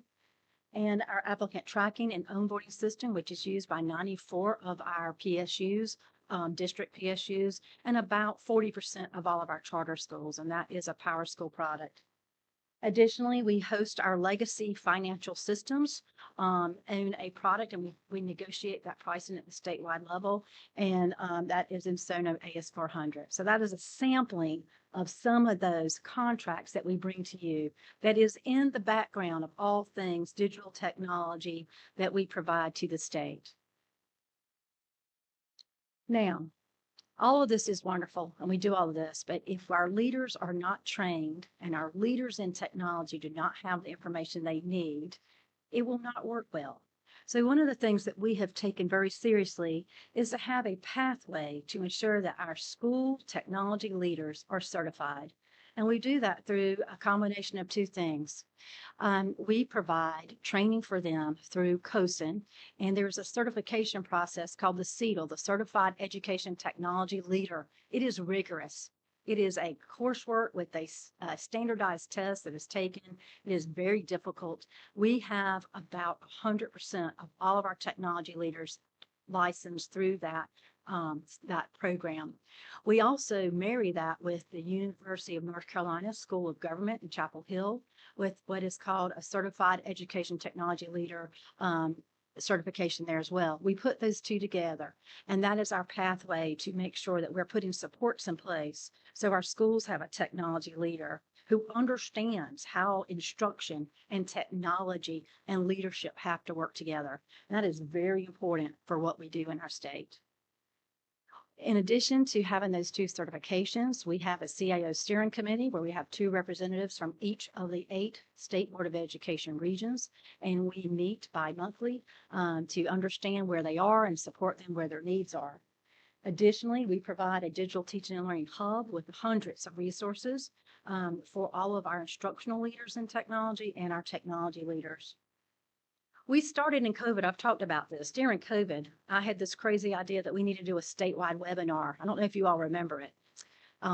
It was like I was expecting now 40 or 50 state technology leaders. And so we knew that the governor was going to do an executive order to close schools. So I said, we need to do something. We need to talk to our technology leaders about how to prepare. So I had this crazy idea to put together this webinar on a Friday afternoon. I think it was 5 o'clock, thinking to be 40 or 50 people there. It was like 1,200 people on the webinar. Now, of course, that was crisis and that was the time. But what that led to is we were meeting with our technology leaders every single day at 2 o'clock. And so flash forward from 2020 to 2026, we still do this, but we do it twice a month. And we always have 110 to 120 folks on that call to this day, where we connect with them, listen to their problems, and try to bring solutions. So it's that ongoing connection that helps. It helps them understand the work and the work that we're doing. And of course, we have biannual convenings where we bring all of these technology leaders together. And all of this works with partnerships with many people. And certainly we partner with a lot of organizations. You hear us throw around these acronyms. And the thing with acronyms, they used to stand for something and now they don't. It's just the acronym. So we partner with a lot of folks like, COSIN, which had this long meaning for what that means. But they are the nation's leader. And we also partner with NC TIES. And NC TIES is the North Carolina Technology and Education Society. And so that is the arm that we work really heavily with to provide professional development and supports to our teachers and our technology instructional leaders across the state. And we also have Dr. Melanie Honeycutt here. She's going to be on our final panelist. So I'm sure she will have a lot to say as well. So with that, the most important thing, though, is return on investment. I mentioned in my opening remarks this morning that we now have a state law in place around devices and how we calculate the return on investment. Well, we've been calculating the return on investment of our contracts at the state level for a long, long time. With each one of our vendors that I listed on those two slides, we do a quarterly business value assessment.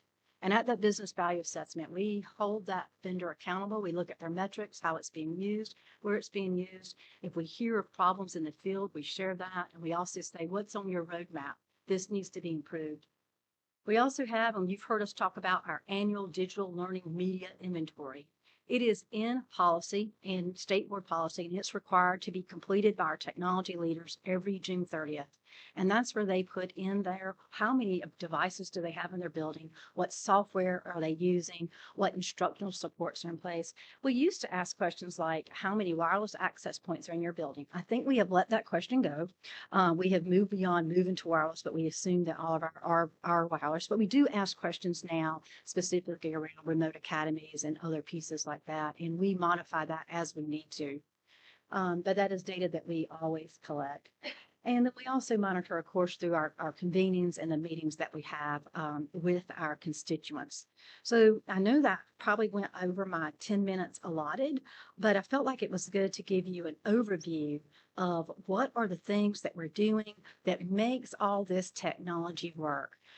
One of the things, if I could do, I'd want to be able to have better communication with our parents, with our constituent groups around the safeguards that are in place. But we also need to have communication about how do we better use those to make sure that we've heard a theme today around balance, a purposeful design and balance. So I think that would be one of the things I'd like for us to move to as we move forward. So thank you for allowing me to share that with contracts. I know we're mindful of time. We have one more panelist group today. And I think this will be the panelist group that's between maybe a long refreshment break later this evening. But this is going to be from the field. Now hear from educators. What are they seeing in practice? You've heard from researchers, right? You've heard from our remote academy operators, right? And now we're going to hear, and we heard from our students. And that always makes our hearts gray. But now we're going to hear from folks that are in the front line and what that looks like. So I'm going to turn it over to Matthew Mayo, and this will be our final panel for today. Thank you for paying attention.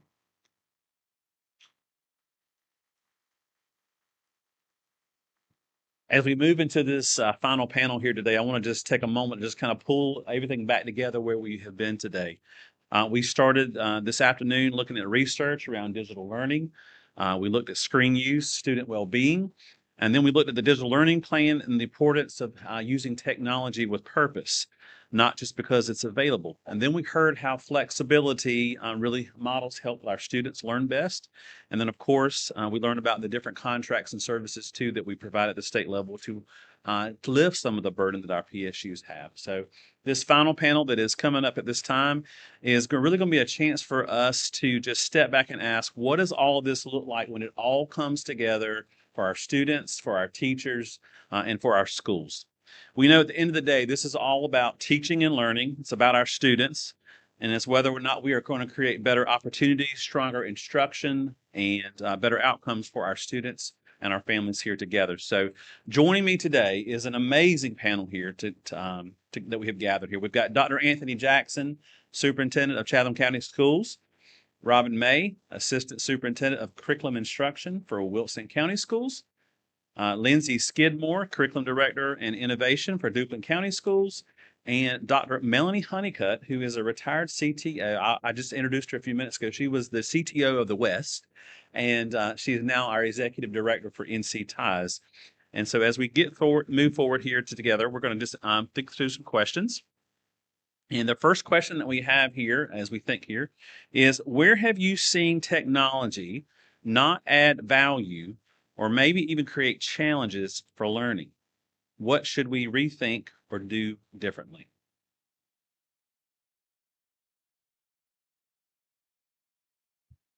Okay. I'll start us off with that question. So when I think about times when I have seen challenges occur with technology, I think it is when we view technology only as a tool and not as a vehicle for the learning. So I think that we have to stay grounded in the standards and we have to think about technology use. And as we heard from our students today, how can technology use supplement their engagement in the learning process? So I think as long as we keep ourselves grounded, we can mitigate those challenges that exist with technology. I know balance has been a theme throughout this afternoon, and I think that is one of the things that we have to keep front and center as educators and particularly with our teachers. We've got to make sure that we have a balance of technology driven, and we've got to have some old school paper and pencil and talking with our classmates because nothing replaces that interaction with others as we process our learning. And I'll piggyback off of that. Just exactly what we've heard today is technology in the classroom is only as good as the pedagogy behind the technology. And so if we're using technology for substitution, which tends to be a pitfall, I think, for some people, where we're just replacing that worksheet that would have been on paper into a digital format with some flashing lights and colors and excitement. But it's really just that, it's passive learning for our students. And so really thinking about how are we using the technology to ensure our students are creating, designing, deepening their understanding of the content knowledge through the technology. And I think some of that, unfortunately, may be a result of the way our accountability model is structured, right? They're taking a multiple choice test, and so teachers feel the pressure to present that drill and practice and read a passage, answer the question versus creating. And so I think we've got a lot of work to do to make sure that we are assessing what we want to see in the classroom as well. So I'm going to take a little bit of a different route. We got to remember that equity is very important, and equity is what keeps this going, right? It's what the technology needs. So when we start thinking about what we need besides the aspect of reevaluating what we're actually doing in the classroom, then we also have to think about the people that are there to support it. I heard earlier about the virtual academies, and you have to have a media coordinator, an ITF, tech support, and a data manager. That's not required of the public school district. And that makes it tough for us. I see media coordinator positions being cut across the state. That is not equitable. That takes away a person that is a primary information helper inside that school. She's a co-teacher, or he, I apologize. They are a co-teacher with that classroom teacher. That's how we change instruction too. We put the people, the boots on the ground that need to be there, that need to help us move forward, I think. In addition to what these two ladies have said, we have to start thinking about personnel as well. So I would say ditto. And more importantly, the technology has to be an extension of good teaching. And I think we spend a lot of time trying to find the silver bullet in a piece of technology or a machine. It really has to be an extension of good training. You can put good technology in the hands of a teacher who's not prepared for it, and it's not going to do what you want it to do. So you have to have both of those things. So I've seen it. I think the question was, when have we seen it not help? And I think it can almost do the opposite of what we need it to do when we put it in the hands of people and we don't prepare the hands. And so I would strongly say that you have to put as much time in preparing the hands as you do the tool that you put in the hands? As a classroom teacher, I will say that Ms. Camnett's point earlier about what our EPPs look like is going to be critical to this conversation. We have to change how we think of our teachers and their role in the classroom. If technology has eliminated the barrier of knowledge, who am I as the classroom teacher? I can no longer be the only primary source my students have. Knowledge is no longer my expertise in the classroom. And there are so many other things we know about the science and the art of teaching that can grow in light of the fact that technology is lowering these knowledge barriers. In the past, when a kid would ask a question that you weren't certain of, the teacher was the only person with the access to technology to find that answer. So now we have to help our students begin to ask better questions. Dr. Dudley Flood has a 3-question protocol. He talks about the what, the so what, and the now what. Technology is closing the gap on the what. It is making knowledge accessible to all of our learners. And so, as teachers, we have to begin moving our classrooms to the so what and the now what. What does this knowledge mean, and what can we do with it? And to me, as a classroom teacher, that's super exciting. It opens doors that have been closed up to this point in a lot of ways because of equity gaps. And so now, as a classroom teacher, our EPPs as well, we have to begin to think about the role of an educator in a technologically heavy classroom. What does that mean for us, and what does it mean for our students, and what does it allow us to foster in this new world? I just want to piggyback off Dr. Jackson here. One of the things we heard this past week when we were meeting with our state our CIOs and our convening this week, we heard kind of the need for getting back to some professional development and preparing those educators as well as our students and our parents too as well. So you guys are echoing some of the things we've already heard. The second question here is, how are you working to find the right balance between using technology meaningfully and addressing concerns like distraction or screen fatigue and student well-being? I think exactly what we just said, professional development. We need to work with our teachers to give them the skills and strategies they need to use technology in these classrooms. When COVID came, we were not one-to-one. At COVID, we had the pandemic, we all of a sudden became one-to-one, and we provided professional development to get them up and going and surviving in that environment.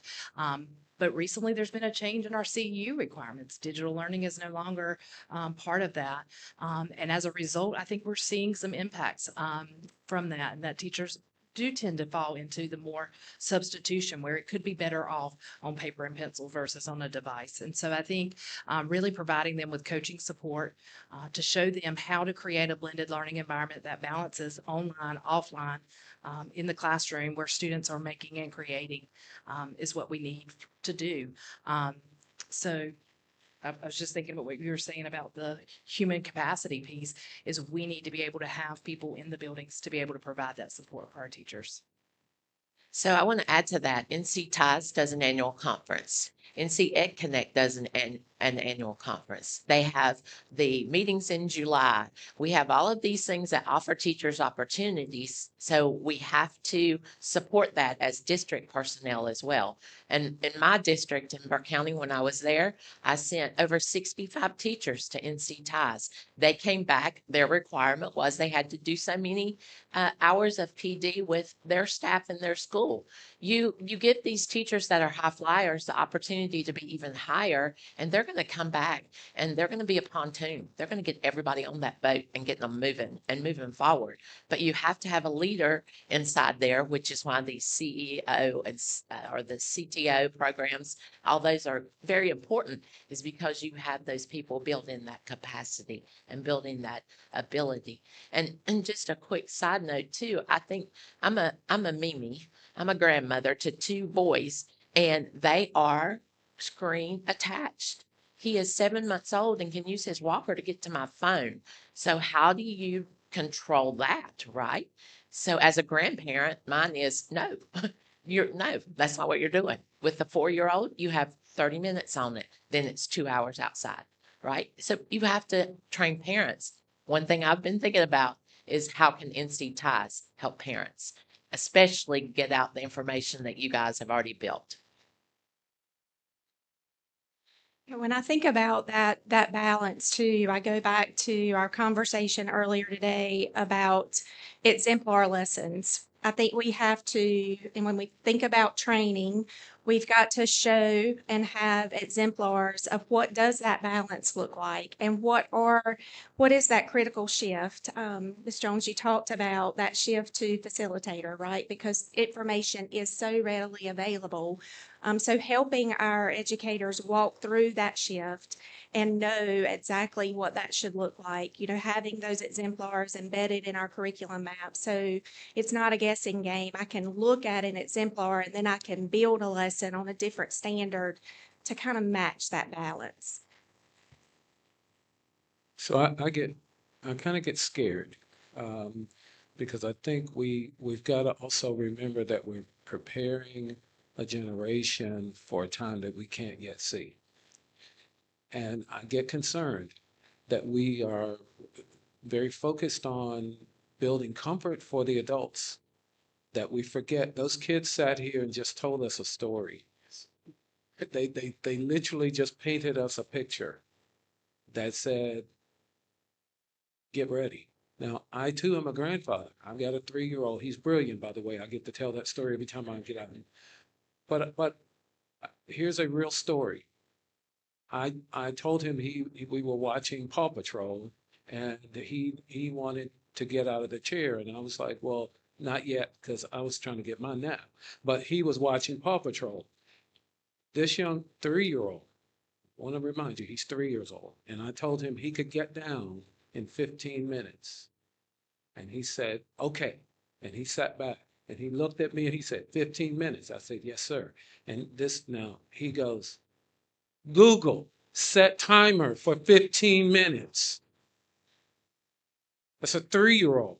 And I'm sitting there going, I'm glad I have Alexa. So she didn't respond. But I'm struck because I'm trying to, in my brain, say, this kid is going to roll into a kindergarten classroom. Will we be ready for him? And I had to do the math. He's in the class of 2040. So I'm just concerned that as we talk about this, that we don't want to tie our hands too tight and build a box that we won't be able to get out of. I think it has to be a this and. How are we going to prepare the teachers for now, but what are we looking at as the next opportunities? Thank you. I think one of the things too, Dr. Wren and myself have heard a lot over the last couple of years is after COVID, and I know we keep hearing about COVID here today too as well, but we're still living in some aftermath of this. We had our teachers who were really kind of had fatigue of professional development. And so there was a big pause of professional development. And then we saw the deterioration too of our DLC credits too as well. So the next question here is what kinds of support, whether technical, instructional, or professional learning are most critical to help educators use technology effectively, and here's the kicker, without adding adding to the additional workload or even burnout for our teachers too as well. I will speak because I think it ties to the conversation that you and Dr. Wren just had about all of the amazing tech contracts we have. I think there is a unique power we have as a state to ensure that our corporate partners, while yes, they have proprietary technologies, that if you are going to do business with North Carolina schools, your programs must talk to the other programs that we have already purchased. When you give a teacher something like Canvas or Google Classroom or whatever learning management system you have, it has to talk to Infinite Campus. Otherwise, you are telling teachers to put the work, the materials, all the grades in one place, and then find the hour to literally do the most tedious, which should be tech reliant data entry And that is time that I could be spent that could be spent on lessons. That's time that could be spent giving students meaningful feedback. And I think as a state, we have the power to ensure that the people we do business with make business easier for us. One of the biggest challenges that a lot of teachers, I think, experience is how many times am I going to have to do this? How long are we going to have this contract before I learn how to master this? How many, we've got Class Dojo at the elementary level, we've got talking points, we have multiple technological platforms that teachers have to learn at various points that are doing redundant tasks because, they did the song and dance in front of the school board. And so now this is our partner. And this is what we use for this. And it does make teachers reluctant to say, okay, I have 20 years of amazing lessons that I continue to update and transfer from system to system. And I'm spending so much time transferring data that I'm not being innovative. I'm not learning how to use these new tools in their most effective way. I'm trying to lower the burden for myself by only giving this program the bare minimum that my school district requires. And that's not what's best for kids. That's not allowing them to even use these platforms to their greatest capability. And so I think from the top down, before it reaches teachers, we have to have serious conversations about compatibility, redundancy, et cetera, so that teachers feel the buy-in to invest in this technology and to use it well. I would say three things. Time. Teachers need time. They need time to learn. They need time to practice. They need opportunity to actually grow. And then the third piece that we use in Chatham is incentivize. We incentivize the use of technology through a badging system, through opportunities. But we've got to give them time. We have to give them opportunities to use and practice. But most importantly, this generation, I shouldn't say that because I'll age myself. I found that something as simple as just recognizing that you put in that time, that you're using this. We celebrate that. Just opportunities and incentives to say, and I'm not always talking about money. I'm talking about just celebrating that they have invested in themselves professionally through just badging. And then allow them to give back to one another. We have to have that cycle because if we try to teach each one at their it's not going to work. You have to give them the ownership to do it. So time, opportunity, and incentives. When I think about that time piece, Dr. Jackson, I think about, we've heard about remote academies, right? And so I think as we grapple with that professional learning and what it needs to look like, I think we need to have several different options on the table, and we need to have some on-demand options for educators where it's not tied to a face-to-face setting, that I can sit on my couch and learn that new tool and how I can best integrate it to increase student engagement in my classroom.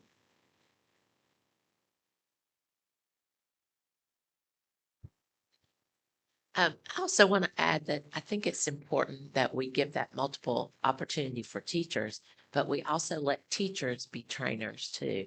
Don't limit yourself to just your guidance counselor doing things on guidance or your media coordinator doing things just on the media center. Invite other teachers to be a part of that. We did something called PD Challenge that was PD in your PJs, and it was all about having that. We had almost 2/3 of our entire group of educators in Burke County earned at least 7 different certificates. That's amazing, but we gave them the opportunity, and then we let them teach classes, which gave them even more. So I think that's important. We weren't being off task. We were actually remembering something that happened when social media was kind of taking off. And there was like this organic thing that took place called EdCamp, where teachers would get together on their own and begin to teach each other, to grow with each other. And it just came to an abrupt halt. And I've just not seen that return. We didn't force it on them, but it would be a Saturday morning, they'd meet and they would create their own agendas and they would celebrate and share and teach each other. That whole model was one that I think we've allowed to get away from us, but that would really, we were all trying to figure out what do we call it? It's the Ed Camp model, and I see some heads nodding. It was an amazing tool that teachers used, professionals used, to really kind of grow themselves in a lot of different areas, and technology was just one of them. Thank you. Our next question kind of shifts the focus to AI. So, as AI tools become more common, how are you seeing students use them today? I know we've heard a little bit about some from some students here today, but what about in your PSUs?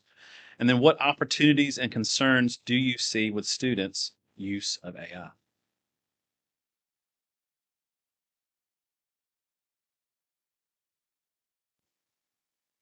So, when I think about opportunities with AI, I think the biggest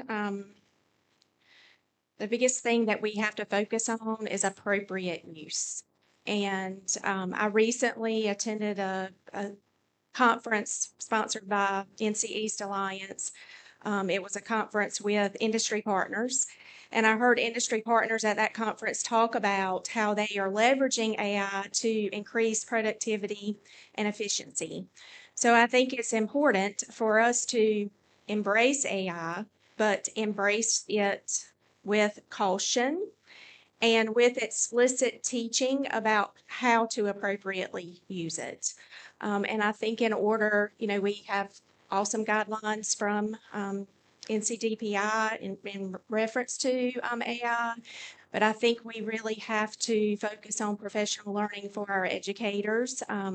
We heard from students today, I mean, that powerful story, right? The student who is going to use AI to literally revamp the lesson that the teacher then utilizes for the next block. So there's obviously power behind AI. So it's something that we really have to embrace and figure out how to use appropriately.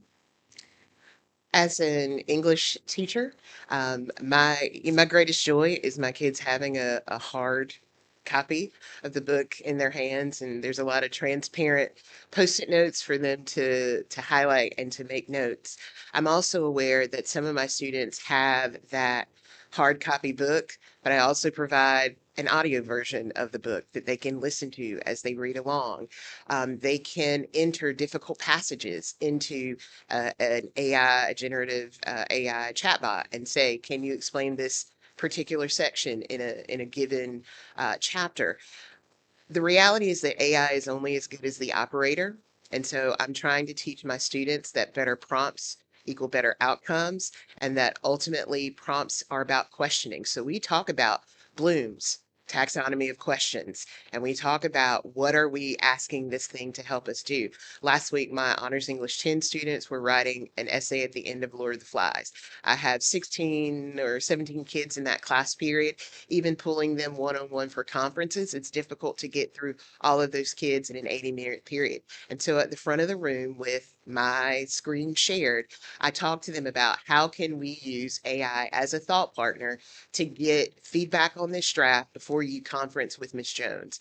And I tell them, I'm like, listen, these are the guidelines, and I think Dr. McBride talked about it earlier. I told them, you will always enter the guideline without changing any of my original language, colon, here is your task.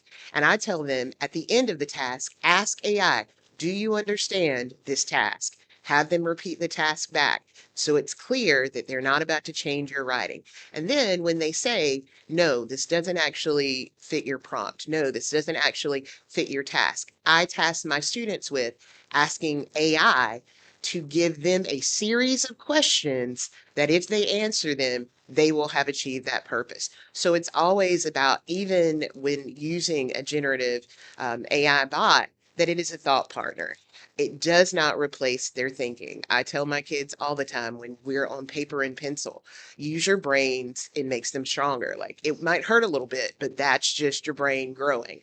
And to points that have been raised by the board, I am an elder millennial. I'm an auntie compared to my students. And so I talk about the fears that we have around technology, but I tell my students that our best defense is to strengthen our own brains. We have to know right from wrong. We have to be able to determine reality from the virtual. And so we go outside and we touch grass.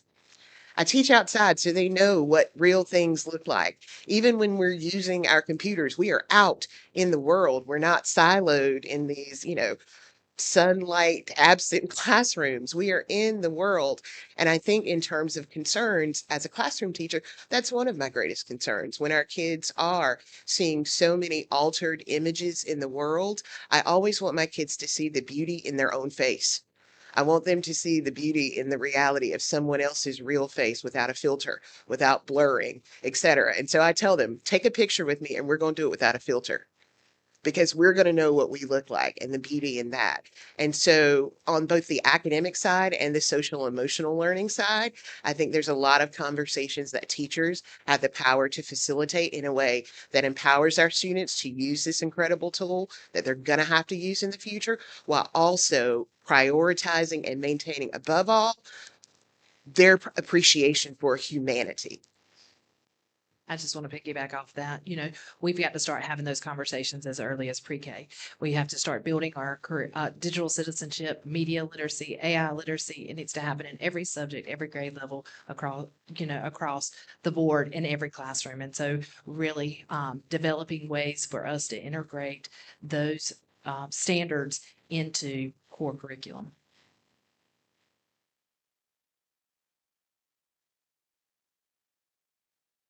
So I think removing the fear factor is huge for expansive use of AI. We've kind of, in Chatham, we've kind of just jumped in. And so we have the resources we receive from the department have been extremely instructive, but we've allowed our teachers, we started though by allowing administrators to experiment using it for productivity tasks so that they became very comfortable in that space. And so you'll see a variety, having rubrics that will say when. I think kids just need to know exactly when can I use AI and when is it not appropriate to use AI. And if I use AI, how do I cite that? And those, because it's going to happen. And so we give them those tools to be able to make those kinds of decisions when it comes to their work. But removing that fear factor, I was in a classroom and I heard the students were, can we use AI? And the teacher, and she had a chart on the wall, and it was AI 1 and AI 2, and she said, and I was like, AI 1, AI 2. AI 1 is artificial intelligence.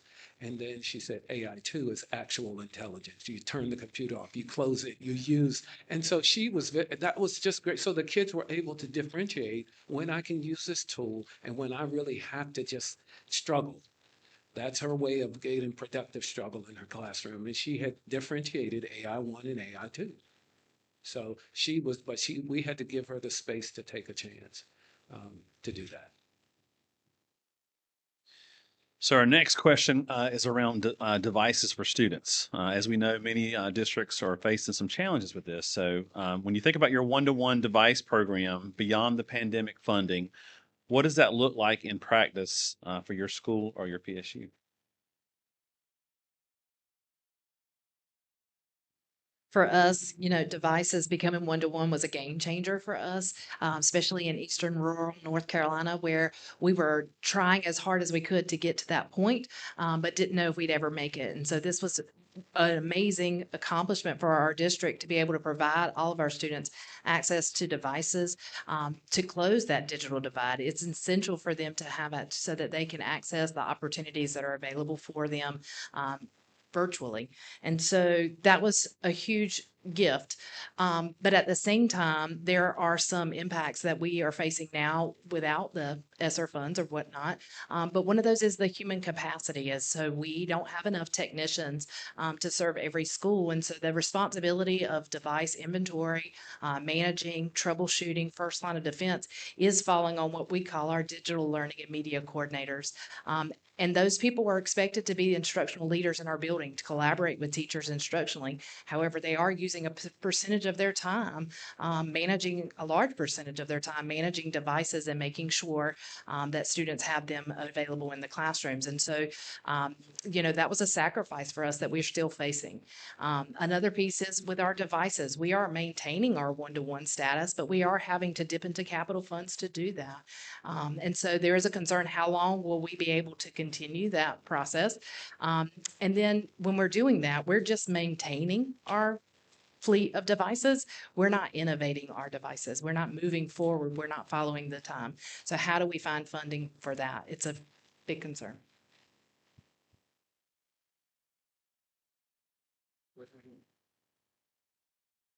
Yeah, we're having to make tough decisions around what resources are available. And I can tell you that we're having conversations about how do we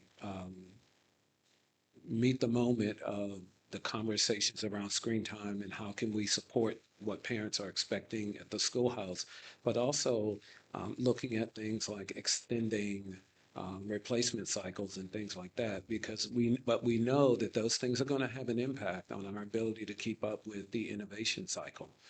When the latest and greatest things are out there and our kids don't have access to them, but they're going to see those things when they get to this workplace that we're preparing them for, then we've got to really have that hard conversation. How slow do we go if our students are going to be using these tools when they get into the workforce that we say we're preparing them for? So that's a real conversation we're actually having. We've had to delay due to budgetary constraints. We had to delay our replacement cycles, but we remain committed to the depth and breadth in terms of grade levels at this point, but that could change with the conversations we're having around screen time.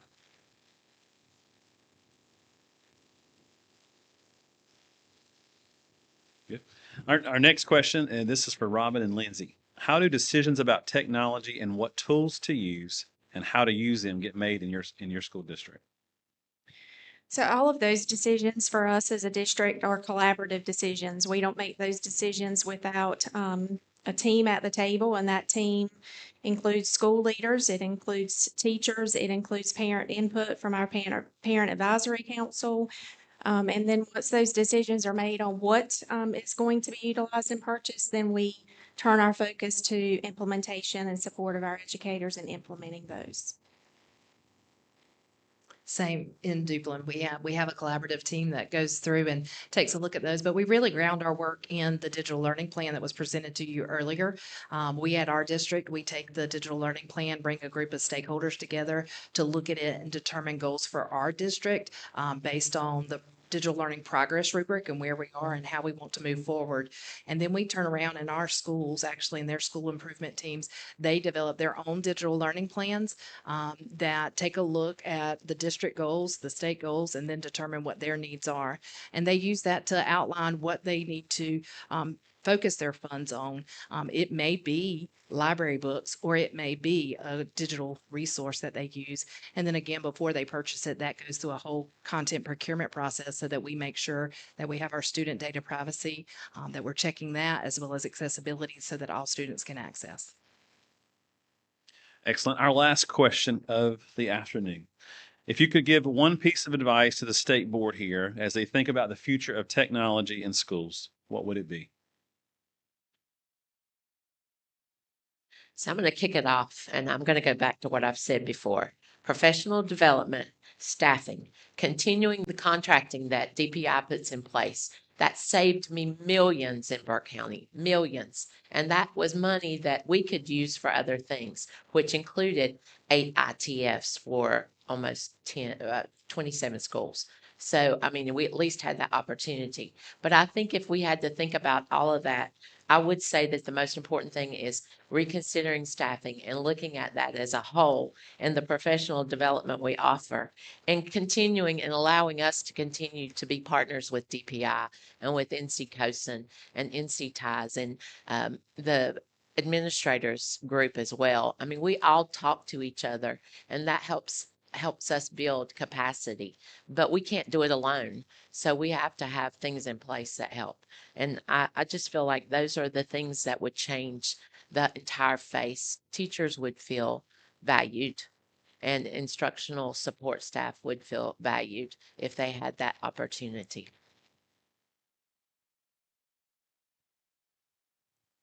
Yeah, I would just say commitment to pushing through the challenges. I think we've laid the challenges out today.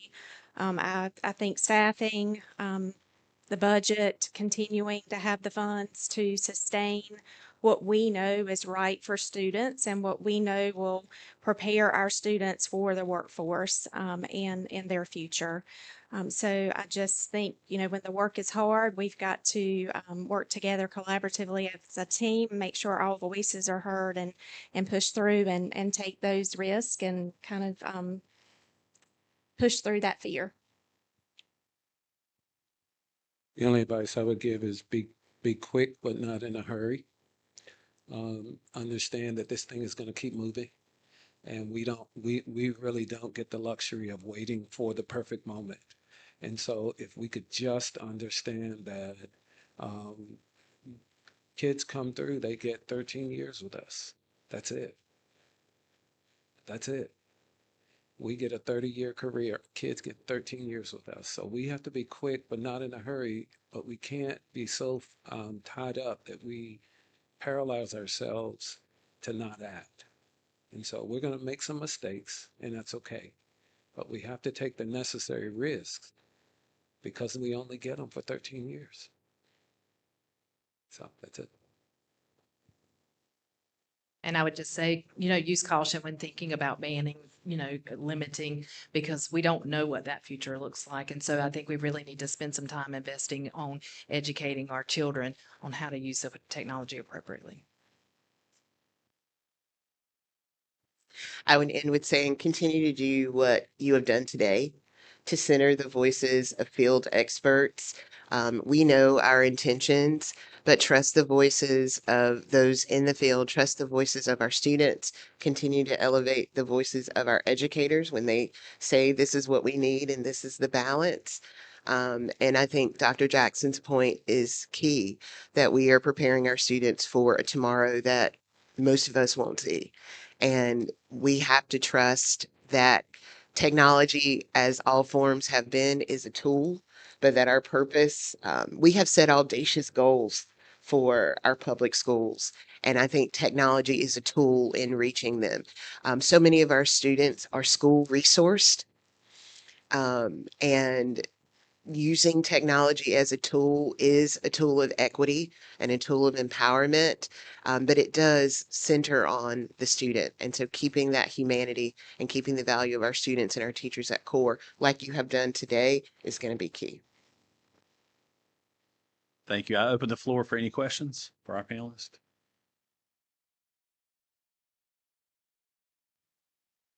I want to go back to we mentioned of the one-to-one device ratio that we've been fortunate enough to have after the unfortunate occurrence of COVID, but that's why we've got it now, I think, across. And we are struggling about whether or not it is critical to keep that one-to-one ratio across the state.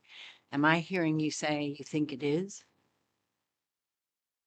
I think so. In Duplin County, our students, we don't have students that have access to devices other than a cell phone in some cases. And so them being able to access NCVPS, we have to rely on that quite a bit for our AP courses because of staffing constraints. And also we provides opportunities for our kids to take courses at the School of Science and Math.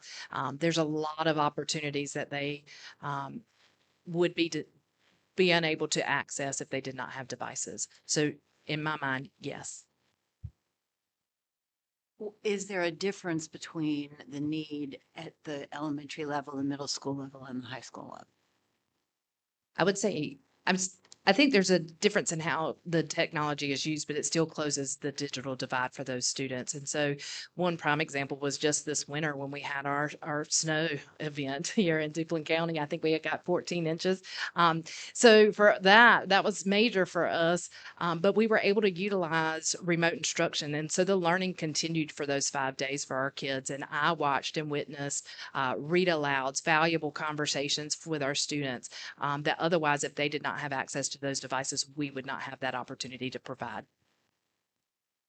So I'll add to this. You put my 4-year-old grandson in a room and he sits down and he has to sit there for 6 hours and listen and only have worksheets and maybe a couple of centers. He's going to be centers. I'm sorry, not centers, centers.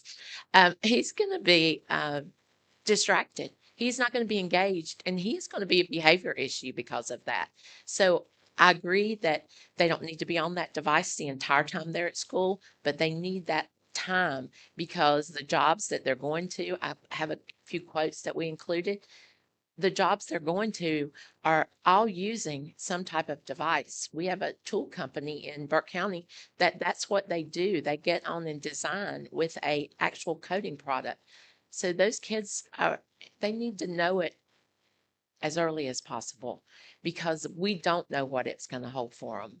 And I think we have to keep them engaged. We don't have to entertain them, but we have to pedagogically meet their needs.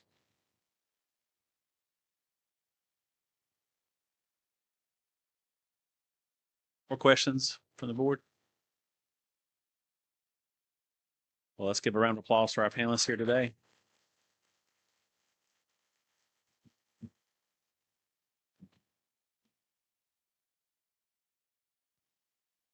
All right, team. What a wonderful afternoon. How about that? Let's, if you would join me in giving a round of applause to everyone who made a presentation, please.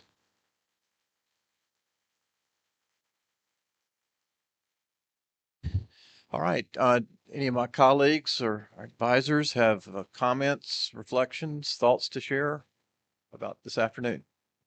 Ms. Kamnitz. This made me really thoughtful. It's been a great afternoon.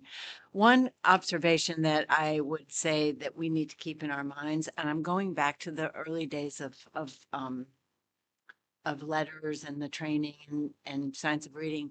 We recognized early on that we had to engage our EPPs so that this change was going to be reflected in the way they were training our teachers. And this strikes me as something that we also need to be having those, I don't know, conversations. I don't know how we do it, but we need to make sure that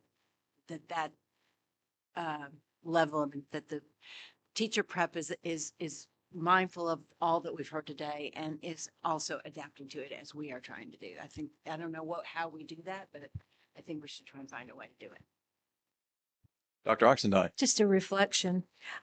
This was a very good day. Very good topics. They're all timely, especially the AI piece. But I have to be a little bit amused by something. I don't know if that's the right word, but I'll stay with it. It's almost like this is a brave new world we're in, and it is. But I'm about to say something.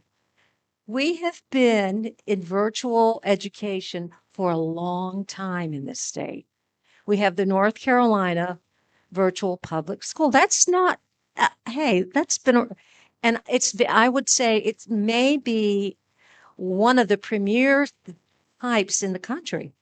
So this, while it's new to us and it's kind of scary, but we've got to remind ourselves, pinch ourselves. We've been doing this for a while, North Carolina, through the North Carolina Virtual Public School. Those to me are they're the pioneers out there. Those educators, the principals, all the support staff that they have, the families and the parents who probably 15, maybe 20 years ago said, I want this, my child, my student need. We're pioneers at this stuff called virtual. And I think we just have to remind ourselves AI is something different. It's moving us in a very different way, but we've already plowed the path. Mr. Hall. Thank you, sir. I'll be simple to the point. Now what?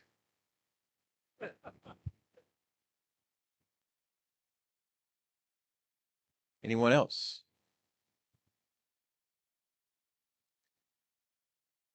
Okay.